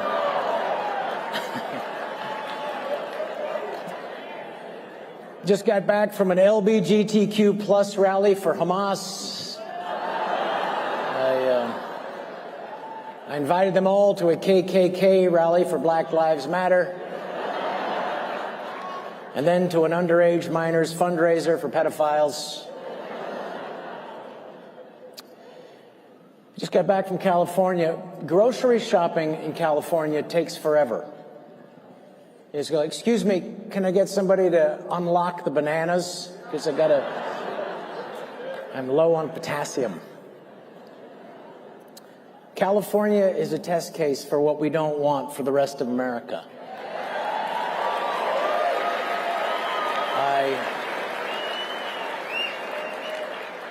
But you should know there is a very good chance that Gavin Newsom could be president of the United States. You should know it. Know and be prepared. Be prepared for more.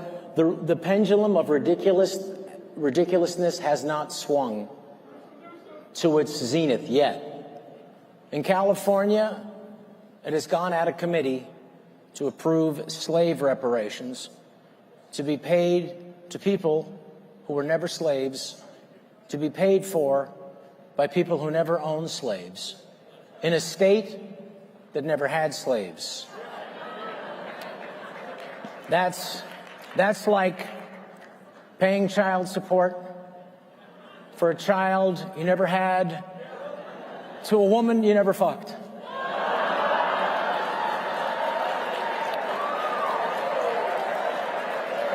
But I told Charlie there would be one F-bomb.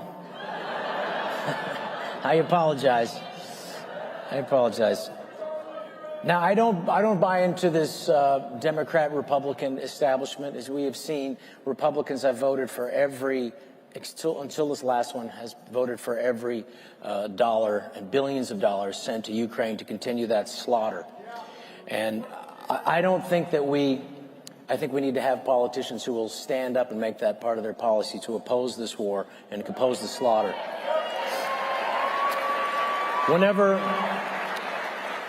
Whenever people get too crazy about left and right, I would say Americans take care of Americans, and all you have to do is look to any time that there's a natural disaster and you see Americans looking out for other Americans. When there was a flood in Houston a couple of summers ago, and the people were waiting on top of their roofs to be rescued by people in boats, you know what the people in the boats were not saying? Like, are you a Democrat or Republican up there? A Democrat? Well, this is a Republican boat. Yeah, the Democrat boat should be coming shortly. Good luck with that. It's a kayak. It's better for the environment. And,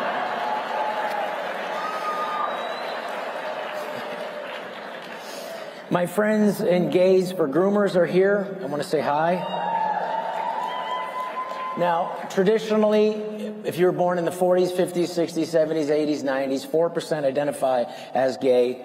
Generation Z, curiously, 20% identify. Brown University, this semester, 2023, 40% of Brown University students identified as LGBTQ+. Statistically, it is impossible for all these people to be gay. If this trend continues, eventually, most people in the gay community will be straight.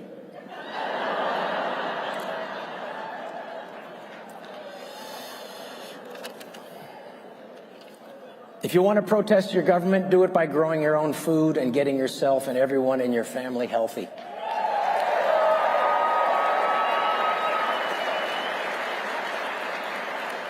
Protest by safely getting off prescription drugs. The biggest illusion of all the government lies and coercion during COVID was the idea that the government somehow cares about you. Cared enough to give you free COVID-19 shots. Well, if the government cared about you, they'd give you free diabetes and free cancer medication.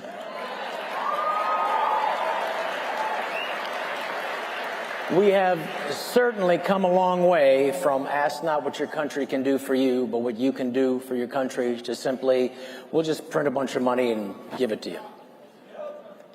Everything the Democrats and their allies in big tech and the liberal media warned you about Trump, all their fear-mongering, was not a warning at all, but a roadmap for what they intended to do when they regain power.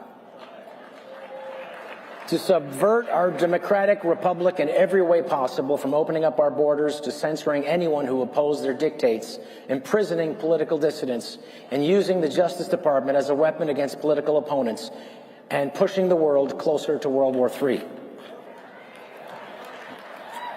Not to sound like a sermon, but I am not afraid to mention God. I know. Thank you. I knew I was on the right track when I was attacked for saying I must put God, my family, and my country before my career. Thank you. For saying I want my children to have the same opportunities to flourish in the greatest experiment in freedom in human history, the United States of America, I was ridiculed. I take that as a badge of honor.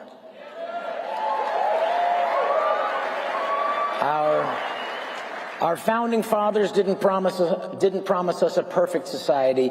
They promised us a freer society for the individual.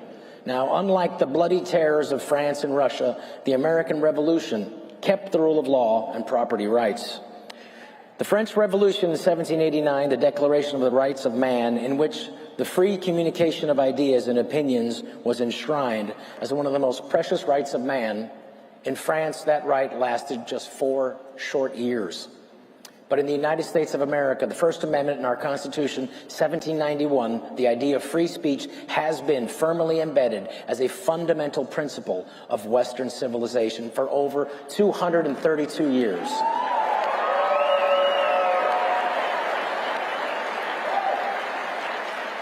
In our imperfect union, the right to seek redress of our government for grievance, the right to assemble peacefully, and our right for free speech is the siren call for freedom the world over.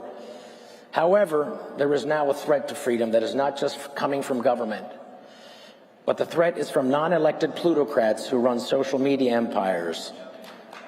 They now have the power to decide what speech is allowed and who is allowed to say it.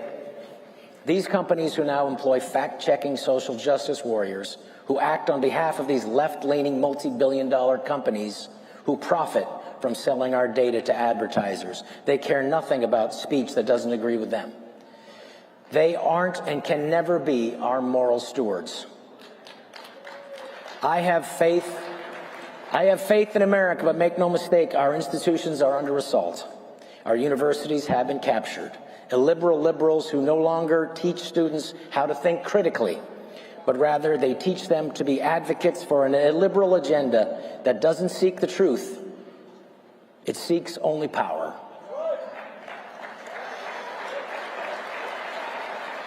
When you don't have ideas worth defending, when your argument lacks logic and rational thinking, you yell, shout down, and demonize your opponent.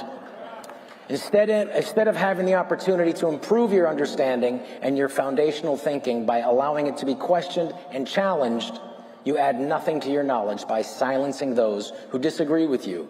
It is the poorest form of debate.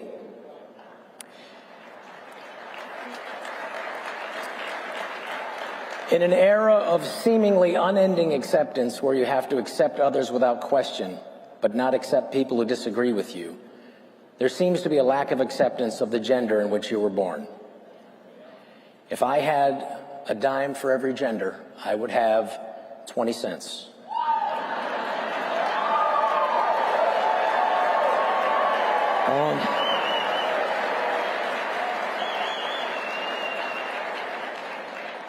Unbelievably, on university campuses now they have free speech zones, which sounds cool and nice, but not that long ago the entire university was a free speech zone.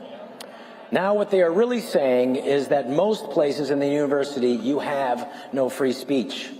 Most of the university is authoritarian controlled speech zone where you have no free speech, only approved speech. Freedom of speech is speech that may upset people like in your government. But what if your speech makes other people uncomfortable? Well, then they don't have to listen. But, however, they don't get to decide what speech is okay and what speech is not okay. Now that was the critical mistake of the snide, smirking, self-loathing women presidents of Harvard, UPenn, and MIT.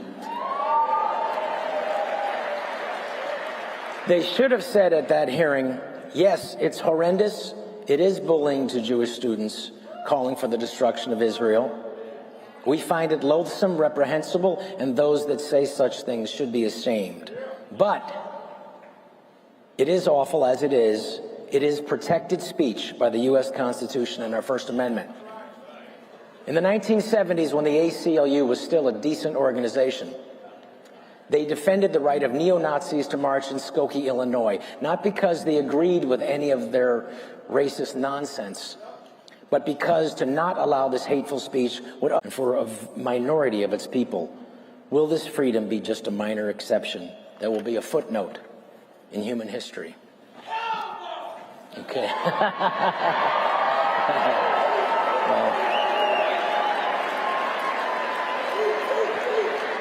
That very question depends on individuals like that man right there.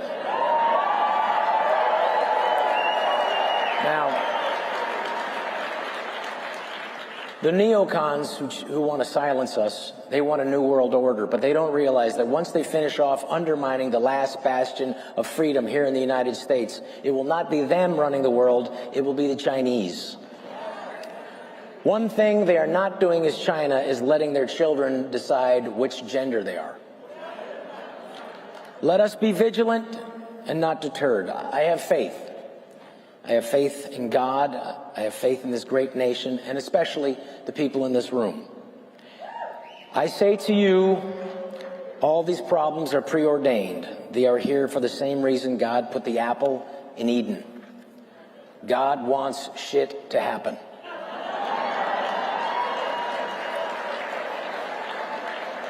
God wants to test us, all of us, where our government wants to dumb us down, make us fat, sick, inject us with experimental substances, eating toxic foods, water, living in fear. God wants to test us, to keep us strong in mind, body, and spirit. He wants to challenge us as individuals, as families, as communities, as a nation, and as human beings. This is all his test for us. And unlike other religions that call upon their believers to hate and kill their enemies, our religion calls upon us to love our enemies.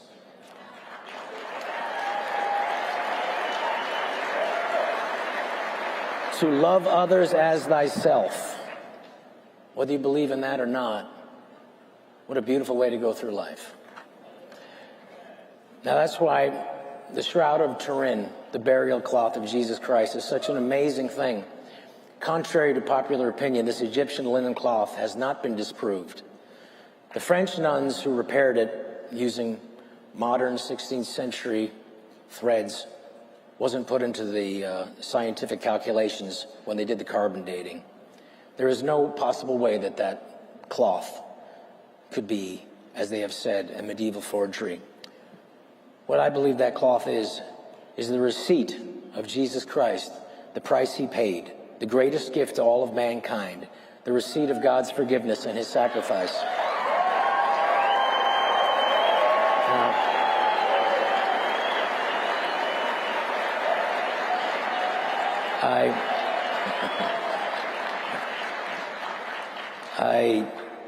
I will say that, I want to say, by the way, I live here in Arizona, and I'm thankful to all the people here who've welcomed my family. Thank you. It is my forever home now, Arizona, and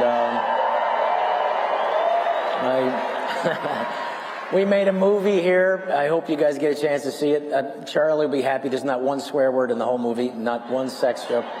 It's called Daddy-Daughter Trip. I would appreciate your support, if you don't mind, if you can. Daddy-Daughter Trip. And I appreciate that. I will leave you with the words of Father Ripperger, who was here in Phoenix 2 summers ago during the middle of the scamdemic. He said to all of us in attendance, Jesus has already won. This is just a mop-up mission. God bless you. God bless America. I love you. Thank you. Thank you very much. Thank you very much. Thank you. Thank you very much. Thank you. Thank you. Thank you. Thank you very much.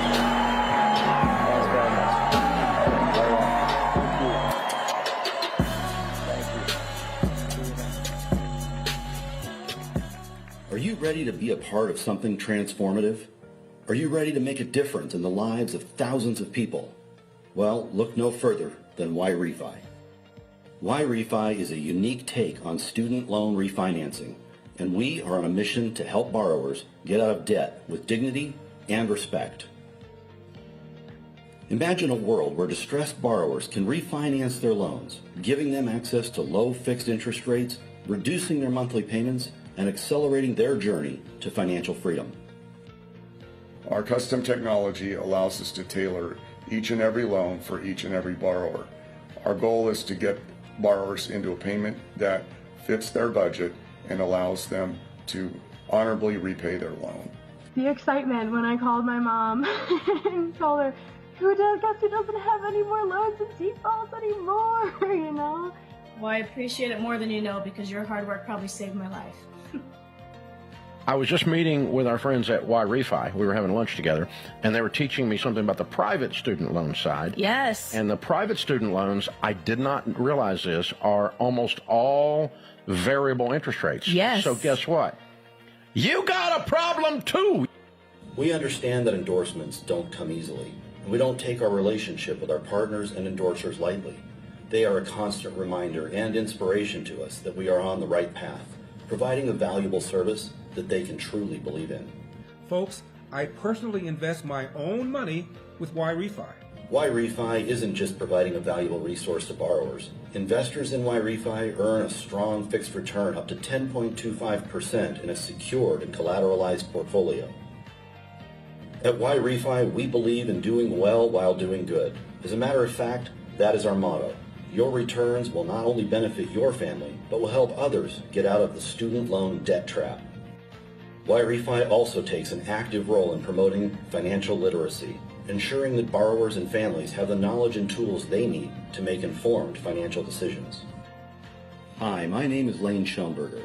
I'm the Chief Investment Officer and Managing Partner here at YRefi. Invest in YRefi today to be a part of a brighter future for families across the country. Together, we can fight the debt trap of high-interest student loans.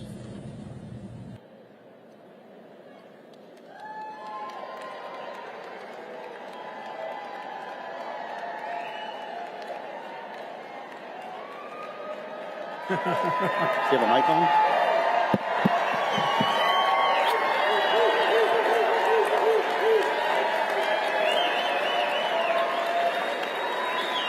Thank you so much. Oh my goodness.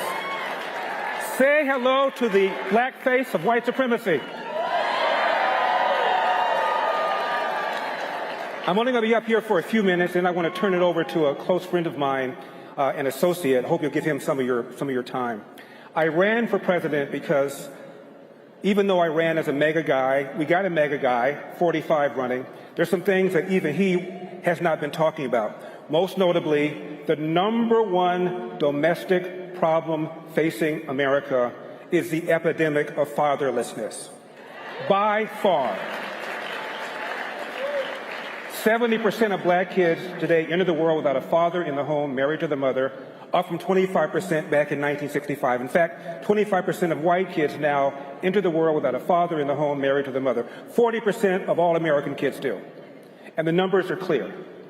If you're raised without a father in the home, you're 5 times more likely to be poor and commit crime, 9 times more likely to drop out of school, and 20 times more likely to end up in jail. What's happened?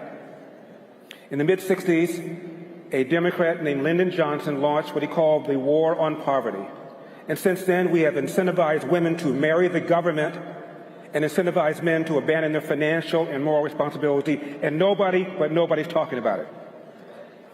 During the 2008 campaign for president, Barack Obama mentioned those stats. And Jesse Jackson accused him of talking down to black people. And that pretty much ended the discussion. So if you're white and you mention this, you'll be accused of engaging in systemic racism. If you're black and you mention it, you'll be called an Uncle Tom or the black face of white supremacy. So nobody's talking about this. These kids all need father figures. They all need mentors. Whether it's a father, a grandfather, a pastor, a coach, a teacher, somebody. And I'm urging people in my generation, I'm a baby boomer, I'll be 72 in April. I know you're going to say I don't look like it. Black don't crack. The elder the berry, the sweeter the juice. These kids need mentors. I'm urging people in my generation to step up. If money or hands, there are programs all around this country, most of them run by churches. I belong to the Calvary Church of Chino Hills. Pastor Jack Hibbs is my pastor. They have a program where they go door to door offering mentorships to these kids. I'm urging people in my generation to step up and be counted. These kids need mentors. Government can't solve the problem because government created the problem. Only we can solve the problem. Thank you. The other reason that I ran, every so often we have this crisis, this debt crisis and spending crisis. One side looks at the other. I dare you to shut down the government. I dare you to shut down the government. The government doesn't get shut down because when you do, you get politically hurt. No matter who's in office, whether it's a Republican like Ronald Reagan or a Republican like Donald Trump, as much respect as I have for both those gentlemen, government got bigger when they left. No matter who gets office, it gets bigger and bigger, largely because much of the spending is a so-called entitlement program. Even Bill Clinton and Barack Obama said that they were unsustainable, but nothing gets done. Why? Because the first order of most politicians is to get elected The second order is to get reelected. You don't get elected by taking things away from people. The only way to rein in spending, the only way to get spending down to the level the Founding Fathers intended is for an amendment to the Constitution that fixes spending to a certain percentage of the GDP. Otherwise, nothing will happen. Now, an amendment sounds like a heavy lift, but ever since the Constitution has been ratified, it's been amended on an average of every 10 years. Once you make the case and tell young people these programs are not going to be there for you until and unless there are major changes made and reductions in spending, you make the case, the American people will get it, and something can happen. But only then will something happen. So I'm urging, if I had become president, as you know, I had some issues with the RNC, didn't make the first debate stage. But I'm urging Donald Trump, who will be our next president, to push for an amendment to fix spending to a certain percentage of the GDP. Now, that's national debt. There's also personal debt. Joe Biden illegally tried to forgive student debt. Even if he could do it, and he can't, that's nothing to do with private sector student debt. A lot of people are saddled with private sector student debt. And believe it or not, there is something that can be done about that. And that's why I wanted to spend a few minutes with my friend. Yrefy is a company that I'm involved in. This gentleman's named Lane Schomburger. Lane, take it away. Thank you, Larry. My name is Lane Schomburger. I'm the Chief Investment Officer and founding member of Yrefy. And I'm going to take you back in time just for a quick second. 2008, student loan debt total was $685 billion. Today, it's nearly $1.8 trillion. Now, you have been here for a couple, 30 days, and you've listened to speaker after speaker talk about how bad our debt crisis is. Well, Yrefy has come up with a way to help fix this problem for borrowers. Now, we do not do any federal student loans. Why? Well, the federal government they're too blindsided to understand how this works. So we work with strictly private student loans that are in distress. And we have figured out a way to help these borrowers actually get out of debt, pay off their debt with dignity. And it's amazing when you give these folks a second chance and an opportunity to pay that debt off, they will actually take it. So what we've done is we've developed a product, and we actually developed a few products. I'll share them both with you. The first one is we work with individual borrowers. They contact us. You saw an endorsement from Dave Ramsey in our commercial. And in that, borrowers are reaching out to us. We explain our program. We put them through underwriting, kind of like getting a mortgage. Okay, these people do have a problem. We have them escrow payments with us to prove to us that they have the willingness and ability to pay us back. 70% of these folks come with a co-borrower. And let me tell you, folks, some of the stories that I have heard are unreal. Okay, you heard Amanda up there. You probably saved my life. These are not uncommon stories. These things are tearing families apart. So, long story short, borrower gets through our program. They get it approved. We ultimately settle their debt and pay it off at a deep discount. Allow them to refinance with Yrefy at a low fixed interest rate, custom term, built around their ability to pay. I just got word this morning that our default rate is actually lower than what we thought. We've been saying it's less than 2%. It's actually lower than that, which is phenomenal. It's fun to watch our borrowers win. So it is working. It's been very successful. Right. Now, the question then becomes, well, what can you do to help out? Because I will tell you this, Yrefy was built on a few things. One, capitalism, innovation, entrepreneurship. So what can you do to help out? Well, we do not want to take institutional capital. We are not interested in institutional capital. In fact, we've turned down over 30 offers for funding from institutions. We're not interested. The reason we're not interested is we'd rather do it this way. What this is an opportunity for accredited investors to invest $50,000 minimum. You pick the duration of your investment from 1 to 5 years. This is the fixed interest rate in a secured, collateralized portfolio. Larry himself invests, as he said. What you do then is you have the opportunity to take interest income on a monthly basis. We calculate the interest on a daily basis, by the way. We make monthly payments of interest only, and at the end of your elected term, you get your money back. It's kind of like a bond. They're not bonds or promissory notes. I have to disclose that. Okay? If you need your money back, you've heard Larry and you've heard, by the way, we take our endorsements very seriously, as they do as well. Larry and Charlie and all of them, they take their endorsements very seriously, as do we. So I share that with you because when they say you can get your money out and there's no attack on principle, what they're saying is there's no attack on principle. Okay? If you want your money back, we will actually give you credit for the amount of time that you've been invested based on the percentage of time. So for example, if you're in the 5-year note, you're in for 2.5 years, that's 50%. If you need out early, you get 50% of the interest, but you get all of your principal. That's pretty cool. Okay, then we went one step further, thank you. We went one step further and we said, you know what, let's give this investor the ability to turn that interest income on or off, up or down, in 1% increments or by dollar amount in each term that you're invested in, as often as monthly. So you've got complete and total control over your investment. It's very flexible. Last thing is we have a roll up. So if you're in the 1, 2, 3, or 4 term, if you want to roll up to something longer at the end of your term, you're welcome to do that too. We're right here in Phoenix, and you probably heard that on the radio if you're local. We encourage you, please come by the office, visit with us, meet the team, let us pull back the curtain. We love to have people come into the office, so please take the time to do that. And again, we're grateful for Charlie, for Larry, for this entire event. This has been a lot of fun for us, and we've had a great time. Please come by the sponsor hall, visit the booth. I've got a whole team of my folks out there that are happy to answer questions, dig in a little bit deeper about how we do what we do. With that being said, I thank you very much for your time, Larry. Thank you. Thank you for your friendship. We appreciate you. Thank you. Good job. Thank you.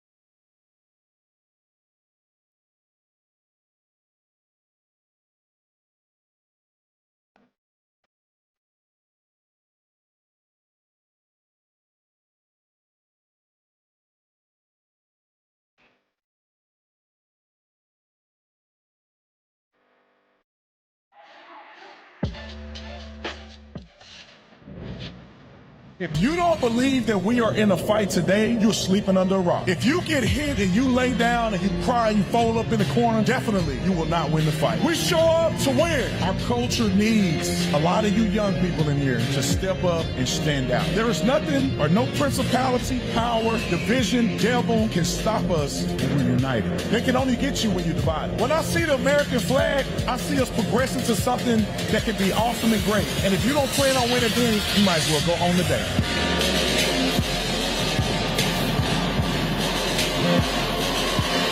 What's up?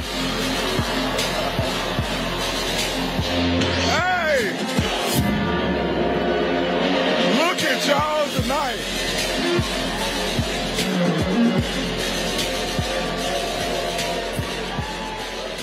I said tonight, I meant this morning, but y'all can stay standing. Y'all might as well stand up.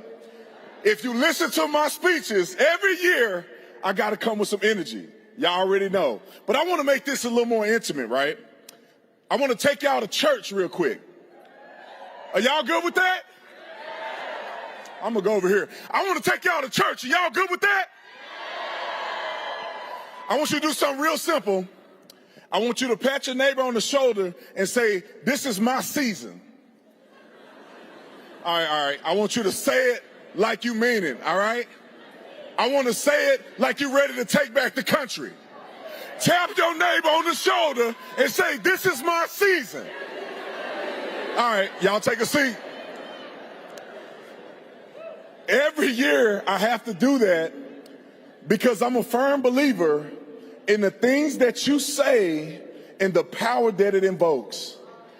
And I want all of y'all here tonight to embody that. This is our doggone time. We're going to take back America.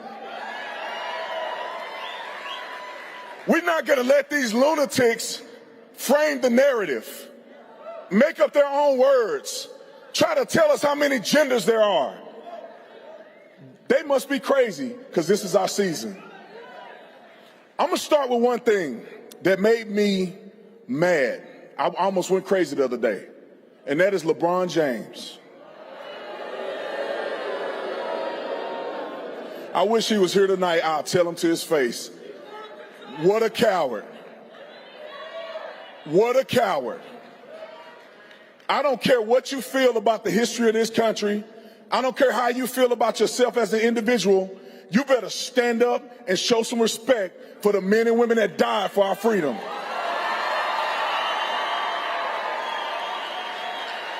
I don't care how famous you are. I don't care how much money you got. You better stand up and support the men and women that died for our freedom.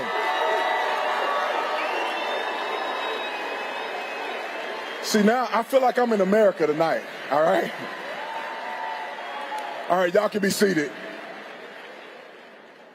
There's nothing wrong with being conservative. There's nothing wrong with putting God first in everything you do. And I know a lot of you young people, you're going on these college campuses and they want to brainwash you into feeling something different. Friends of yours that may not be your friend after this, they want to coerce you to following the status quo. But I'm here to tell you that it's okay to take a stand. It's okay to be conservative. It's okay to believe that marriage is between a man and a woman. It's okay to believe that life starts at conception, not your perception. And people counseled me a long time ago, and I don't care. They can kick rocks. Because I got a whole bunch of God-fearing patriots in here right now that love me. I have learned the power of not caring. I don't care what they say. I don't care how they feel. I'm going to always stand on principle. I'm going to always stand up for what God has called me to do. And I want every single person in this building to understand that you have a call on your life. I may be a person standing here on the stage. Many people that have been on stage have been great, wonderful, inspiring individuals. But it doesn't matter if you're on the stage or sitting out there, you have a calling and you need to do your best to answer that calling. It takes all of us to make the American dream true. It takes all of us. I always give the football analogy because I used to play football. I don't know if you can tell it still. I still got it. I ran out here, I'm going to pull my hamstring. But God is good. I always use the football analogy because the quarterback always get the accolades. Everybody's talking about Tom Brady or whoever your favorite quarterback is. Okay, yeah, there you go. We got one Tom Brady fan. We got a Dak Prescott fan in the house. Everybody that said boo, they got to leave right now. No, just one. One day the Cowboys will win a game, but that's not the point. So the point is, a quarterback, in order to be successful, they have to have an offensive line. You have to be able to block. And if the quarterback in the offense does well, you have to have a defense. You have to have a special team. You have to have coaches that are willing to call plays and have done the research. It's the same thing when it comes to our movement. You got to have young people on these college campuses doing the best that they can to preach the truth of conservatism and freedom. And people like myself, who God has blessed with a big platform, we can go out and speak to the masses, but we all have to work together to make this thing happen. There is nothing wrong, and I'll say this 1,000 times, I wanted to get in your soul, there's nothing wrong with being conservative. There's nothing wrong with it. Don't let people trick you out of your position. They're miserable. It's called projection. The reason that they call you racist is because they're racist. They fight racism with racism. They call you Hitler, being a conservative, yet they're the most anti-Semitic people on planet Earth. And I didn't want to get into this, but now I'm on stage, I got to say it. What happened in Israel was such a big atrocity. It was the worst thing that I've ever seen with my own eyes. People murdered and killed because of religious dogma. And to see people in America walking around with Palestinian flags, supporting Hamas, is unacceptable. It's unacceptable. And don't get it twisted. There are some people out there that probably believe in the freedom of Palestinians or whatever they claim. The majority of them don't. The majority of them are promoting Hamas. The majority of them hate Jews. When they say from the river to the sea, that's genocide. Don't get it twisted.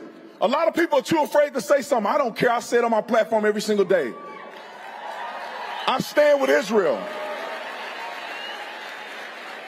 And I'm not here to try to act like Israel is perfect.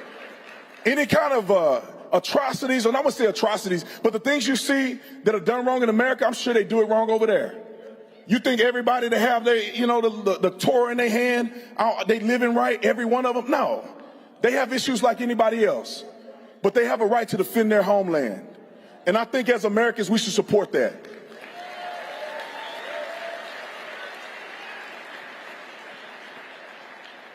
And I got a quick message to the church. Because most of us in here are Christians. Raise your hand if you're a believer. Raise your hand if you're a Holy Ghost-filled believer. Raise your hand if you've been saved by grace through faith. Raise your hand if you love the Lord. Okay, all right. I knew I had some saved people in the house. But let me talk to us for a minute. I want us to understand this as well. You have to live it. Your words are powerful, but your testimony is greater. You have to live what you believe. The easiest way to convince other people of the goodness of Christ is to see you live it out.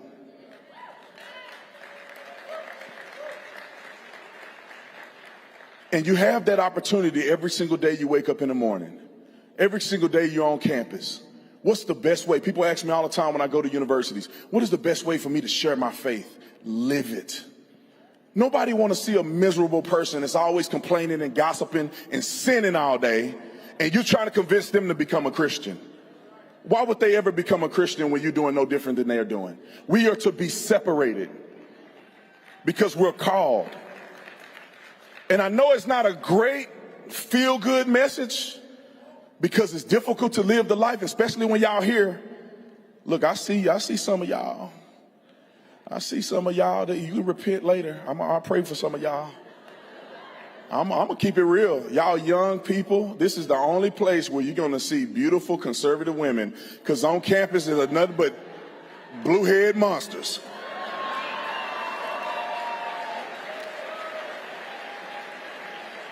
I hope that most of y'all find your wife at this conference.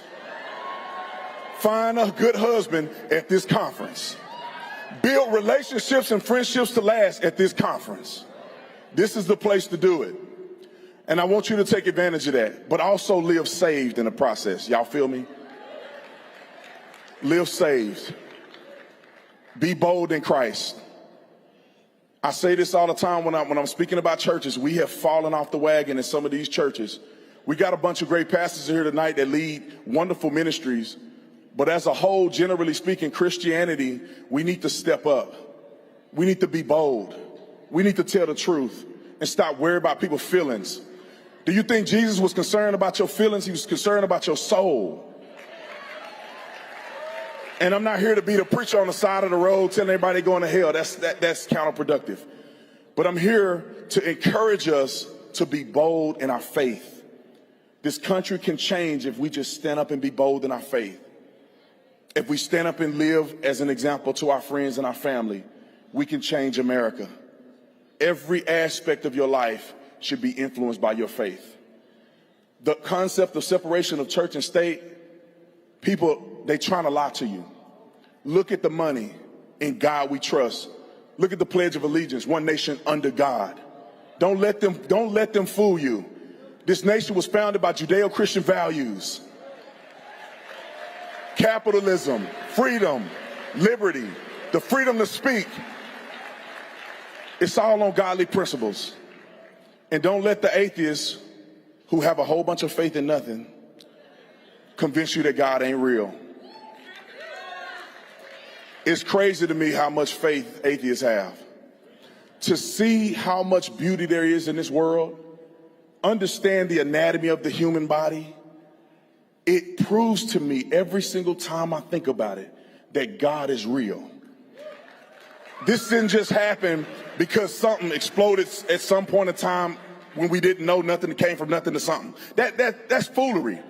We know that there's a God that created us in his image, and he didn't make a mistake. And I know that there's people here that are struggling with certain things, whether it's homosexuality, whether it's fornication, whatever it is. God can deliver you.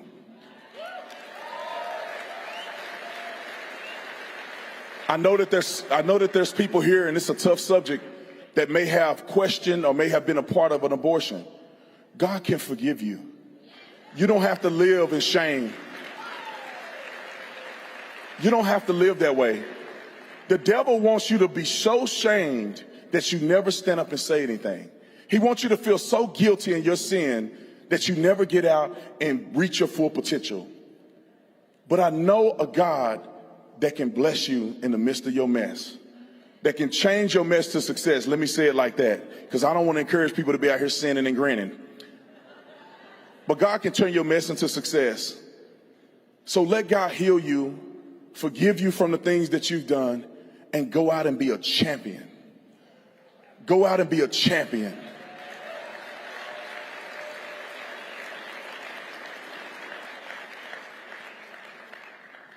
America is not a racist nation. America is not a racist nation. I think that we all understand that. Everybody here, there's so much diversity here. So many people that have come to my booth, taking pictures, explain how I've changed their lives, how I've changed the lives of their friends, and how they've gone on to make a difference. And they ain't not one time I sat at the booth and thought about anybody's race. And I'm sure none of y'all think about that crap. We understand that we live in a meritocracy. That means if you work hard, you bust your rear end, you believe in yourself, you can become anything you want to be in the United States of America.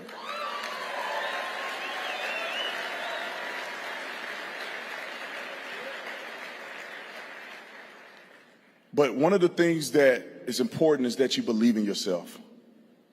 You have to believe in yourself. And believing in yourself isn't just words. You have to embody it. You have to feel it. You have to visualize what your success and your future will be. Perfect example. When I was single, I envisioned having a wife. I didn't envision having a baby mama. I didn't envision having a girlfriend. My vision was to have a wife. And as a single man, I would fly across the country, and when the seat was vacant next to me, I would close my eyes and imagine that my wife was sitting right next to me, flying with me.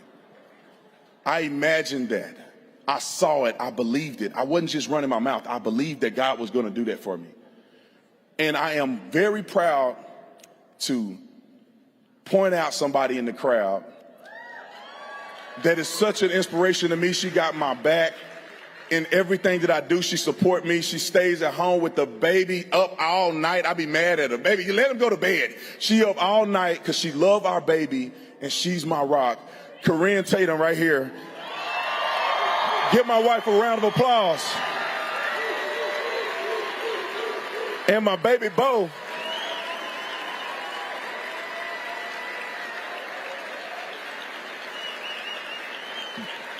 This part, y'all love Corinne more than me.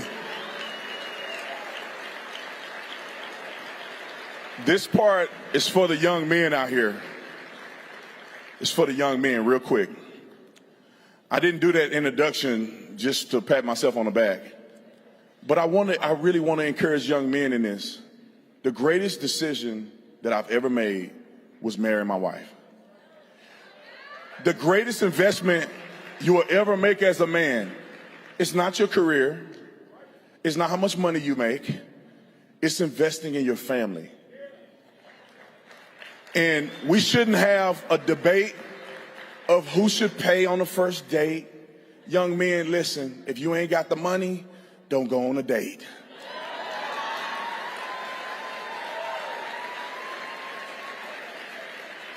If you questioning should you hold the door, you ain't ready, son. And it's okay not to be ready. You should be building yourself. You should be following your purpose. You should be getting your stuff together as a man, preparing yourself to be a great husband. And then when you're ready, you're stable, you can take care of somebody. I remember asking my dad to marry some girl a long time ago. Close your ears, baby. It was a boy before you. I was in sin. I was in sin. I said, can I marry this girl? My dad said, I still pay your phone bill. What you talking about marrying some girl? How you gonna take care of somebody you ain't even paying your own phone bill? So young men, the lesson in that is get yourself prepared. Don't waste your time dating when you're not ready. Follow your purpose, get your education, build your business, get your dream job, get yourself to a position where you can be a quality man for somebody else.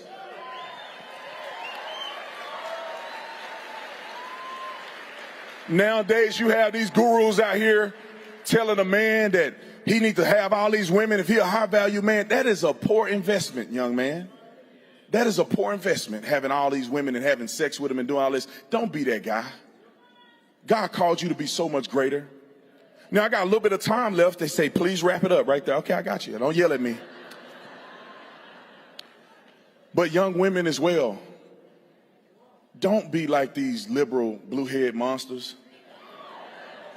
that think that having sex with everybody is liberation. Don't be crazy. Don't get on no OnlyFans.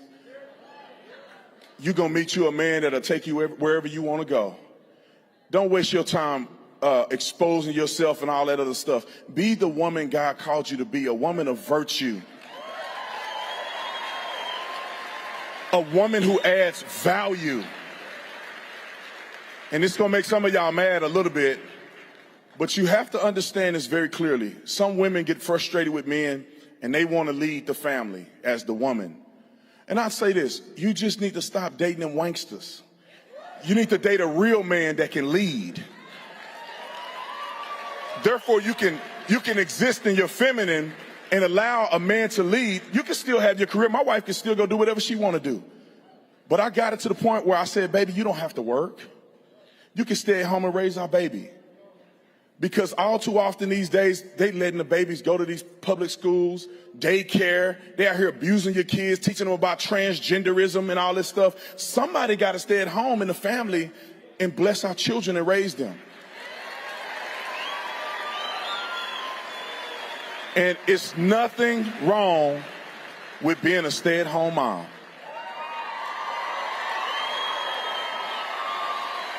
They want y'all to go out in bondage. Both people don't need to be slaving.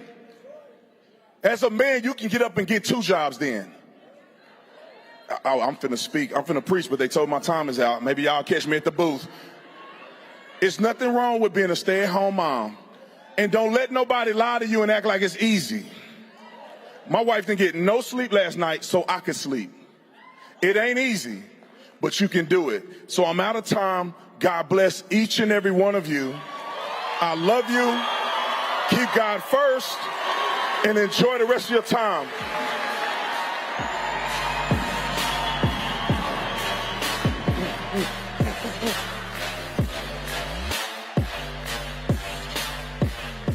It's been said many times, where America goes, so goes the world. Americans of African descent who historically vote for Democrats to want a difference and begin to vote in a different way. We need women that are staying true to this, that are saying, I'm not just here to protect my children, right. I'm here to protect everyone's children. I believe it is incumbent on us, this generation, to protect and preserve the greatest nation ever to exist in the history of the world. Flashpoint is here to tell you there is hope.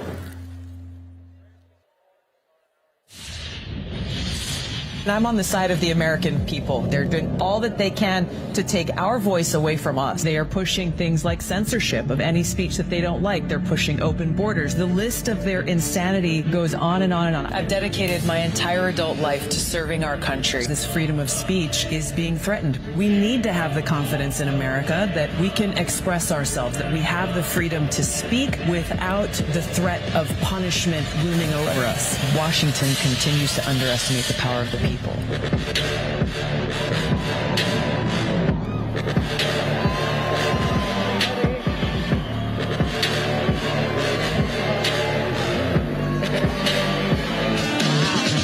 Hey!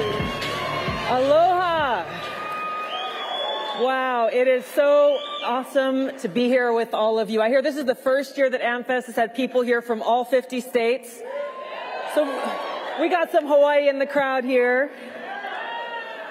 You know, time is the most precious thing that any one of us has to give.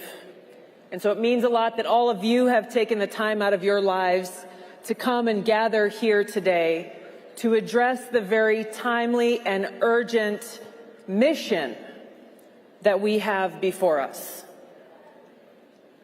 The future of our country is at risk, and we are the only ones that can save her.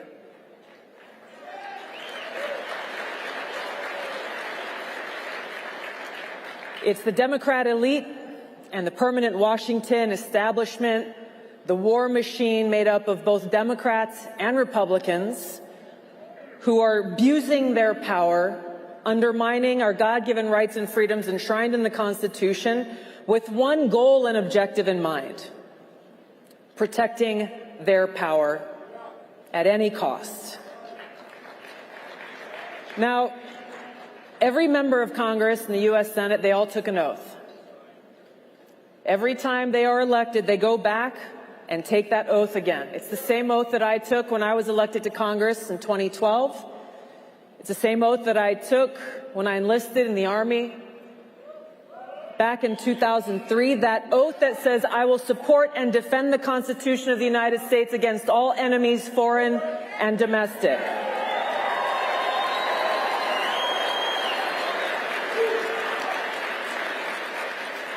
The sad reality is that many of these very people who raised their right hand and said those words pose a direct domestic threat to the freedom of our country today. So we ask ourselves, how did this happen? How is it that we have people serving in the most powerful halls in this nation who are not only ignoring our Constitution, but taking actions directly to undermine it? Did they not actually read it? If they had, and don't take it for granted that they have, they would have recognized that our founders saw that power and liberty are natural enemies. They would have seen that our founders saw their most important task in framing our founding documents was to contain government power to protect individual liberty.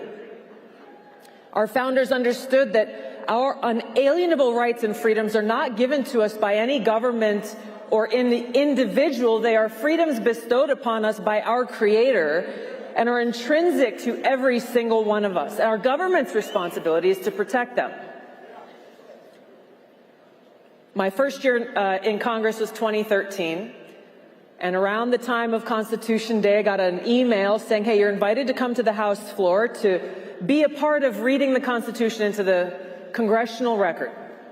I thought, this is awesome. What a great tradition, so that year after year we're reminded of that oath that we took and what it actually means. So I went down and participated in it. I didn't see very many of my Democrat colleagues there. And so later on I went and talked to them and I asked them, like, hey, this was really cool. I was stoked to be a part of this. Did you not get the email? The answer I got was quite condescending. They said, Tulsi, we know you're new here. You don't really quite get how this place works. We don't participate in that because that's a right-wing Republican thing.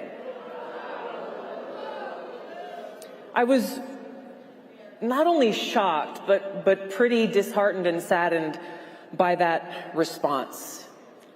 But now as we look at their actions year after year and escalating, especially over these last few years, what they said is actually borne fruit. They don't care about the Constitution. They don't care about the vision that our founders had for this country. They are so blinded by their hunger, this insatiable hunger for power, that they are putting their selfish interests above everything else. And they are launching this all-out assault on our God-given rights and freedoms. Something as simple as freedom of speech used to be something that most people from across party lines could agree was important. It's not the case anymore. We have the Democrat elite and their partners in the propaganda media and big tech who are threatened by a free people and a free society and doing all that they can to shut down our open marketplace of ideas, the public and virtual town squares, anywhere that we can debate our positions sometimes with that fiery debate without fear of retribution or censorship. They're trying to take away our Second Amendment rights, our rights to defend ourselves and our loved ones, and our right to serve as a check on the power of a tyrannical government.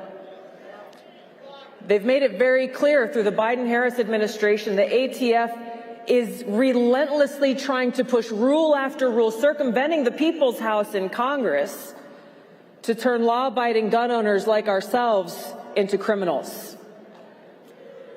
They are discriminating against people of faith, especially Christians, arresting peaceful pro-life protesters, trying to remove God from every facet of our public life, and as we are seeing most recently, bending over backward, trying to placate pro-Hamas Islamist protesters, either because they are Islamist apologists themselves or they're afraid of being called Islamophobes, and turning a blind eye to the ever-escalating levels of anti-Semitic attacks. These Democrat elite continue to violate our Fourth Amendment rights, our right to privacy and protection against warrantless search and surveillance, defending gross violations of our civil liberties by the secret FISA court in Section 702, supporting Department of Justice's weaponization of law enforcement against the Biden-Harris administration's political opponents. Now, remember, during President Biden's inauguration speech, he promised to bring our country together, to be a president for all Americans, no matter who they voted for. And he promised to get us closer to peace. He has done the exact opposite on all fronts.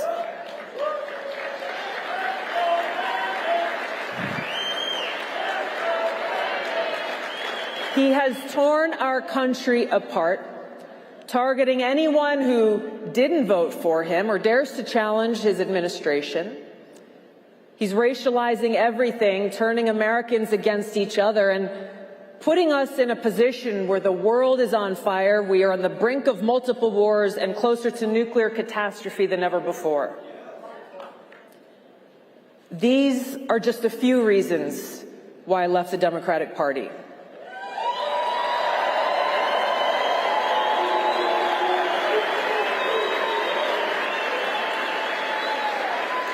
I could no longer remain in today's Democratic Party that's under the complete control of an elitist cabal of warmongers who are driven by cowardly wokeness. The party that I joined over 20 years ago, which was once a party that largely stood up for free speech, that stood up for working people in this country, that stood up for civil liberties, is gone. The bottom line is this: a political party that is actively undermining our constitutional freedoms cannot be trusted, and we, the people, cannot allow them to remain in power.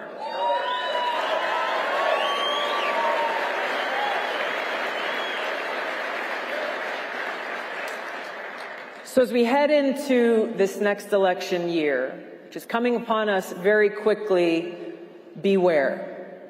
Because we're dealing with people who have no respect for the rule of law, who will undermine it for their own political gain, and willing to do anything. We should not be surprised if they declare new national emergencies that allow them to grab onto more power. We should not be surprised if they declare new unnecessary counterproductive wars of choice, whether cold wars or hot wars, to stoke fear and try to force us into submission, all in the name of national security. James Madison said, of all the enemies to public liberty, war is perhaps the most to be dreaded because it comprises and develops the germ of every other. He went on to say that no nation could preserve its freedom in the midst of continual warfare. He has been unfortunately proven right time and time again. Not just by the Democrat elite who are in power, but the Republican neocons as well. We've heard just recently how Nikki Haley wants to further suppress our First Amendment rights because of national security threats, she says. And when you look at how our constitutional rights and liberties are suppressed during these times of war, how easily these Republican and Democrat neocons so easily throw out do this or else national security. I saw this in Congress. I was served there for 8 years on the House Armed Services and Foreign Affairs committees and saw the abuses under the Patriot Act. So I introduced legislation to fix it. I worked with people like Congressman Tom Massey. We spoke out against these abuses, and guess what? On the House floor, Democrats and Republicans called us traitors. They said that by our actions to protect our civil liberties and argue we, the American people, should not choose between liberty and security, they said we were welcoming another 9/11-style terrorist attack on America. These are the people who are dangerous. These are the people who pose a threat to our democracy, our freedom, and our security. Now, we're seeing this start to play out with this ongoing proxy war against Russia at the expense of Ukrainian lives. They smear and censor anyone who dares to question, hey, maybe this is not serving our best interests. Maybe we should be looking at what is in the best interest of the American people.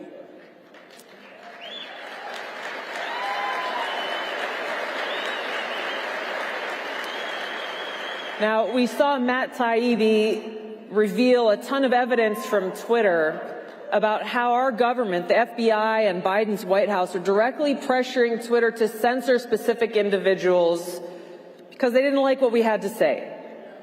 Republicans in Congress took action. They introduced and passed legislation called the Protecting Speech from Government Interference Act, which did exactly what it sounds like. It prohibited federal officials from taking action to censor free speech on the internet. It doesn't get more basic than this. This is something every Republican and Democrat should have easily voted yes for. In the House, every Republican voted yes. Every Democrat voted no. And I want to give you this example of their hypocrisy and their danger. The reason they gave for voting no was that, well, the government has an important role to play in protecting us silly, naive, stupid Americans from disinformation. Who gets to decide what disinformation is? Well, of course, it's them. It's the Biden White House. It's the Democrat elite in the media and tech. You have Representative Daniel Goldman from New York, who said that his no vote was a stand for free speech and democracy, because they have to protect us from this disinformation from Russia and China. Well, what kind of disinformation? Well, like Hunter Biden's laptop, something they deemed as Russian disinformation because they didn't want us to see that before we voted in 2020. Biden's White House says they have to hold on to this power to counter domestic extremism. Trust me, they're not talking about the Islamist terrorist Hezbollah sleeper cells that we know exist in this country. They're talking about the so-called MAGA Republicans that President Biden has labeled as the greatest domestic threat in America. They're talking about the radical traditional Catholics who the FBI has pointed out pose a threat because they prefer traditional Latin Mass. They're talking about parents who Biden's domestic terrorism unit is targeting because they have the audacity to go and protest at a Board of Education meeting for parents' rights and against the irreversible mutilation of our kids in the name of gender-affirming care. And of course, the most egregious example of all that demonstrates how far they are willing to go to undermine the rule of law and our democracy is in the continuous assault and weaponization of the Department of Justice and law enforcement to go after President Biden's major political opponent in this election year. They are doing all that they can, and Special Counsel Smith has made this clear, to try to either throw President Trump in jail or do what it takes to prevent we, the American people, from having the choice ourselves to decide who we want to be our president and commander-in-chief. This is the kind of thing that we hear about happening in banana republics. This is not the kind of thing that we, the people, should accept as a new norm in our country.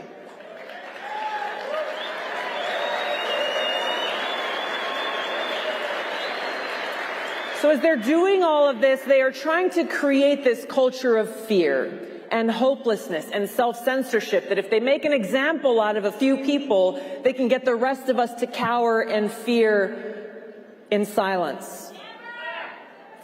They're targeting us for speaking up and saying, no, we must protect our freedom of speech. They're targeting us for having the audacity to say, we have to secure our borders. For targeting us for having the audacity to say that there is such a thing as a woman, and that there is no greater expression of hatred for women than to deny and erase our very existence.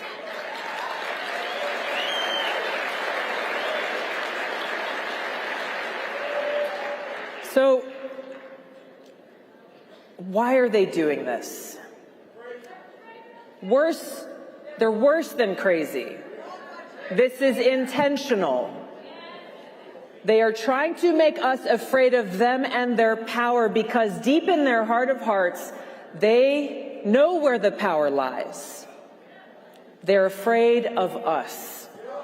They're afraid of a free people. They're afraid of a free people who will lift our voices and lift our votes to stop them and take their power away. So as we look at this next year, let us never forget, even as those arrows come, as those attacks come, as those smears come, their fear is their weakness. Harry Truman once said, America was not built on fear. America was built on courage, imagination, and an unbeatable determination to do the job at hand.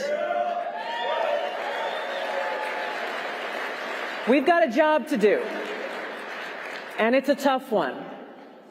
The Lord says, be not afraid.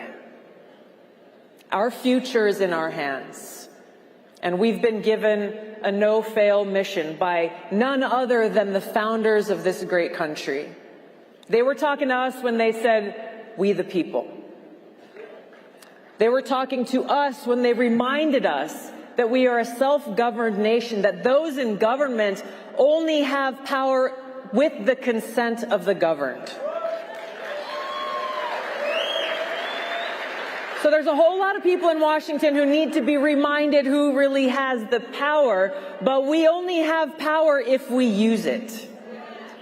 Now, with all of you in this room and the many people who may be watching at home, we are not going to agree on every issue. We should have debates. We should bring our ideas to this open marketplace that exists uniquely in this country. Not be afraid of that. Our founders didn't agree on everything. They themselves had fierce debates, but most importantly, they stood together on the foundation of this country, as we must stand together now, bonded by our commitment to the fundamental founding principles of the United States of America, bonded together by our love for this great country and our appreciation for our God-given rights and freedoms in the Constitution. This foundation is under attack. I am deeply concerned for our future if the Democrat elite, I don't care whose name fills in the blank, are allowed to remain in power. It's up to us to defend our country and defend our freedom. Who we vote for matters. Being involved in this process matters. Yes, there are flaws and it needs to be fixed, but we can't fix anything unless our voices are heard. We have to elect leaders who are committed to supporting and defending the Constitution, putting the interests and the needs of the American people above all else. We will defend our freedoms by exercising them. We can uphold and protect the truth by speaking the truth to those who reject it. Be not afraid. When we are motivated by love for our country, love for the Constitution, love and respect for each other as fellow Americans and children of God, we will find that courage to do what we must to protect our future, to get us back on track. This is how we save our country. Be not afraid. By God's grace, we are free and we will remain free. God bless you all. Thank you so much. God bless America. Aloha. Thank you.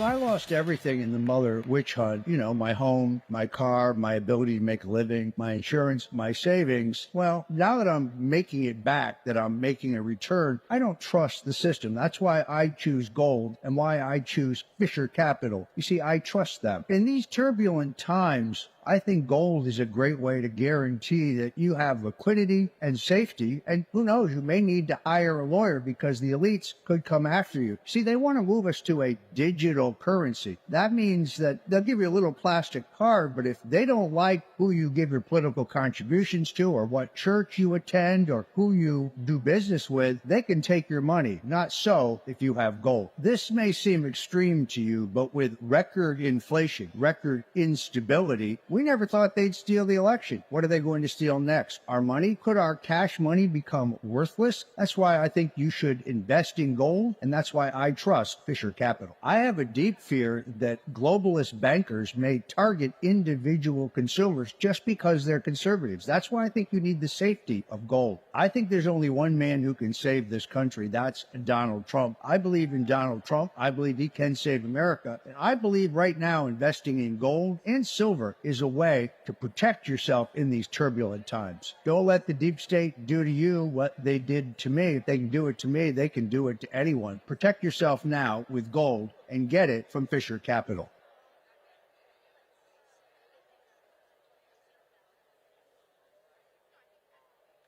Guy is an amazing person. He really is a hero to so many. Author of the book Why I Stand and founder of the new clothing company Unite Us. Power forward for the Orlando Magic. A true American hero, Jonathan Isaac. I'm not going to put the t-shirt on. I'm not going to kneel. I knew what I was standing for was dear to me. I didn't want to go along with a narrative or, anything divisive. I didn't even want to make it about me. It was the right thing for me to do was to stand for the national anthem and declare that the love of Jesus Christ is ultimately the answer for all of the world's problems, not just racism. There is a media bias. Companies are making conscious decisions to move away from godly values and principles and constitutional values and principles. And we can stand up in love to stand up for our own values. And if they won't celebrate them, then we can celebrate them ourselves.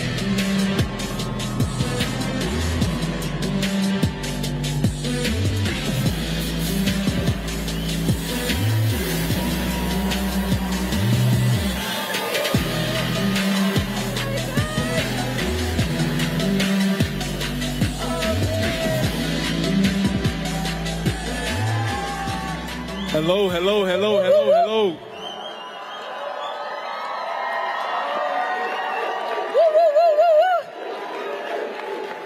How's everybody doing? My name is Jonathan Isaac, and you guys are in store for a treat. For the start of this is my lovely, beautiful wife, Takeda. And she does not get to travel with me often, but Takeda is a Christian artist. And she is going to bless all of you with a quick track. So please stand up, show her some love, get involved, and enjoy. What's up, Turning Point USA? Come on now, you can do better than that. What's up, Turning Point USA?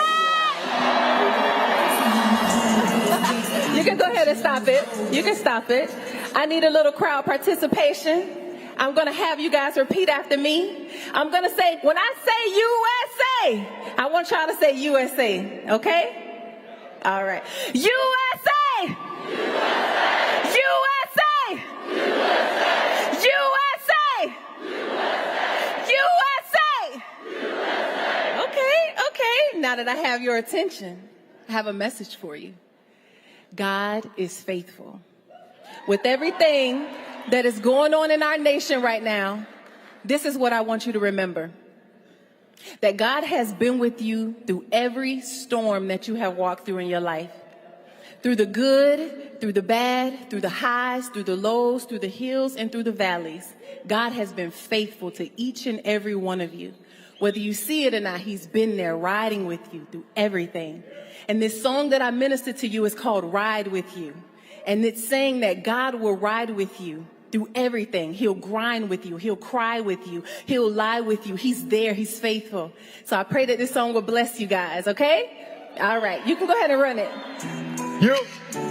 All right. Come on, y'all. Y'all can put your hands together.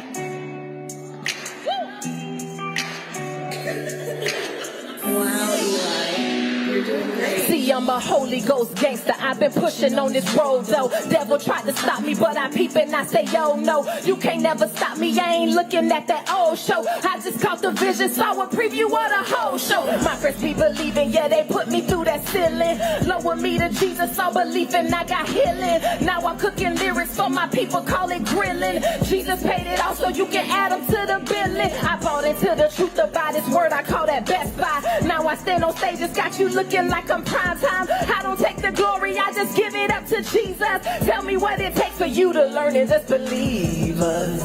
That he the best to ever do it. He'll walk with you, talk with you, he's the one that gets you. He's a mind regulator, even circulating paper. Walking on a new level, no time for no hate. So let me ride with you. See, I will vibe with you. See, he will grind with you. Yeah, yeah. So let me ride with you, vibe with you. I will grind with you, lie with you, cry with you. That's my motto. Yeah, that's my motto. See, he will ride with you, vibe with you. He will grind with you, lie with you, cry with you. That's his motto.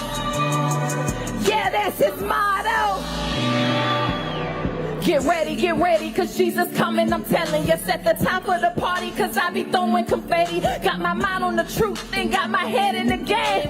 I'm looking at Jesus, no, I ain't looking for fans. So get your mind right, time to shine bright. You in the limelight, walk a straight and narrow, pray you never walk the fine line. Jesus said he coming, so I gotta stay on my grind. Keep my head up in the books and operate on God's time. Ladies and my fellas, catch your minds on mine. Jesus said, mine on mine.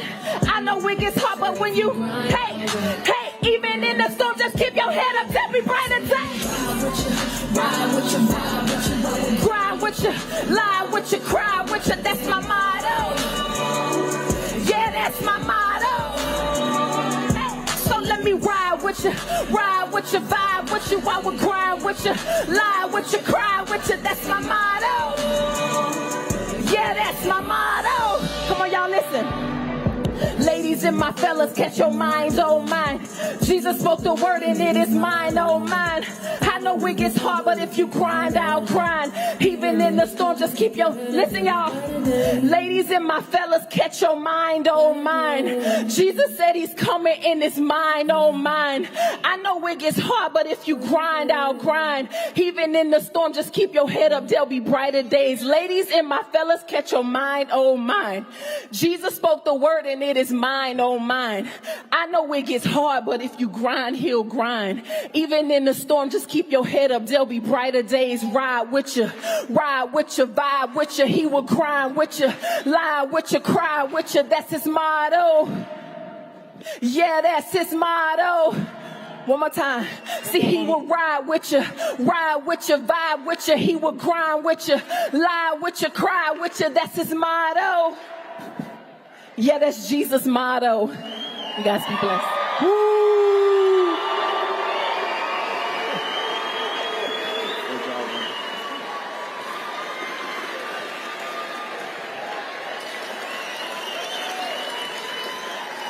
Now, whose wife can do that? Y'all can be seated. Y'all, it is such an honor and a blessing to be here with all of you. I truly appreciate all of the unconditional support that I have received over the years, and just even being invited here. It has been a journey to get here. This is literally during my NBA season, but I felt like this was so necessary to come out here and to talk to you all. I want to give a quick shout out real quick. My pastor, which I'll mention a little bit as we go on, is here in the building, and I just want you guys to give him a quick round of applause. Dr. Hepburn is here. So most of you know me, or you guys will learn today about who I am. A few years ago, during 2020, everyone remembers the tragic death of George Floyd and the rise of the Black Lives Matter movement and organization, and how that took the country by storm. Well, that's where my story in terms of standing starts on a national level. We went into what was called the NBA bubble as NBA players, and we had a team meeting one day because one team knelt before us. They knelt for the national anthem and they wore Black Lives Matter t-shirts.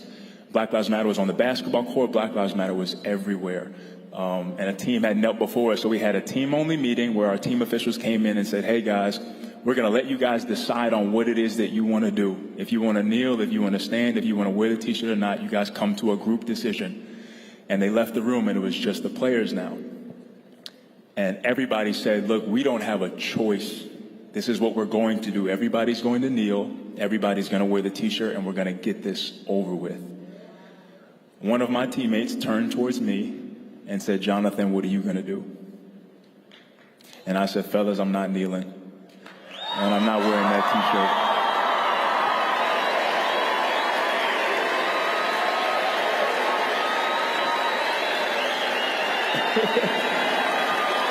Let me get to one. Thank you.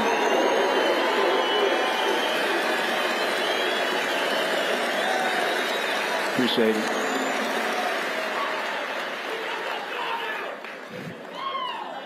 And the reason why was because I did not agree or believe that wearing a t-shirt or kneeling for the national anthem was going to provide a real answer to the problem. When I look at myself, what I've gone through over time, Christ has been the only answer for me.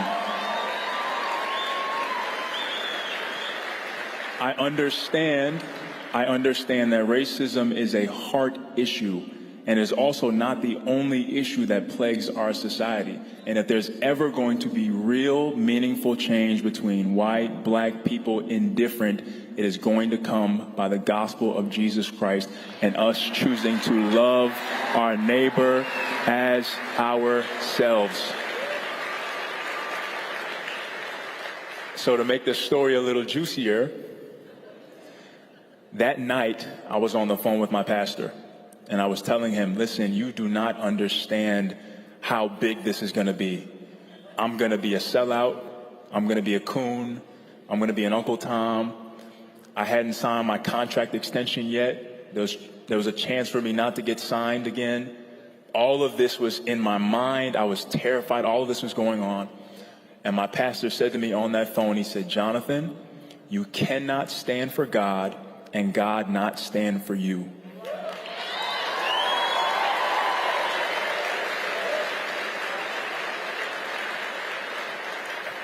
So I went through with it. The next day, as terrified as I was, as fearful as I was, I stood. And I caught a ton of backlash, as expected.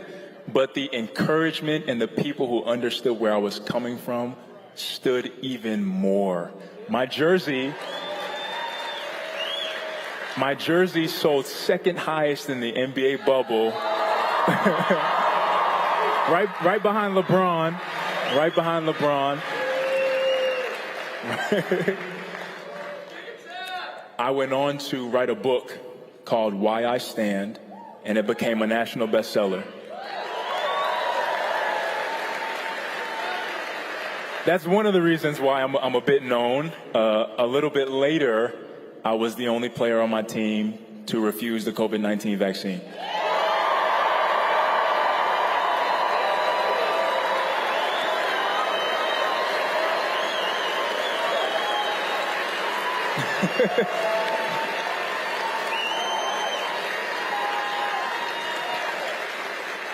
I felt it was a huge miscarriage of justice for us not to have our medical freedom to make decisions for ourselves for essential workers who were once essential to then have to lose their jobs and their voices not be heard, I felt it was pivotal for me to stand up and say, I'm going to make a decision for myself, but on behalf of all the other people that can't speak, and I'm not going to take this vaccine.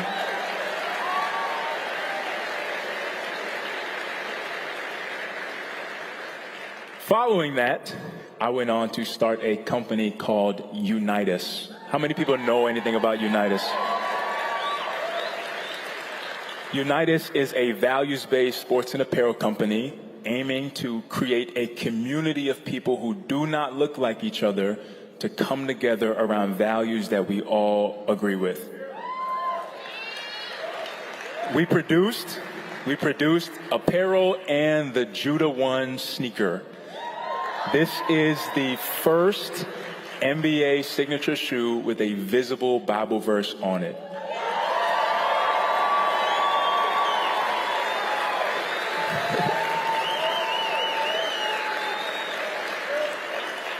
There are 5 colorways. This one I have right here is called the Lion of Judah, and it has Proverbs 28:1. The wicked flee when no one pursues them, but the righteous are as bold as lions. Amen. As I was thinking about what to say to you all that's fantastic, talking about my stand and why I did it, it's all important, but I do have a message for everybody in this room. And the message is to make room. Make room in this movement, make room in this desire to save our country for everybody, especially the people that do not look like you. I want to say this.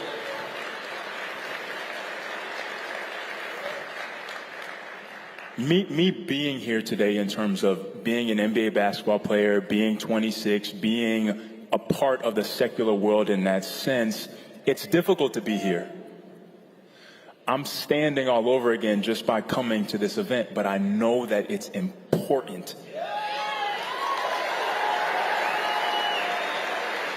I understand the necessity and value of faith in Christ and faith and trust in our founding principles and values that have us here in the first place. I understand those two things, and I know that there are so many people that look like me who either believe the same things or haven't been introduced to what it is that we believe, that if we were more intentional about making room, we could come together and truly take back this country.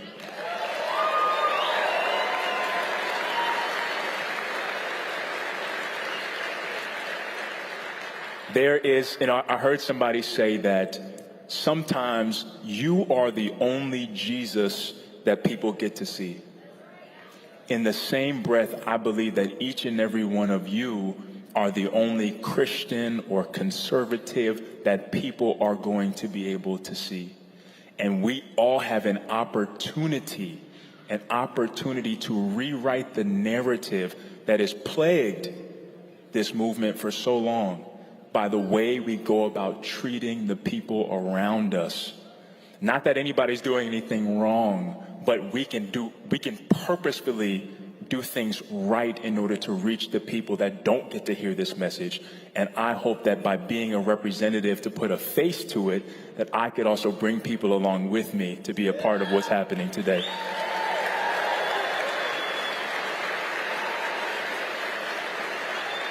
Everybody knows the story about the Good Samaritan, right? The Good Samaritan, where there were 2 people that crossed over on the other side of the road while the man who fell amongst thieves was left to die. I believe today that it does not matter what the person who stopped for him believed at all to the person who fell among thieves. He would have followed him to the ends of the earth. Why? Because he chose to stop. He didn't know why the person fell among thieves. He didn't know if he did anything wrong, but he chose to stop. And I believe that if there is a heart posture for this movement, for this aisle to choose to stop for other people, we will be unified and be able to come together and save our country.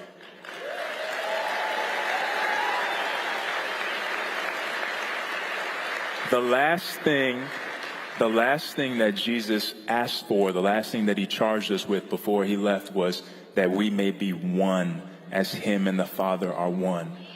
No matter what it is that you look like, no matter what it is that you come from, no matter how much money you have in your pocket, again, if you understand the necessity and value of faith in God, faith in our founding principles and values, then this movement is for you.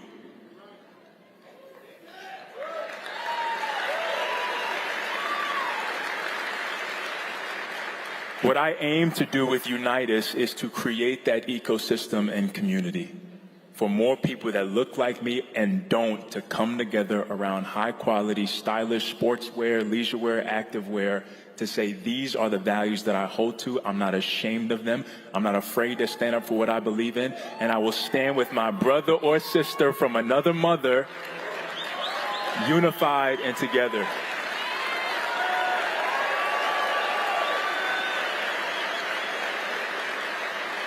We also did the unfathomable and signed Riley Gaines as our first brand ambassador.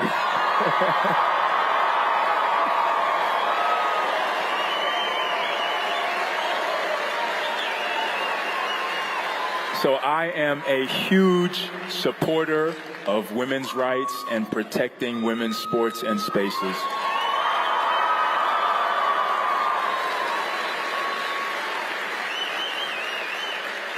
I will leave you with two things. My time is running out. At the end of the day, it won't matter who you voted for or when you voted for them. At the end of the day, the only thing that'll matter is eternity.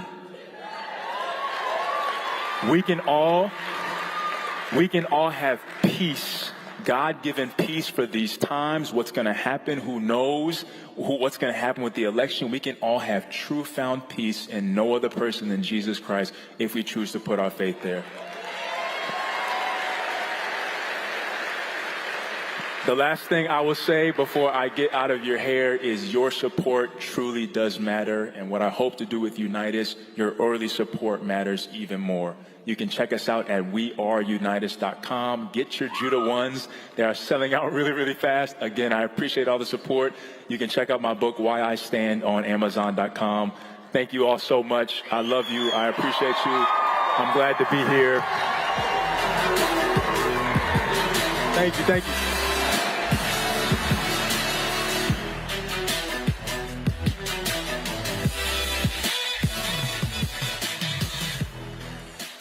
Really, we've had a war on cops since the Michael Brown shooting in Ferguson, Missouri. In Texas, a manhunt is underway for a 38-year-old suspect. 4 people are dead, 28 were injured.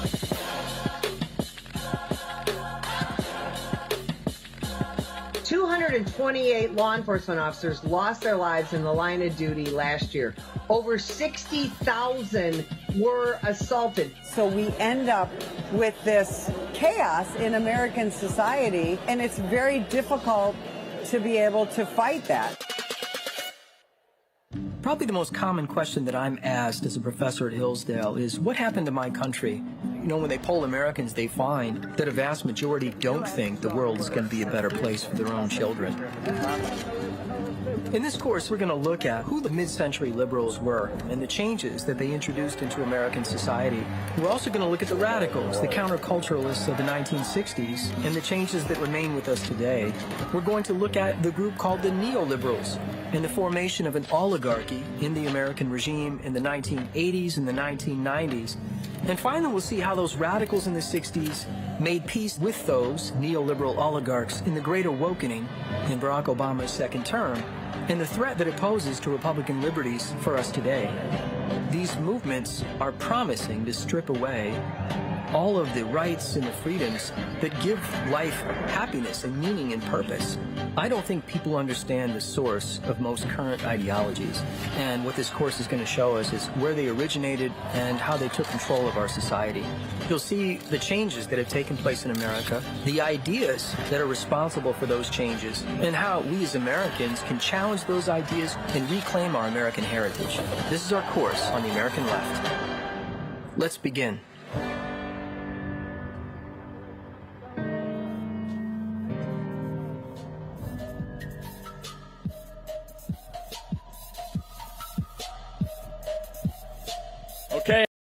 Everybody, it's almost that time. So are you guys ready to hear from Tucker Carlson?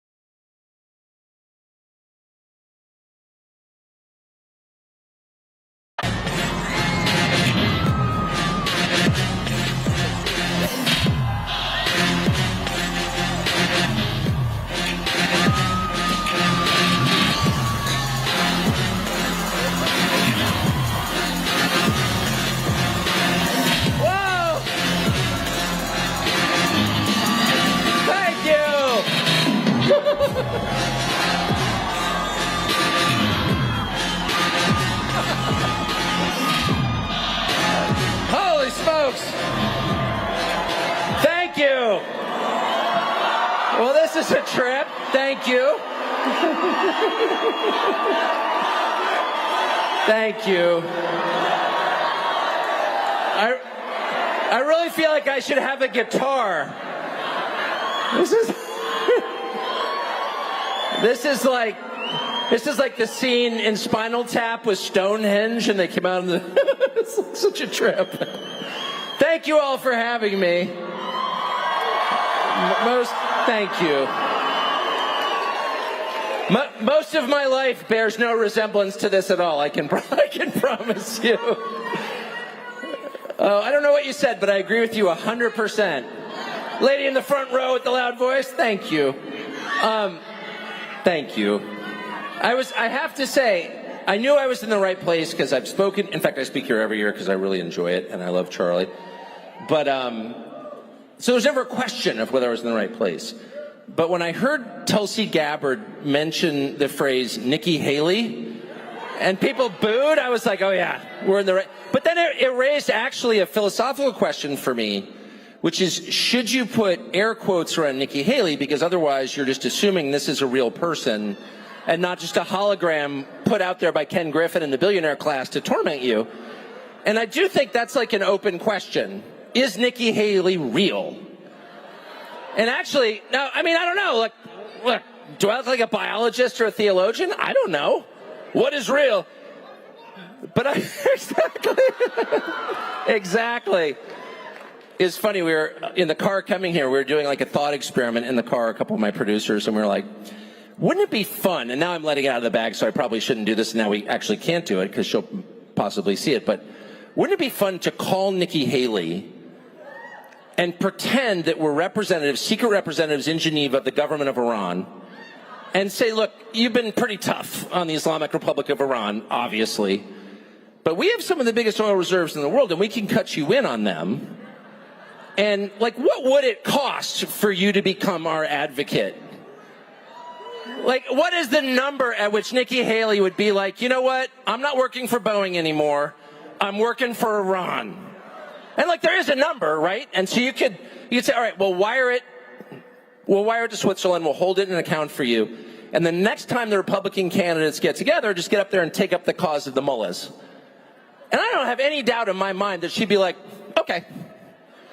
And there'd be Nikki Haley being like, you know, I've been a little tough on Iran, but actually, it's a pretty great place.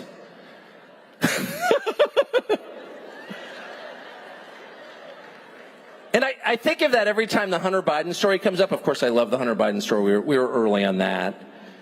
And it just has everything. You know, it's got the audio visuals. It's got the intrigue. It's just got a lot of flamboyant components that I, as an inherent drama queen, just absolutely love. The teeth picture, just like the whole thing, I love it. The only thing I don't like about the Hunter Biden story is that it may give some people the impression that he's the most corrupt person in Washington. Or his father is. And that's just not true. And as someone who spent a long time there, like actually my whole adult life, I could say, and as someone who like lived right down the street from Hunter Biden and knew him well, I can say I didn't really notice how corrupt Hunter Biden was because he wasn't different from like most other people in my neighborhood. No, and that's totally sincere. That's not that weird for Washington, which is the reason it's the richest country in the world. I don't have my glasses on. Thank you, though. And I like signs. I like people who wave signs. I like people who scream weird questions. We're doing Q&A at the end. Oh, yeah. But anyway, but here's the point. That's not strange. It's a whole city of Hunter Bidens, less crack, better teeth, fewer weird incestuous affairs. However, that mode of behavior, that way of making a living is absolutely standard. What's changed is the object. If you live in a society where the people in charge just want to sell you out to get rich, that's bad. But that's not what we're watching. We're watching something much darker than that. So the objective of, I would say, the entire administration and its enablers in the Republican Party, which is most elected officials there, is to destroy the United States, the recognizable United States, the country you grew up in, the country you've been living in, say, 10 years ago. And that's kind of obvious to everyone. But too few people pause and ask, well, what is that? Like, these people live here. They don't all have secret island getaways, especially now that Epstein is gone.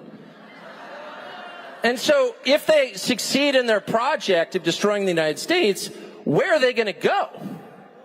It's a little bit like burning your own house down. So why would you do that? That's not just an act of destruction, it's an act of self-destruction. So is that a political program? No.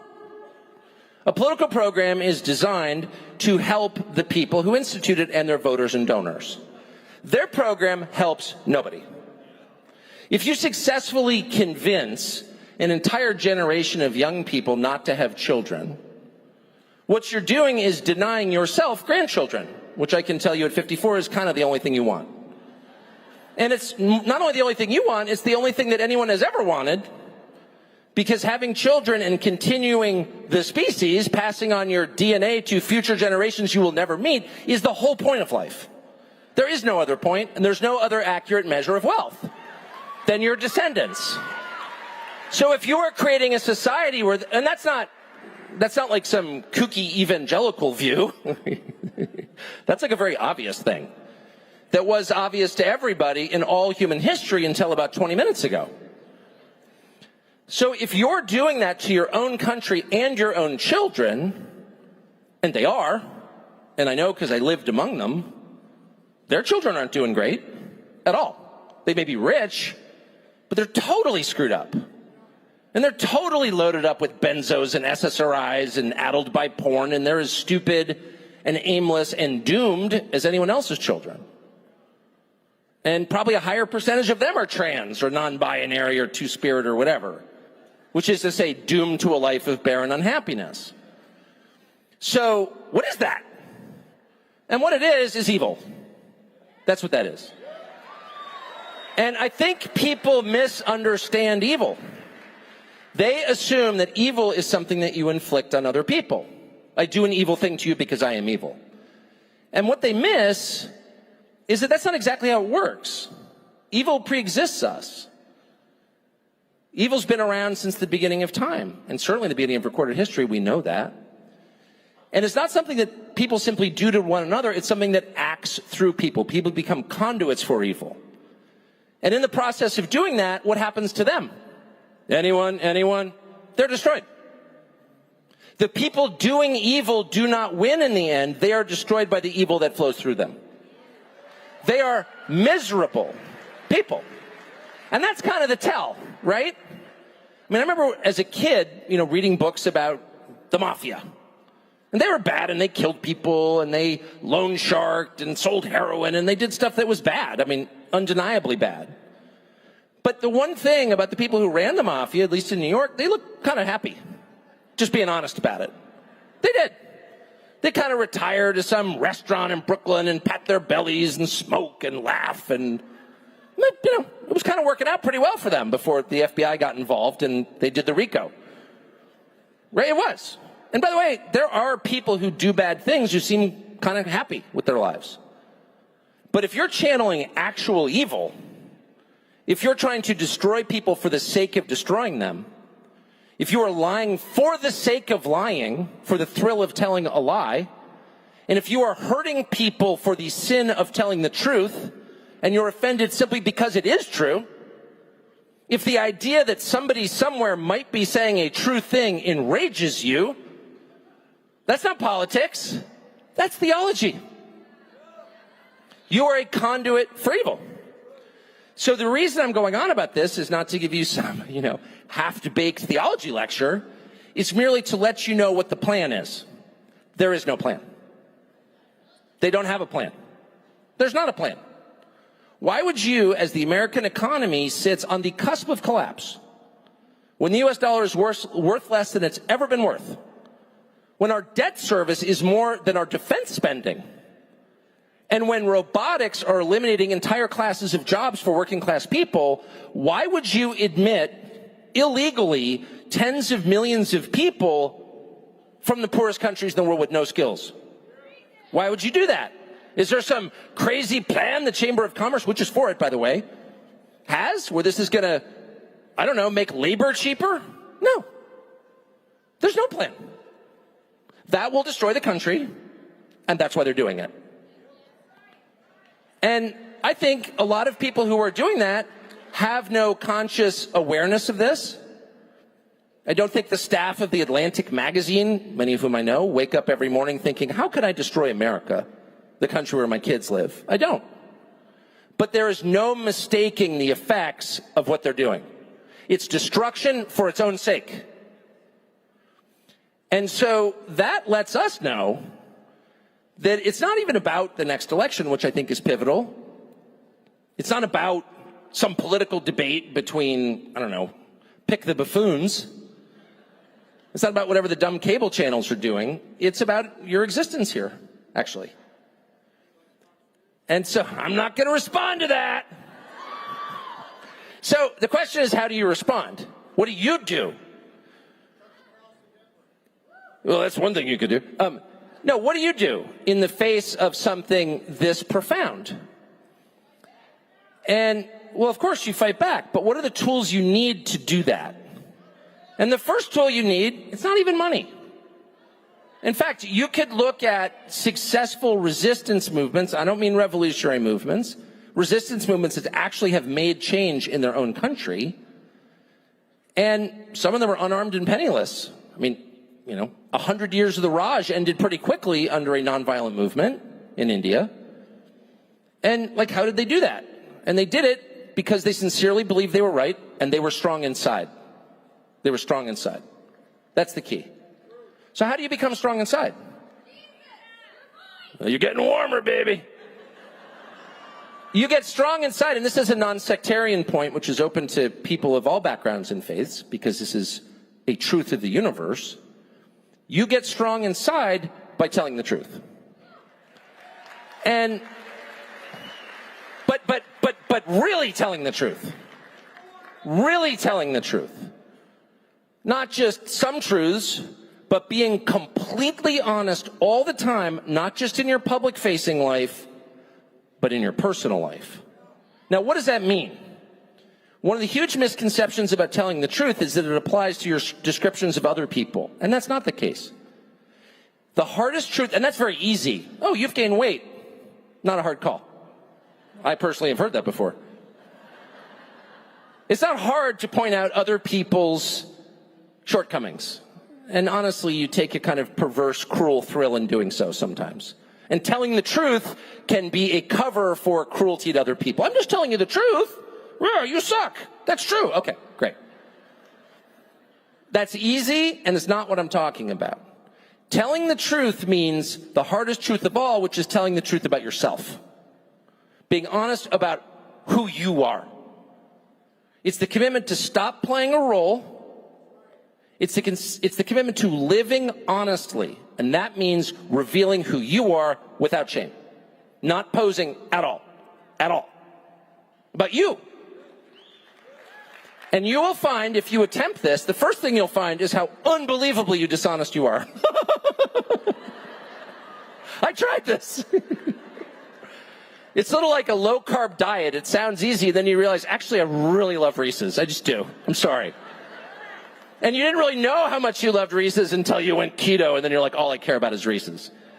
And then you realize, like, you really are kind of disgusting.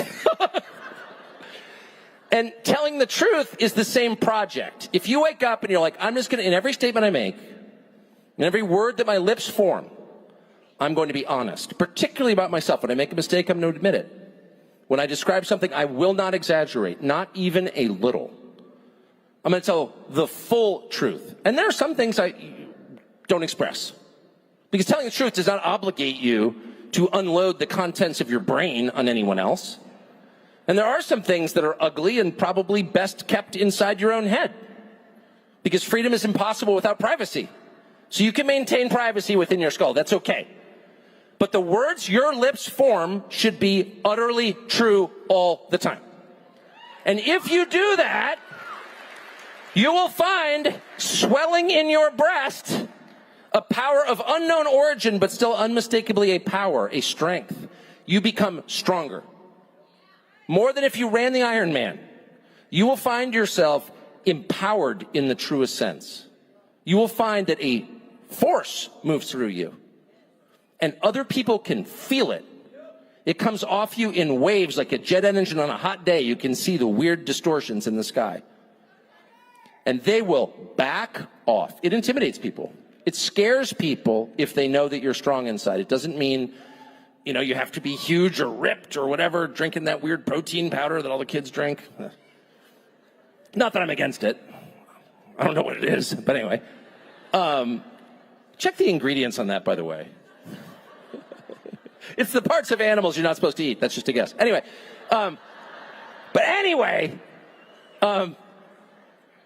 No, it's a real strength.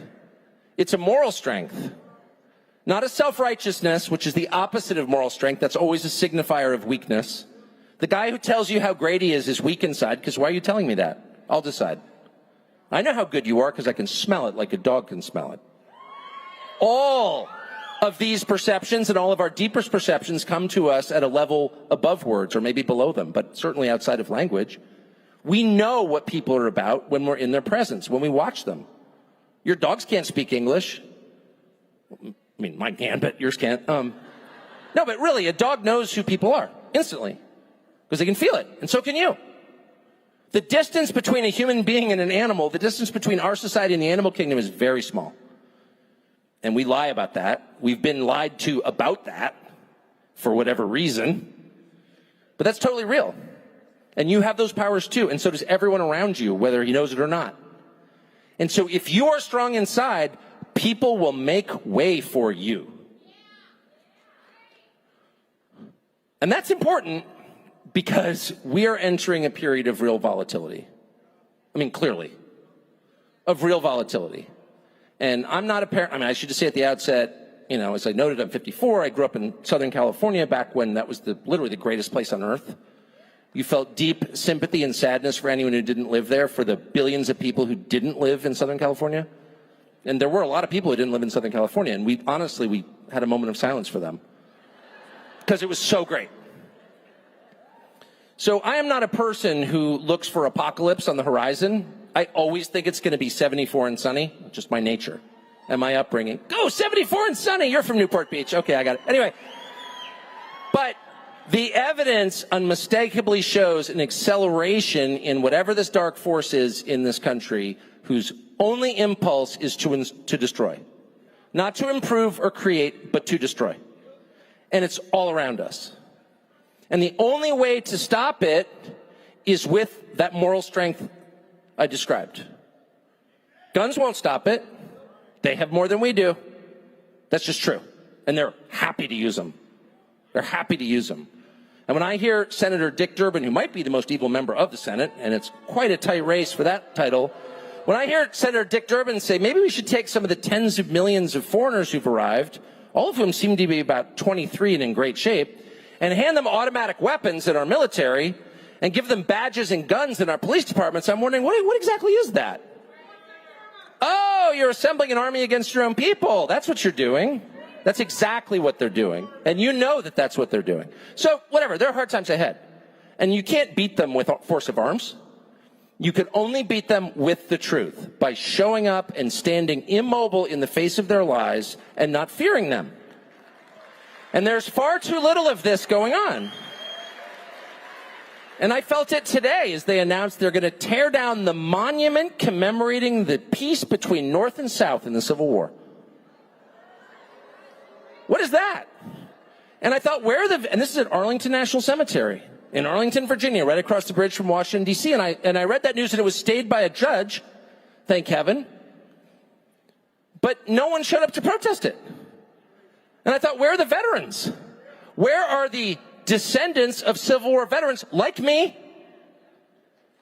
Like many people in this crowd who had ancestors who fought in that war on both sides. They were all Americans. To stand in front of that monument and say, it's not yours to destroy. That's my history. This is my country. I was born here, and you may not do that.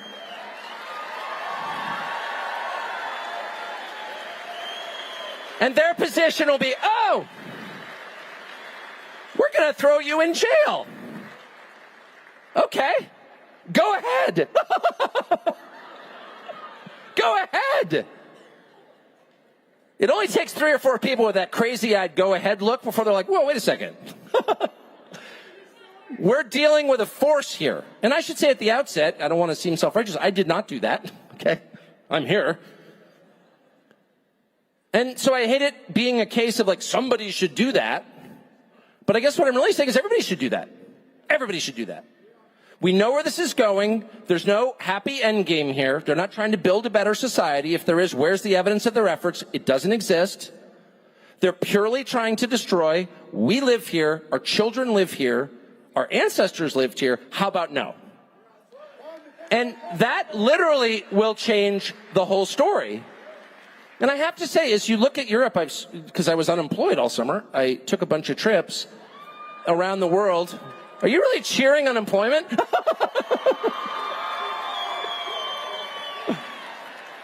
Well, I was. And I thought, I can't fish all summer and bird season's not till October, so I got to get on the road. So I went and visited all these countries and a bunch in Europe. And one thing I noticed was when they have some, political turmoil in France, for example, that affects the farmers, or the Netherlands, the farmers just kind of show up with their tractors. Or they do. They just change the government. They're in the process of changing the government in Holland because people got out and said no. And I thought, well, wait a second. I'm old enough to remember when everyone on my side denounced the French as surrender monkeys and, the French are weak. And really? No one's doing that here, I notice.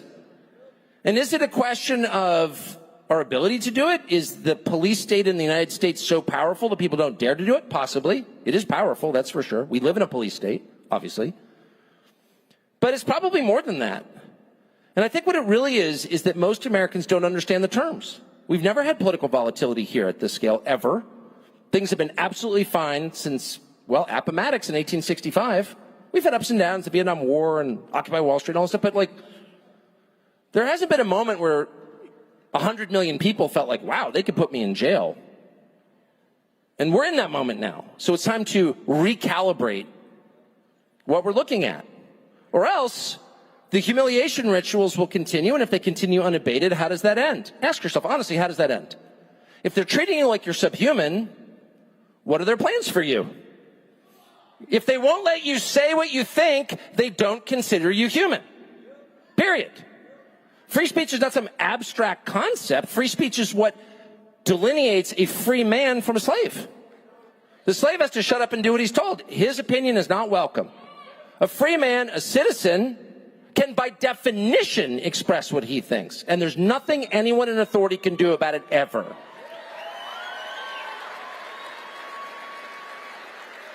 A government that cares about you tries to elevate you, tries to make you stronger, more independent, as you would with your children. Any parent who inculcates dependency in kids is killing the kids.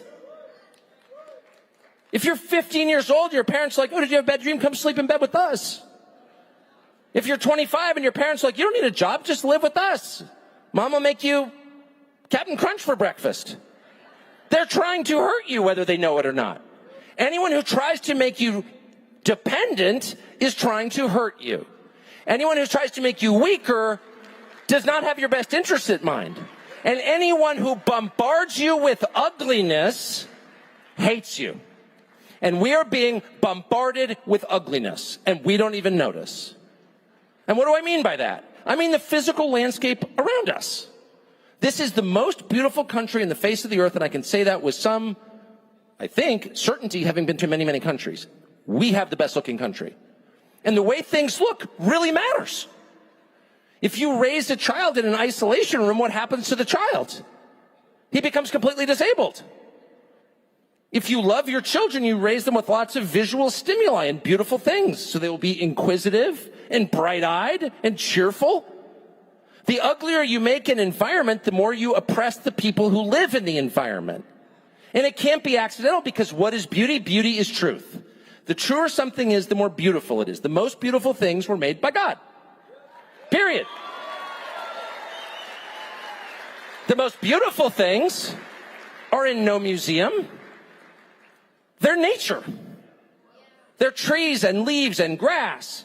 They're animals. They're your dog's face. There's no painting in the Louvre that's half as beautiful as your dog's face. That's not a sentimental statement. That's a reflection of fact. And if I'm lying, find one. There isn't one. And all great art is the closest approximation people can get to the things that God made. That's what it is.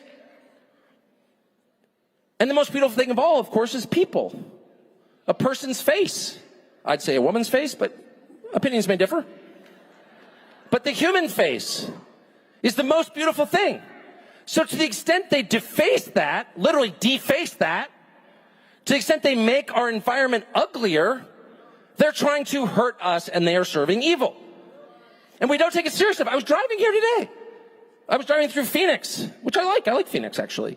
And we passed a new mall, new construction. You can't blame the 70s for this architecture. And it was so overpoweringly ugly. It was so aggressively unattractive. It was such an offense against aesthetics that I thought, and I meant it with my whole heart, where's the architect? And why is he not in prison? And I mean that.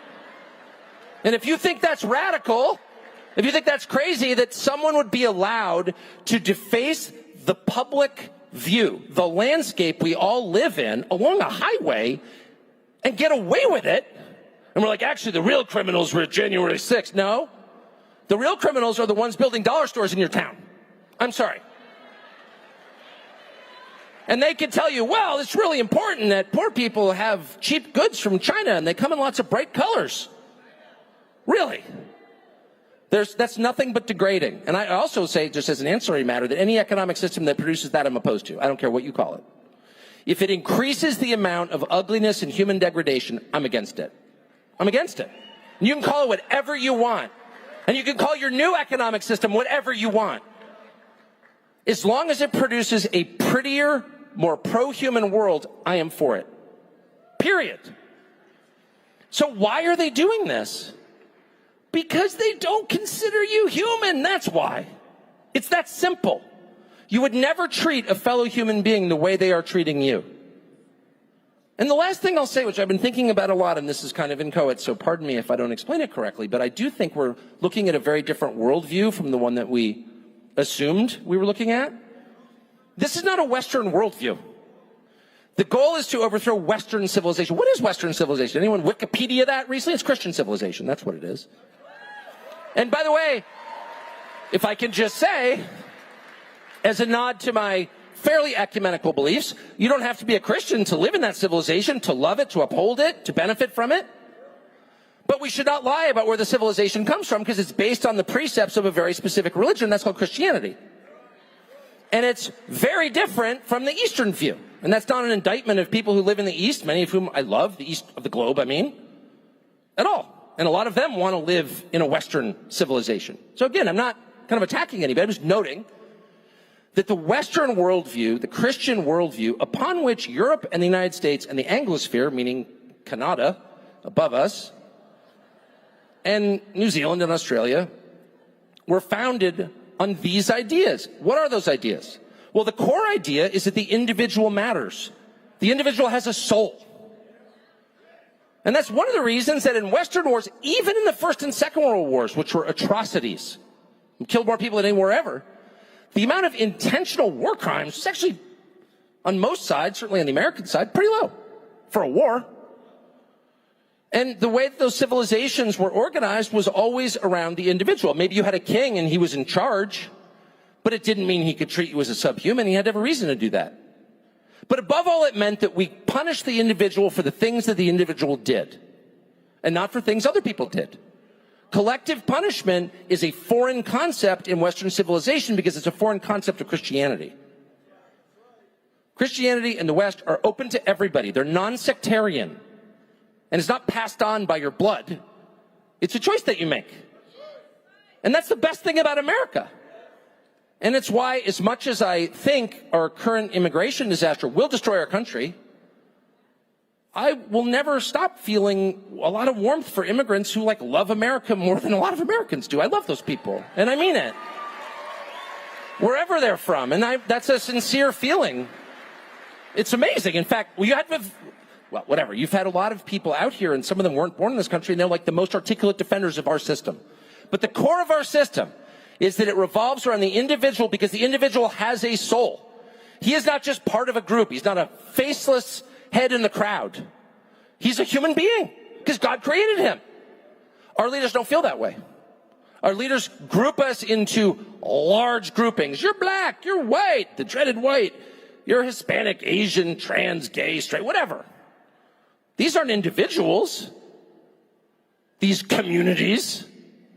No woman ever gave birth to a community. These aren't real. Yeah, she may have. Don't bait me into a mean joke. These are categories that by their nature dehumanize us and deny the primacy of the human soul. So there is no history of collective punishment in the United States. Where is there? Well, in the East, in Russia, in China, in North Korea, where it's to this day considered normal to arrest the person for the thought crime and then to arrest his children and parents, because they're all in the same family, so they're punished as a group.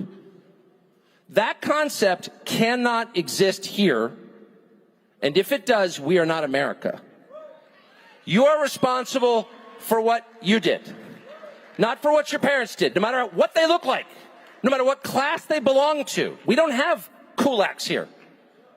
People throw in the term kulak. What was a kulak? Well, I mean, it was someone in the bourgeoisie, usually agricultural, farmers with more than 2 cows, okay? But the idea was they weren't just sinful because they had more than 2 cows, they were sinful because their parents did too, and their neighbors did too, and they were punished collectively. Nothing like that has ever happened in the West, in no country in the West, for all the bad things that, say, Belgium, which I love to beat up on, has done. You know, they actually were a pretty crappy colonial power. They never inflicted collective punishment, because Christians don't do that. But you are seeing a leadership class in this country, on both sides, who is starting to think that way. And that is a massive threat to you. So just remember, what threatens you is not a political movement, it's a spiritual movement. The plan can only end in true sadness and tears and weeping and gnashing of teeth. There's no happy ending to the story that they are telling. And the third and most important thing is that you can only fight back. In fact, maybe you can only survive, not by changing them, because you can't, but by changing yourself. And by becoming more impressive, more honest, and as a result of that, stronger. Thank you, and I will take your hostile questions.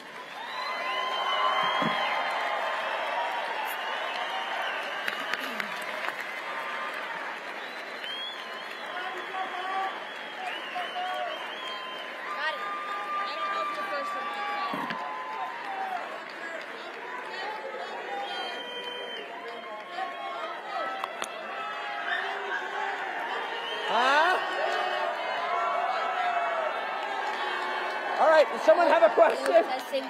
Oh, so wait, hold on. I can hear a woman with a microphone. Oh, she's right there. I didn't see whether you did upper deck or lower deck. Lower deck, baby. Okay. So yesterday, while speaking, Vivek Ramaswamy briefly mentioned the issue of large influx of illegal immigrants coming to America and how it is affecting our economy and everyday Americans and everything that we do. And his solution for this was to send back all illegal aliens. So I wanted to present to you the circumstance that I have seen that has affected me in the state of Texas, where there are children that come here with their families at a very young age when they're not old enough to make that decision to come here legally or illegally. So while they're here, they're subject to the jurisdiction of the American government under public education systems. They receive their education here, and they are influenced by our culture here, and this is the only language and experience that they have in society. So with them being sent back, it would obviously be detrimental for them. So what is your opinion of this, and how would you handle that situation? Well, I would say just the obvious point first, since they call me Captain Obvious, that whenever you move large groups of people from one place to another, particularly if they don't want to move, there's a lot of suffering. That's true when people come here illegally. Ask anyone who's made it to the Darien Gap, you know. A lot of people die. Most women are raped. I mean, the whole thing's a disaster. Mass movements of people are bad, okay, in general. So there's that. If you did that, you would cause some suffering. No doubt. It's gone on too long. On the other hand, I don't really see how we have a choice. Because how can you say you're a nation of laws if people from other countries don't have to obey your laws? And you really can't. And I really don't know what to say. I mean, if I break the law, or if you break the law, especially now that they found out you came here, you know, you're going to be held to that standard ruthlessly. I mean, I have a friend, Peter Navarro, is about to go to prison for not responding to a subpoena from Liz Cheney and her fake committee. Hunter Biden does, it's like totally cool. It's Hunter Biden is cool. So like, yes, if you want to restore the country to where it needs to be, which is a fair country, fairness is the goal, okay, fairness, which means universal principles universally applied, then you have to be serious about your laws and probably need like far fewer laws. We could probably get rid of 99% of laws. I've got a lot of kids. I don't have a lot of laws in my house. You know, can't smoke weed at the dinner table or whatever, you know, like the obvious ones. I don't need a law for that. So, but anyway, the point is, you degrade your country and its justice system when you allow tens of millions of people to break the law without punishment, okay? The second thing I just know from traveling a lot is that I'm not sure how it helps any country to have its most ambitious people leave. And the funny thing, if I can just say, about American liberals is they're so convinced that their system is superior, they're like, well, you know, of course, anyone living here in some depressing suburb of Houston on food stamps has a much better life than someone in El Salvador. Well, actually, I've been in El Salvador a lot. It's pretty great. And I'm not convinced it's the worst place to raise your kids right now, to be honest. But more to the point, how is that compassionate? Syria had a civil war, and like almost every single doctor in Syria left and went to the West. Oh, a new life for the doctors. Well, what about people who still live in Syria? They don't have any doctors. And if you talk to anyone who runs one of these so-called third world countries, some of which are pretty nice, I got to be honest, they're a lot better than downtown LA. We're always like, oh, it's so third world. Really? They have none of that in El Salvador. None. There's no one on the street. They have families. Like, it's embarrassing to have your relatives beg. They have no murders. Like, the third world is not, I mean, everyone should visit, just like give you a little bit of perspective on, say, Baltimore. But if you talk to people who run these countries, they're like, all the people with the most ambition take off. Like, that's terrible for us. We're losing a whole generation. The brain drain is real. And so, like, why doesn't, I think most immigrants now are not from Latin America. They're mostly coming from Africa and the Middle East, some from Asia. But I don't know how that helps Liberia, or more likely Nigeria, for everyone to come here. It definitely doesn't help us at all. And there's no justification for it economically at all.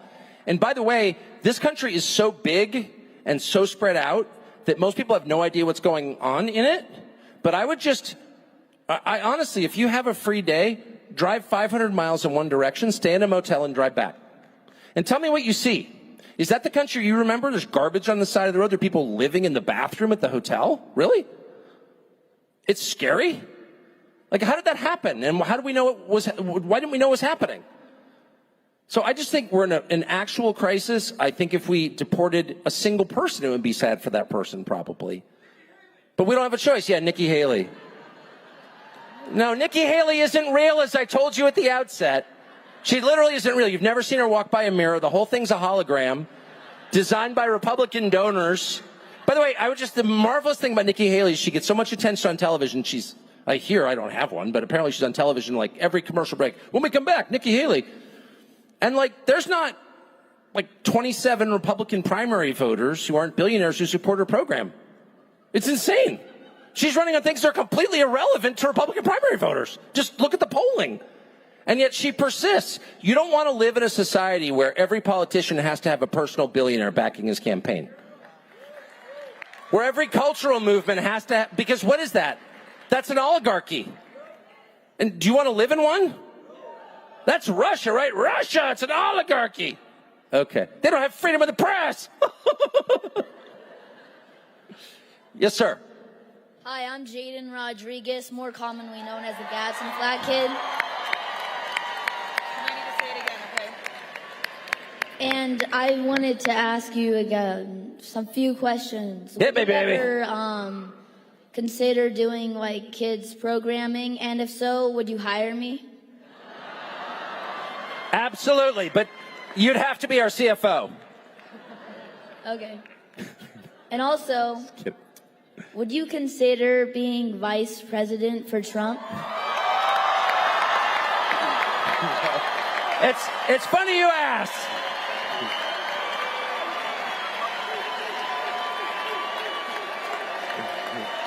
So, thank you for asking me, Jaden. And it's funny that you paired those two questions together because they have the same answer. So you asked, would I ever consider doing kids programming? And would I consider entering politics? And there's a phrase in Western Maine that I just love. I don't know nothing about that stuff. That's the phrase. And I feel that way. I feel like there's this weird temptation for people when they like do something I've done the same job literally for 32 years. So, and you get good at something if you do it enough. You know what I mean? That's why you want to go to the knee doctor who does it 8 times a day. And if you, get to middle age and you're like, oh, I've been, relatively successful in my own stupid field. I'm good at this. I think I'd also be a great landscape painter or hip hop artist or movie producer. You got to shake yourself and say, no, actually, that's a very recognizable syndrome that afflicts mostly men, but also Nikki Haley, who may or may not be real, which is called hubris. Hubris. And hubris means the belief that you're God and that you're somehow good at everything. And I don't believe in that at all. And I check that impulse in myself on a daily basis. I'm a talk show host. That's what I do. And I talk about the world and my dumb ideas and politicians and the hijinks that they're up to. And I fulminate and scowl and stare blankly into the camera. And, I enjoy doing that. I think I'm pretty good at it. How could I not be? It's all I've ever done. But one thing I have never done, probably not very good at, is making children's programming. I have a lot of children. Didn't allow them to watch TV, so I have no idea what kids watch. And politics, well, I've followed it all my life, of course. With every passing year, I become more repulsed because it becomes ever more repulsive. And I don't just mean the system. Just to be totally clear on this, I don't just mean the system of politics. I mean the actual people who participate in it, because I know them personally. And with real exceptions. I mean, I have a couple friends in politics, amazingly. But in general, I think they're probably the worst people in our society, and there's got to be a name for this. A country of great people run by the worst people. It also describes the U.S. military. The best people led by the worst. And I don't think I could be around that. I mean, I think it's absolutely important, maybe like historically important, for Trump not to be stopped by this totally immoral, country-changing political vendetta. You cannot use the Justice Department to knock the front runner out of the race on fake charges, period. And if you allow that, you're done. Okay, so there's that. And you also can't allow a political party to choose a senile guy to, quote, run your country when every single person knows he's not running the country because he's senile. And no one's allowed to say so because it's mean. Stop. So I do think that's super important. It's just impossible to imagine myself ever getting involved in something like that. And not because I'm afraid, because I'm not afraid at all. I don't really care what happens to me, and I mean that. I mean that. But because how would I be good at that? Do you know what I mean? I don't think I would. And I think, I just can't imagine myself at a fundraiser or something and somebody like, well, actually, Zelensky's a lot like Churchill. And I just couldn't sit through that. I don't care how much money you're giving me. Zelensky is not like Churchill. Okay? Zelensky has tried to get my country where my children live in a nuclear war. And anyone who tries to get my children in a nuclear war is my enemy. And so I couldn't sit through that meal without making Ken Griffin mad. Oh, Ken Griffin, I'm a billionaire. Oh, shut up. You know nothing. And I've watched it. I interviewed a presidential candidate at one point who said, what do you think of Ukraine? Oh, well, I think, Ukraine is a sad regional conflict. I don't think Russia should have invaded. Fine. But it's not in our core national interest. Well, that's obviously true. And Ken Griffin calls the guy up and is like, you can't say that. And he's like, issues a statement the next day like, I can't say that. Actually, Ukraine is really important. Zelensky's Churchill. I'm not naming names, but I will say I thought that was disgusting. And I liked the guy who did it, by the way. That's disgusting. You should be ashamed. You're a grown man, and you're taking orders from some moron, some guy who doesn't know anything, who may be good at, investing. It doesn't mean you're a good person, and it definitely doesn't mean you're wise. Wealth is not a measure of wisdom, and wisdom is all that matters if you're running things. So I just can't imagine. Anyway, one last question. Thank you so much. If I change my mind, I'll hire you. Yes, sir. It's the last question. Got it. Hello, I'm Jackson Robinson from Lafayette, Louisiana, and I started Turning Point Club at Lafayette High School, and I have 2 questions for you. Hit me with them! Would you fully support a theocratical government structure based on the teachings of our Lord and Savior, Jesus Christ?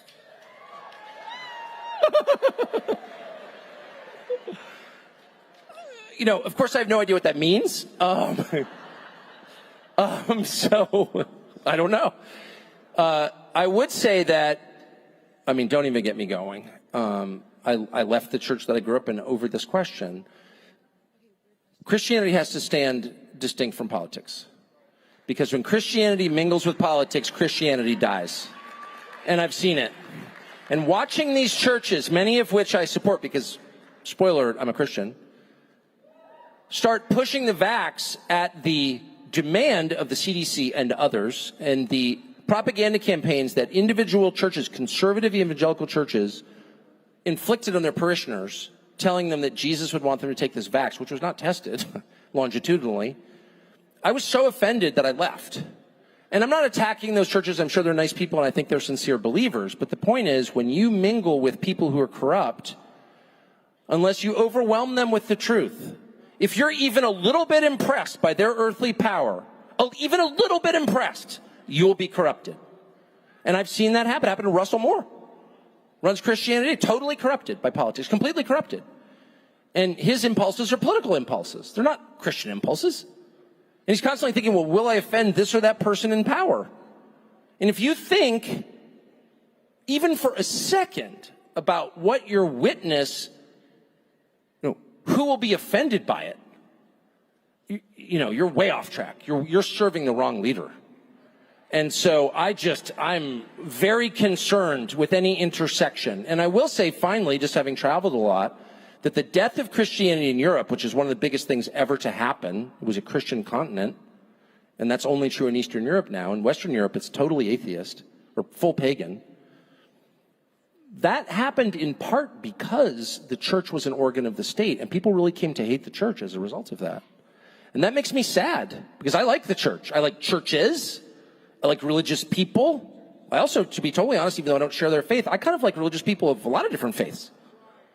And when I saw the Hasids in Brooklyn during COVID, and they're like, we're going to our weddings because that's what we do. And they didn't want to fight with the government, but they're like, no, we're going to our weddings. I know you have your little pandemic or whatever, but we're still going to our weddings because we're Orthodox and that's what we do. I was like, you go Hasids. Do you know what I mean? Faith gives you strength. That's not my faith. I don't agree with that faith, but I respect them because they do believe their faith. And that's how I feel. So I would just be, I think our country, the last thing I'll say is, I do think that countries like people suffer consequences for immorality. And if your country celebrates it, if it elevates abortion as a positive good, a means of freedom, it's just child sacrifice. That's exactly what that is. And mutilating children, discarding children, promoting prostitution, selling people's bodies? What? I think you suffer consequences. I think there's a lot of evidence that you do. And again, I'm not a theologian. Don't ask me if the end times, I have no idea. But that is a very dangerous thing to do, and we are doing it. And so is theocracy the answer? I don't know what that means, but I don't want the government anywhere near my church, and I mean it. Thank you. But I love it.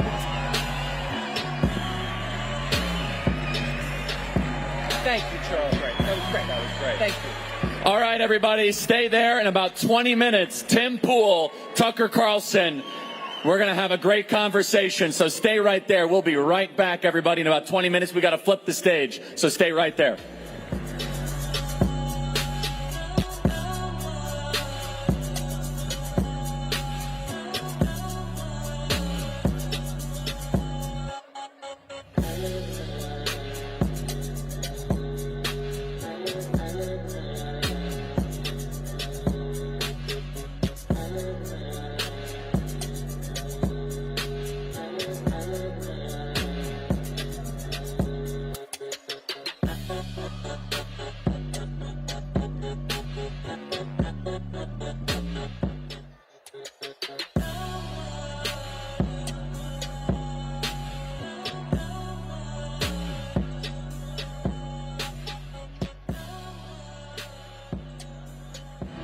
They say there's nothing in the world as powerful as an idea whose time has come. When the Heritage Foundation was founded, the idea was simple: empower principled consumers.